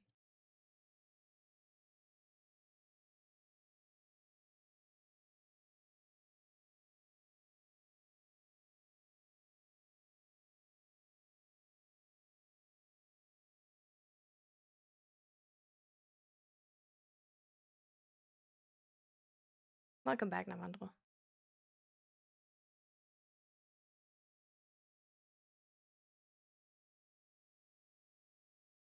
Like walking and adventuring.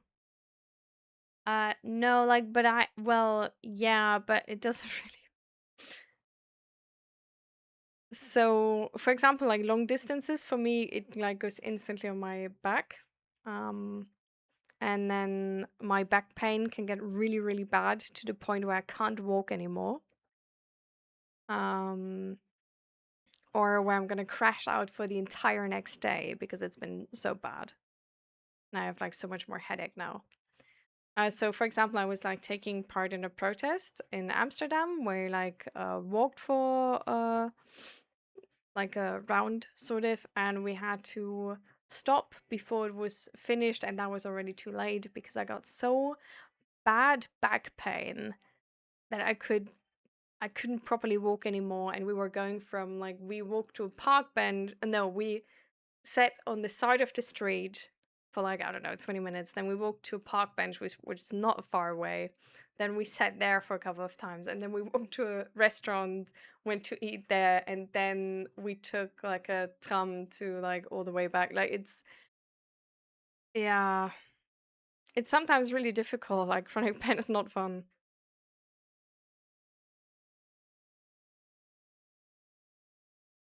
Hi, Crazy Lou. Welcome, welcome. Yeah, it's not really migraines. It's like headaches because I don't have the visual impairment, for example, which is often related to migraines. Um, I just have permanent headaches and stomach pain and back and neck tension. Overall body tension, actually.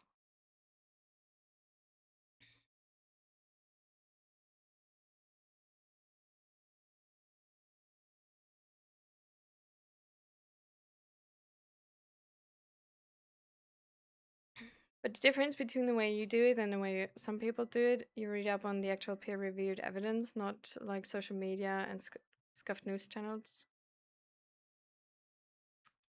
Wait, what? What do you mean? In what regard?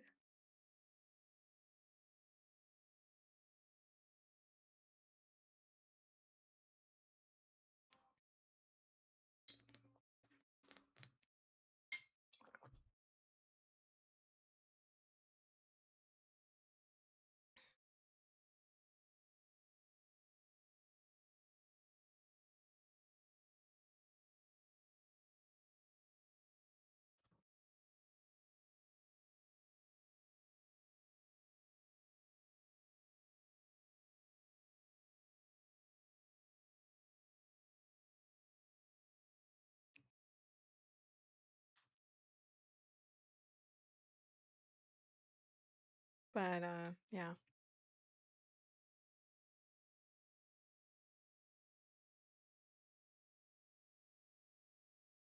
Hmm.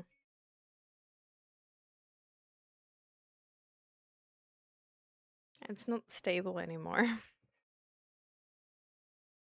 Maybe I opened it up so much and closed it again that now it's just a bit like shaky.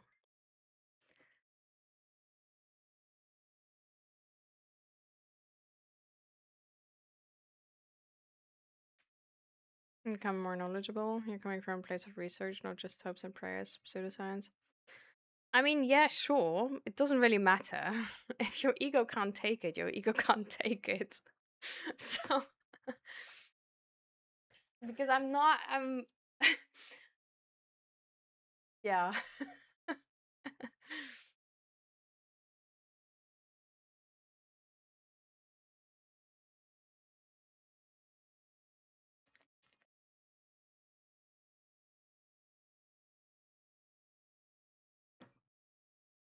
So, yeah, I don't know. And then I also like that's the second part. I like if people so there's like a common mechanism when people are sort of like um insecure about this kind of stuff or being corrected or something, then they double down on their like what they said even though it's not correct. And I just don't really like I sometimes don't see that as like, oh, like you feel like pushed from me, and like I could be uh I'm just gonna let you do you or something. But I'm gonna be like, oh no, like you don't understand. Like let me explain you. And that like to people who don't want to be corrected is then just the worst.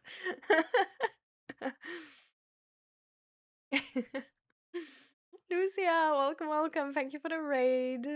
Hello everybody, how you all doing? Welcome to our mental health stream. We're getting to the end though. I do have to disappoint that I will not live for too much longer.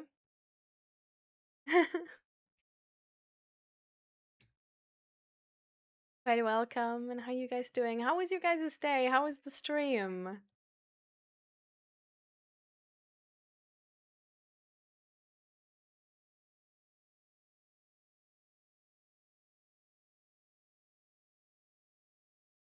I don't know what you mean. I enjoyed being near you guys. What a shame to be insecure about smart people. I mean, this is why, like, with some people, I like really like I connect super well with because they're not insecure, right, about like other people being smart, and then like everything is perfect, like it's like perfectly fine, like But it just like with certain people, it just doesn't work because it's like I don't.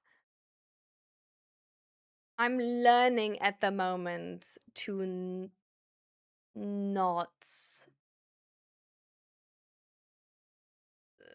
you know, like not discuss things if they're incorrect if the other person doesn't want to be corrected.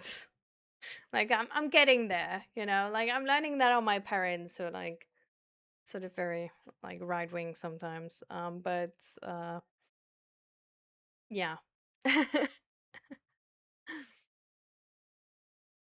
Ooh, 5 straight string, let's go.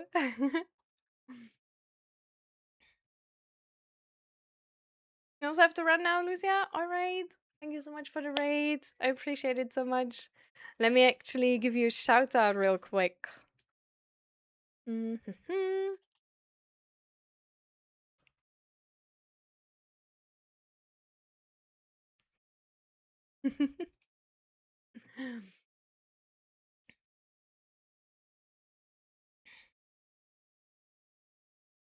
I see a lot of crafting in the corner.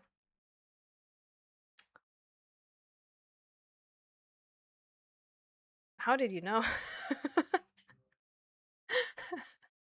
Actually, this is not even everything. Like I'm preparing Loki to like I recently got some material to make earrings. And I can't wait. I can't wait.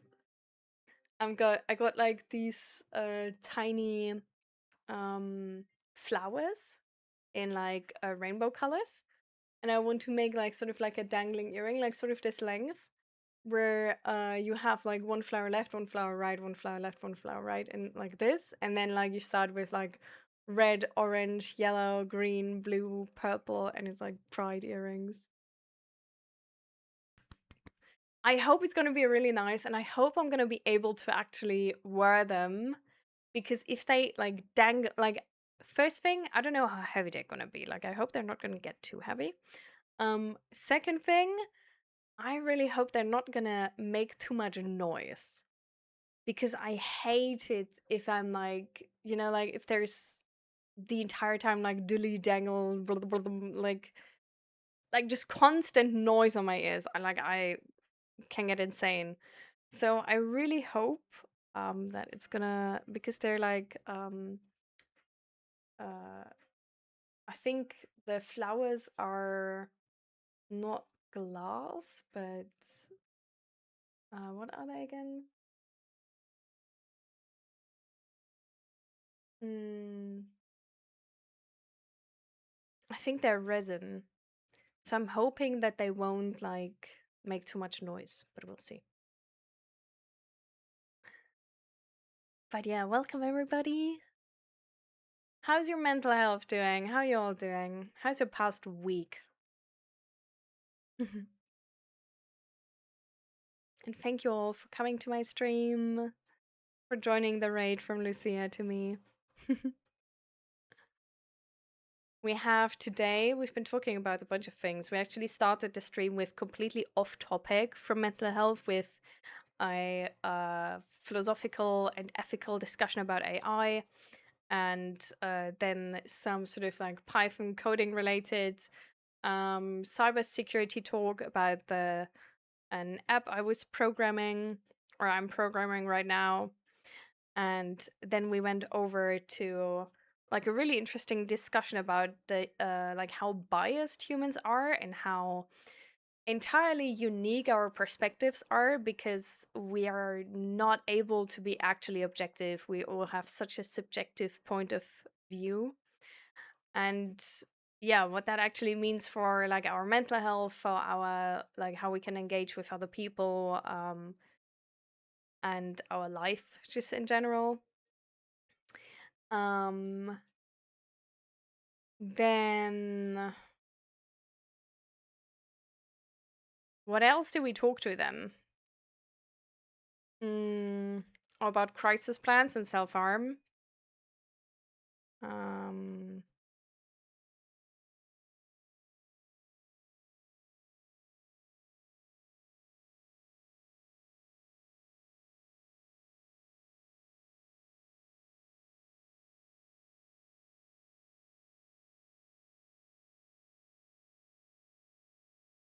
And then we went off topic now again.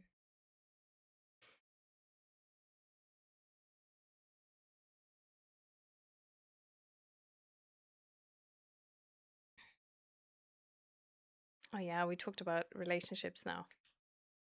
Just sort of recently. And how I met my husband and how I knew that he's the one.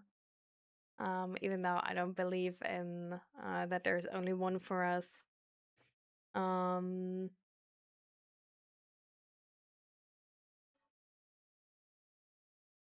and then a bit into how, yeah, I'm also not like the perfectly easy whatever partner, but how it takes like the right person to be with someone so that it sort of like matches up.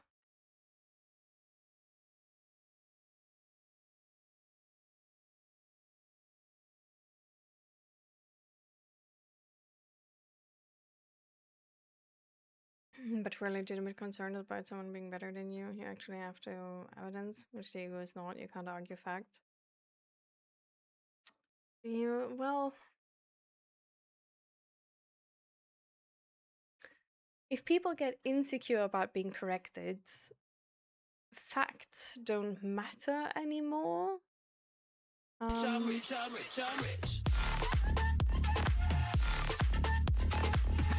What?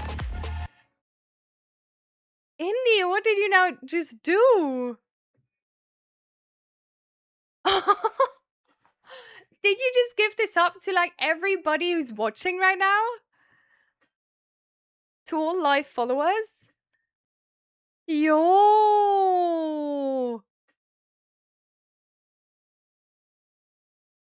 Oh my god. Indy, thank you so much for the 11 gift subs. Thank you. Oh my god.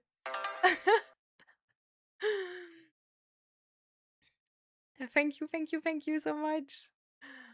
Oh my god, I appreciate the support so much. I can't even talk anymore. I'm just stumped. Jeez, Louise.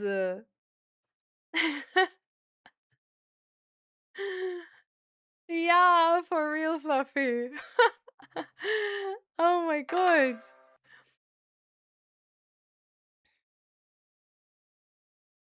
The gift all view button doesn't appear without a minimum of people or something, so when the button appears, you need to click it. Oh my god. Thank you so much, Indy. Thank you so much for the support. I really appreciate it. I hope you guys gonna enjoy your emotes. The funny creature emotes we have. These ones are actually made by me, and I don't know if you guys play League because well, here in this stream we usually don't play League, but I have played League on the stream, and those are from my League playing times because they are poros. I don't know if you know them, but the League of Legends like Riot Games. Well, more specifically, actually, really just their game, League of Legends. In that game, they have like sort of um, like a very iconic animal, cute animal, and that is a poro. And yeah, these. So if you wonder like what these creatures are supposed to be, they are poros. Yeah. Oh my god. Or if there's a method, I don't know what it is, but it doesn't usually appear. Thank you so much, Indy. Thank you so, so much for the support.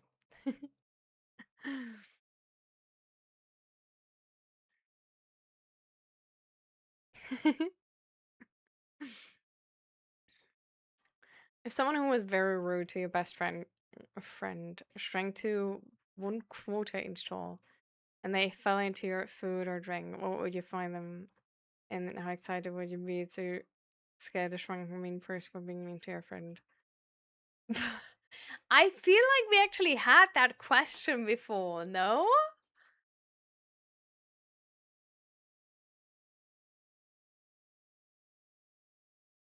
Yeah, we literally had that question before.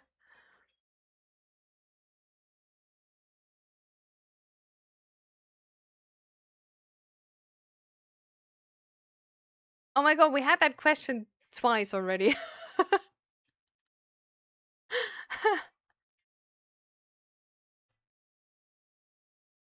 Maybe 3 times actually.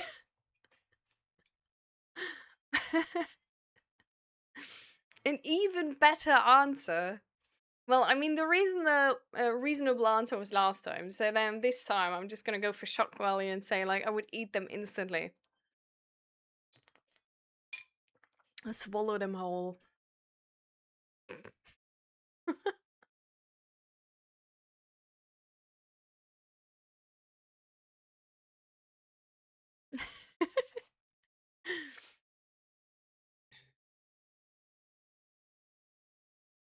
Would you eat them plain or with foods? It doesn't matter.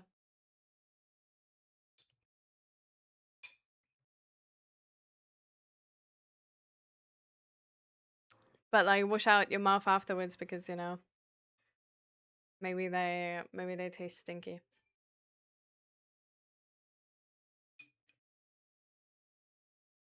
Hi, 69. Welcome, welcome.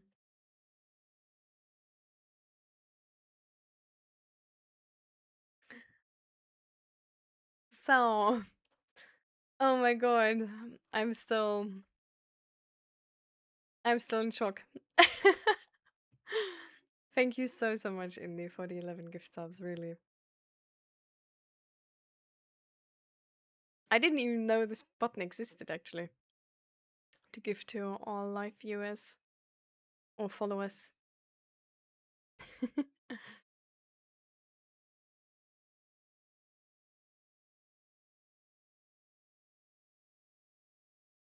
If you swallow the drink around you, you can make them their own personal wave pool. Oh my god.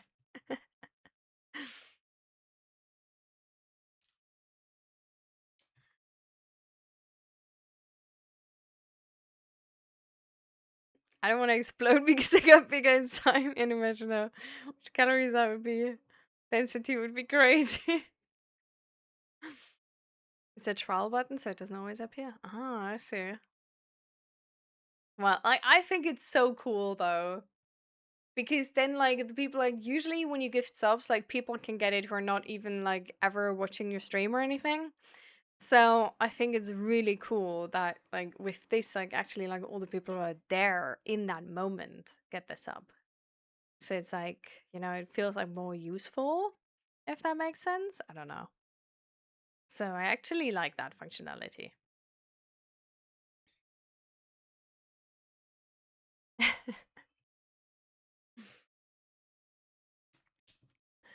So, well, now it's already 5 o'clock. We would usually get ready to go offline now.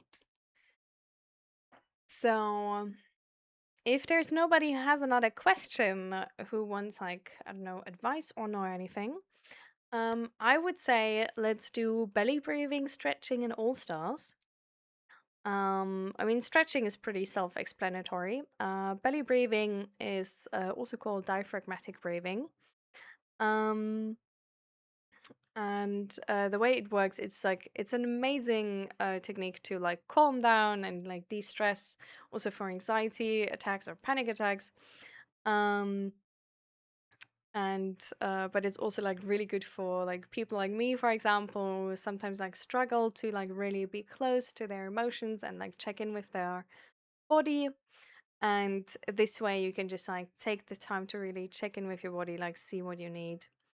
um and that's why we like really do that exercise. It's like really amazing to emotionally regulate. You're welcome, buddy bear. Or buddy bear, actually. Yeah.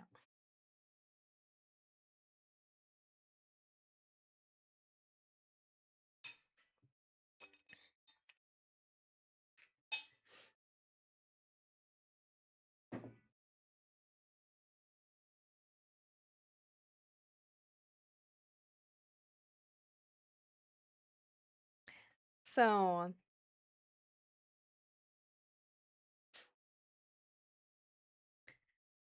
let's do stretching first.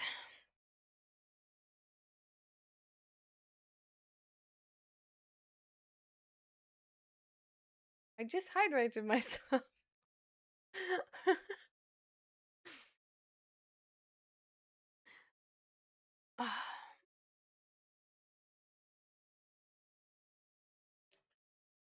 So, whoever has been sitting for more than half an hour at their PC or anywhere really, do take part in stretching now.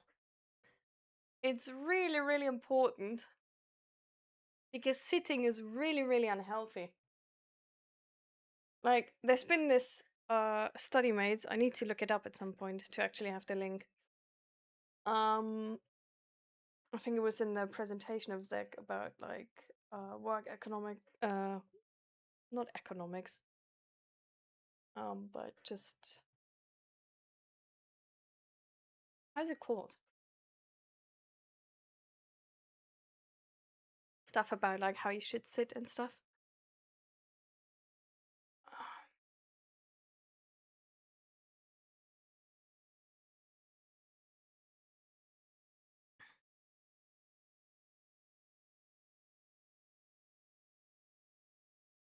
But allegedly, we should move every 25 minutes. We should stand up for 5 minutes and move to actually offset the negative effects and impacts of sitting. Which is insane to me because every 25 minutes, like, who does that? Like, I would get like nothing done at the PC, really.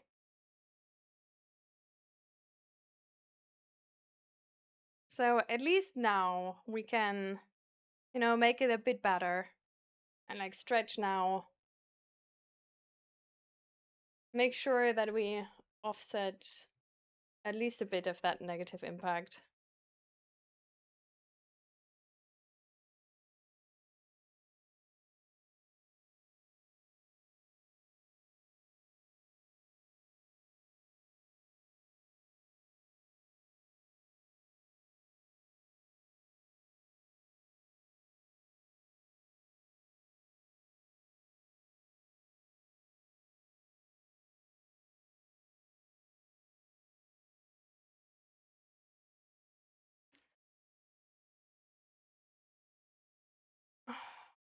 Really good exercise is also, I was shown this from my chiropractor.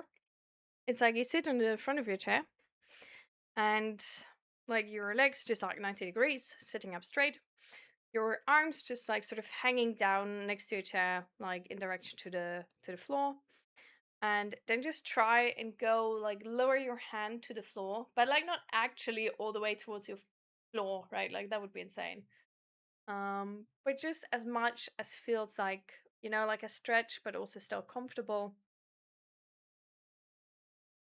while maintaining like sort of the like not moving forward or backward, but like staying in this like straight uh position. Because sitting is like especially making like your lower back like very sort of stuck and immobile. And this way you bring back some mobility in your lower spine.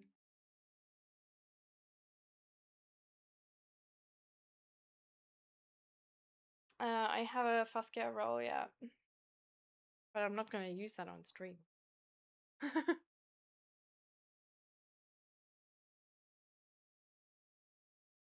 But it's actually right behind me, you can see it, wait. Yeah.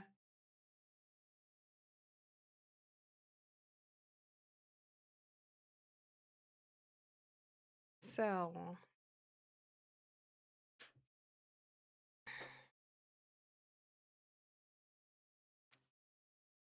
the way you do belly breathing, I'm gonna explain in a second.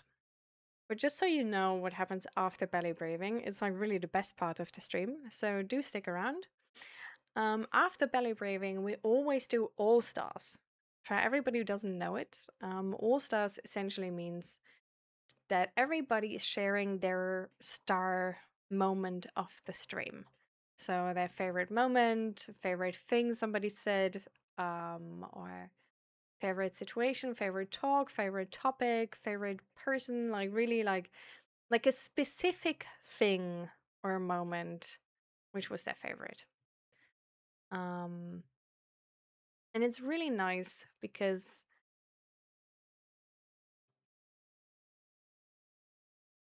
it just reminds everybody of the good moments we had in the stream. And I don't know, it ends everything on like a high note, like especially with like if you're like mentally like struggling a bit or stressed, like your mind will probably focus like even more than usually already focus on negative things. And it's a really nice practice, sort of like, for example, for other people do gratitude journaling. We do All Stars to just focus on the good things for a moment.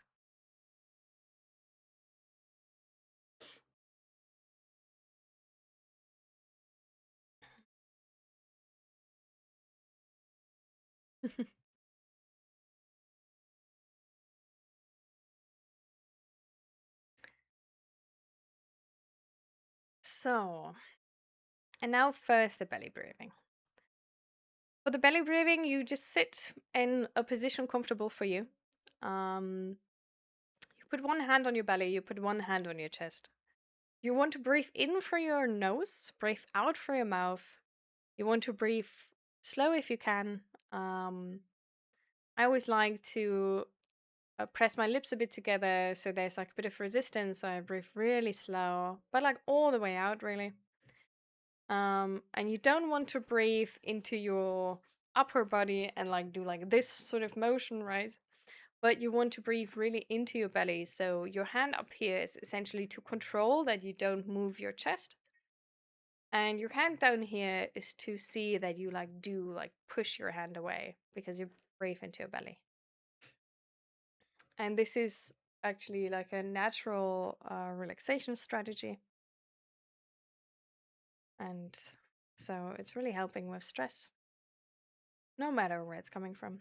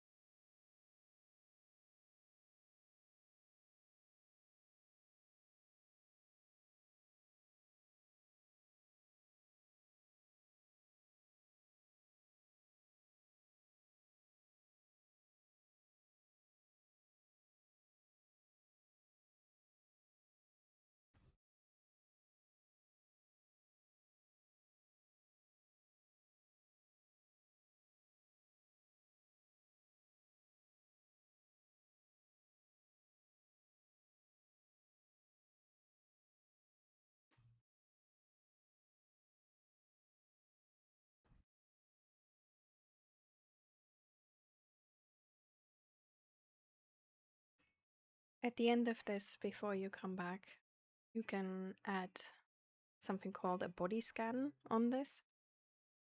We just try to check your body from toes up to head, how your body parts feel.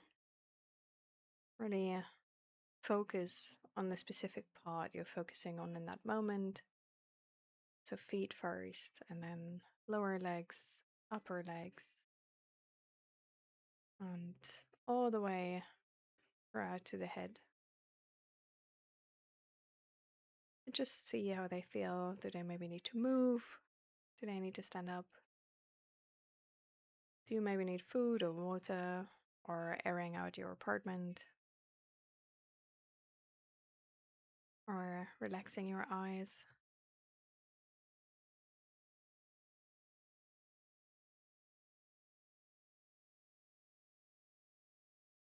Because by doing this and repeating this, you really get better and better every time. It's like a habit you build.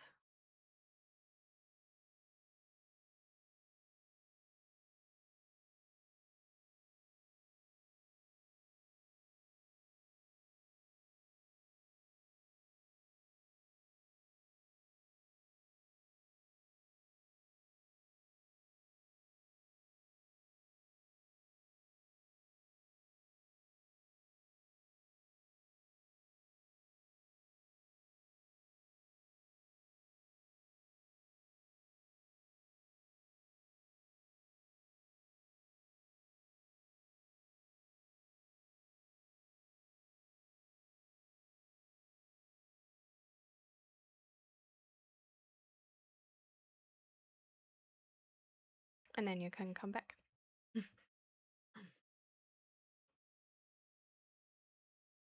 So,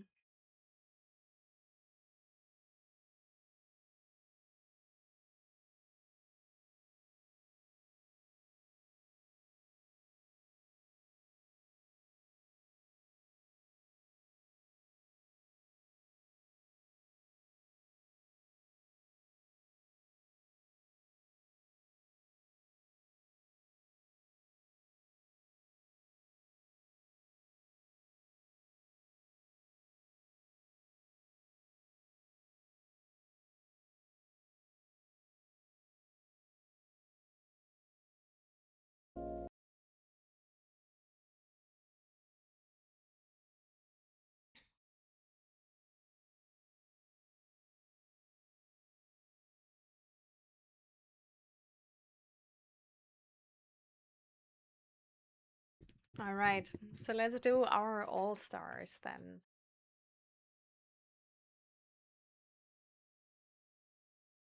I think my all stars was.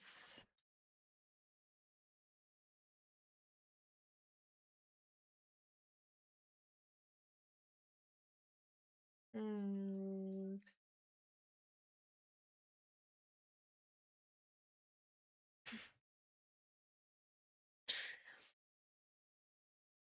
yeah, I think same, Fluffy. I was like, is that like too like cheesy or like selfish to say that now? But like I mean that was like really just like that was so cool. So like yeah, for me also like best moment definitely just in the like gifting all people who were like watching stuff like that was like oh my god, that was big streamer moment, you know? That really felt like so special. Like I've never had this before. I didn't even know this existed. Um that was so so nice. Um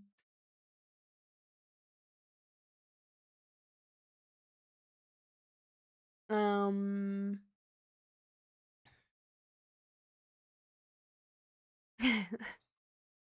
yeah, true. Being able to say like see you tomorrow and then just like seeing each other tomorrow is kind of nice.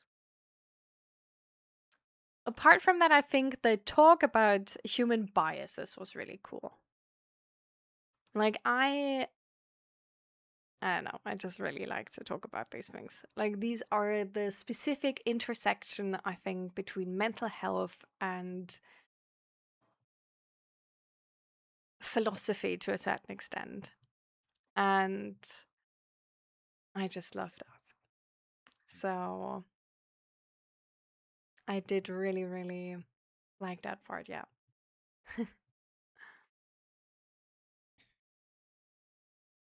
So what are you guys' all stars apart from Fluffy? Oh, and Buddy Bear had his all star up there.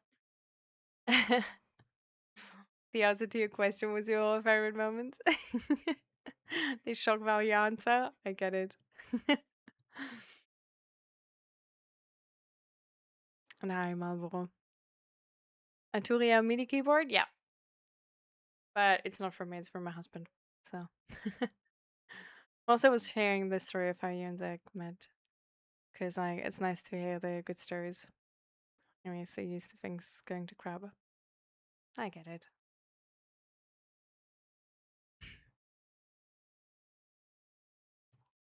So that was also really nice to talk about and just share a little bit of just chatting. Yeah. Anybody else wants to share their all star?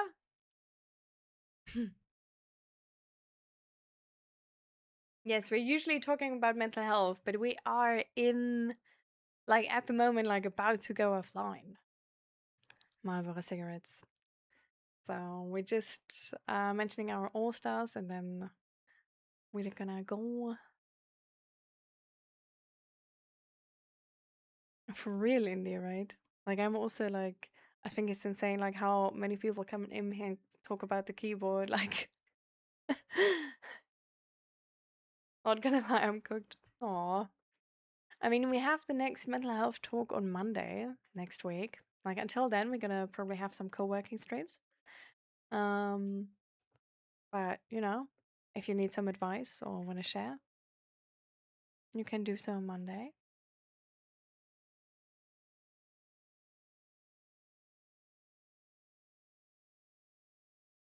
So,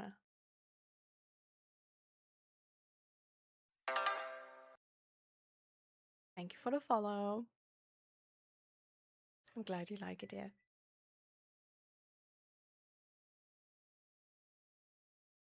All right. So then let's end the stream, and I'm gonna rate you over to Dash Dogs. You know. Wait, where did you share yours?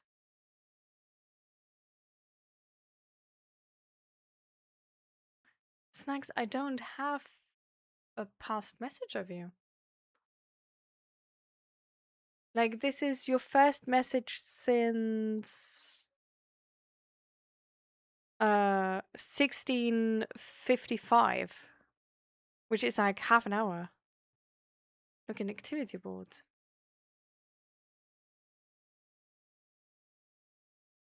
I have like a mini feed, but it doesn't, you know, there's in the Discord?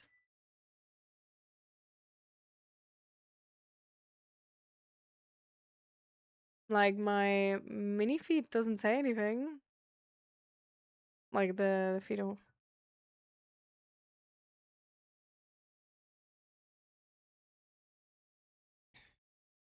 Oh, the follow? Ah, yeah. I mean, I thought you meant like your all stars. I thought you meant a message. I'm sorry, buddy. But thank you for your follow, of course. But I was talking about all stars now, so I was like on a complete different mission here.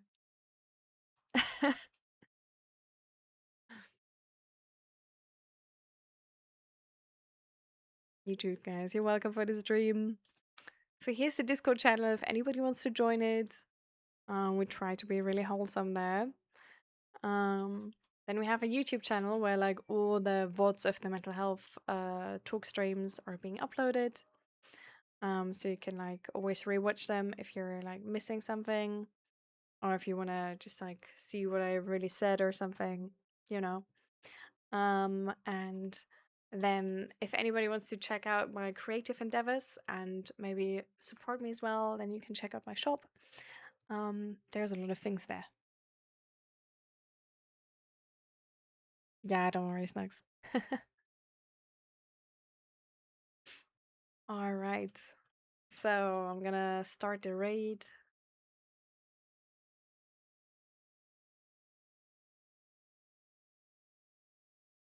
I hope you're gonna like it.